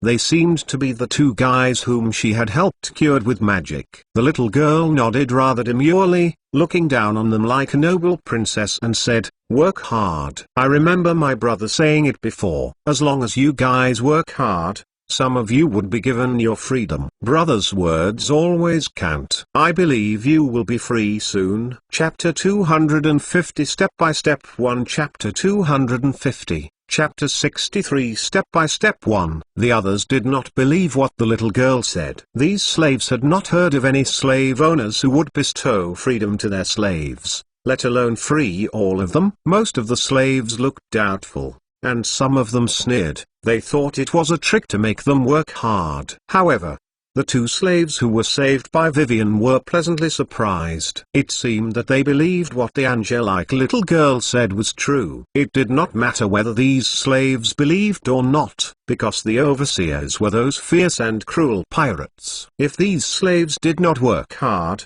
these pirates who were used to fresh blood and cruel means would have some ways to make them obedient. This was the advantage of pirates. They could break a lot of rules when they took action. Their bloodthirsty cruelty could help Saran solve many problems. In any case, Saran was not a kind and noble person. If the means were crueler, so be it. Only cruelty would make them obedient for now. The sentencing at the site was continuing. The two indigenous escapees were nearly out of breath after a full morning's sun exposure. Saran thought about it, but he did not let his men drive the nails into their forehead. Instead, he let them die on the stake and had them settled by the attracted scavenger birds. It was possible that a dead person would be reborn into an undead after being nailed into his forehead. Although Saran was not afraid, he hated things that were too troublesome. Those two indigenous slaves did not last long. Their life force was not strong enough. They died on the first day, but their bodies were still erected in the place where the slaves worked. At most, by tomorrow, there would already be crows, vultures, and various seabirds. It was noon. The half-elf first mate was not looking good when he came over and said in a low voice, "Your Excellency, the other escaping slave has disappeared. We couldn't track him. Your subordinate is incompetent." 3 escaped. Only 2 were caught. When Saran heard the other party's words, he frowned slightly. Then he waved his hand and said, "Forget it. Don't worry about him anymore. Get the others to prepare the foundation. Then, you will take some people to the City of Wealth. I need some dwarven craftsmen. It's better if they knew how to burn bricks and build furnaces, along with people that had construction skills. Get them all here. Don't worry about the money. There is a sum of money on Snake Island. You can withdraw it and use them at any time." The half-elf first mate nodded immediately and replied, "No problem. These sort of builders are easy to find. There are some dwarfs in the City of Wealth too. I will bring them here by all means." He had a cold glint in his eyes. He had already messed up once. He would do anything, even kidnapping, to get those men here. Now it was obvious to all the discerning people that His Excellency Throat Cutter was going to build his foundation here. Their future disposition would highly depend on how well they could perform now. "You're dismissed." Saran slightly nodded and ordered, "When you go down, get Adele over. Get Cyclops over too." The half-elf first mate answered and retreated. After a while, the figure of the red-haired female pirate appeared outside the tent. After she came in, she bent over slightly, and inquired, "Your Excellency, what can I do for you?" Saran looked up at her, then handed a white stone to her, and directly ordered, "This is a struvite stone, a type of valuable fertilizer. After refining it a little, it can be used on crops, which can greatly improve yield. Take this stone to the Alchemy Guild of the Wizard Alliance, and I'm sure they will be interested in it. Just send them these. If they are interested, have them send someone to talk to me." Struvite stones?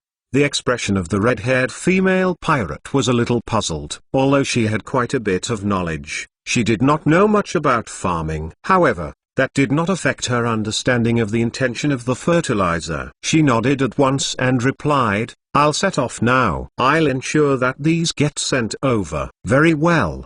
Saran nodded slightly and said in a deep voice, "I've got 3 boxes of samples ready. You can send them using the clippers and then help me to purchase these items on the list." Speaking of this, Saran took out a list and said, "There is still a sum of money in Port Tylan. You can go and take it out. These must be delivered, and I also need these things to be brought back by next month." Adele Isabella nodded gravely and replied, "Yes, Your Excellency. I'll finish the tasks." Saran gently waved his hands. Before leaving, the red-haired female pirate could not help looking back at him. Then she met a fierce cyclops and a bald eagle-nosed pirate. The 2 men gave a slight look at the red-haired female pirate.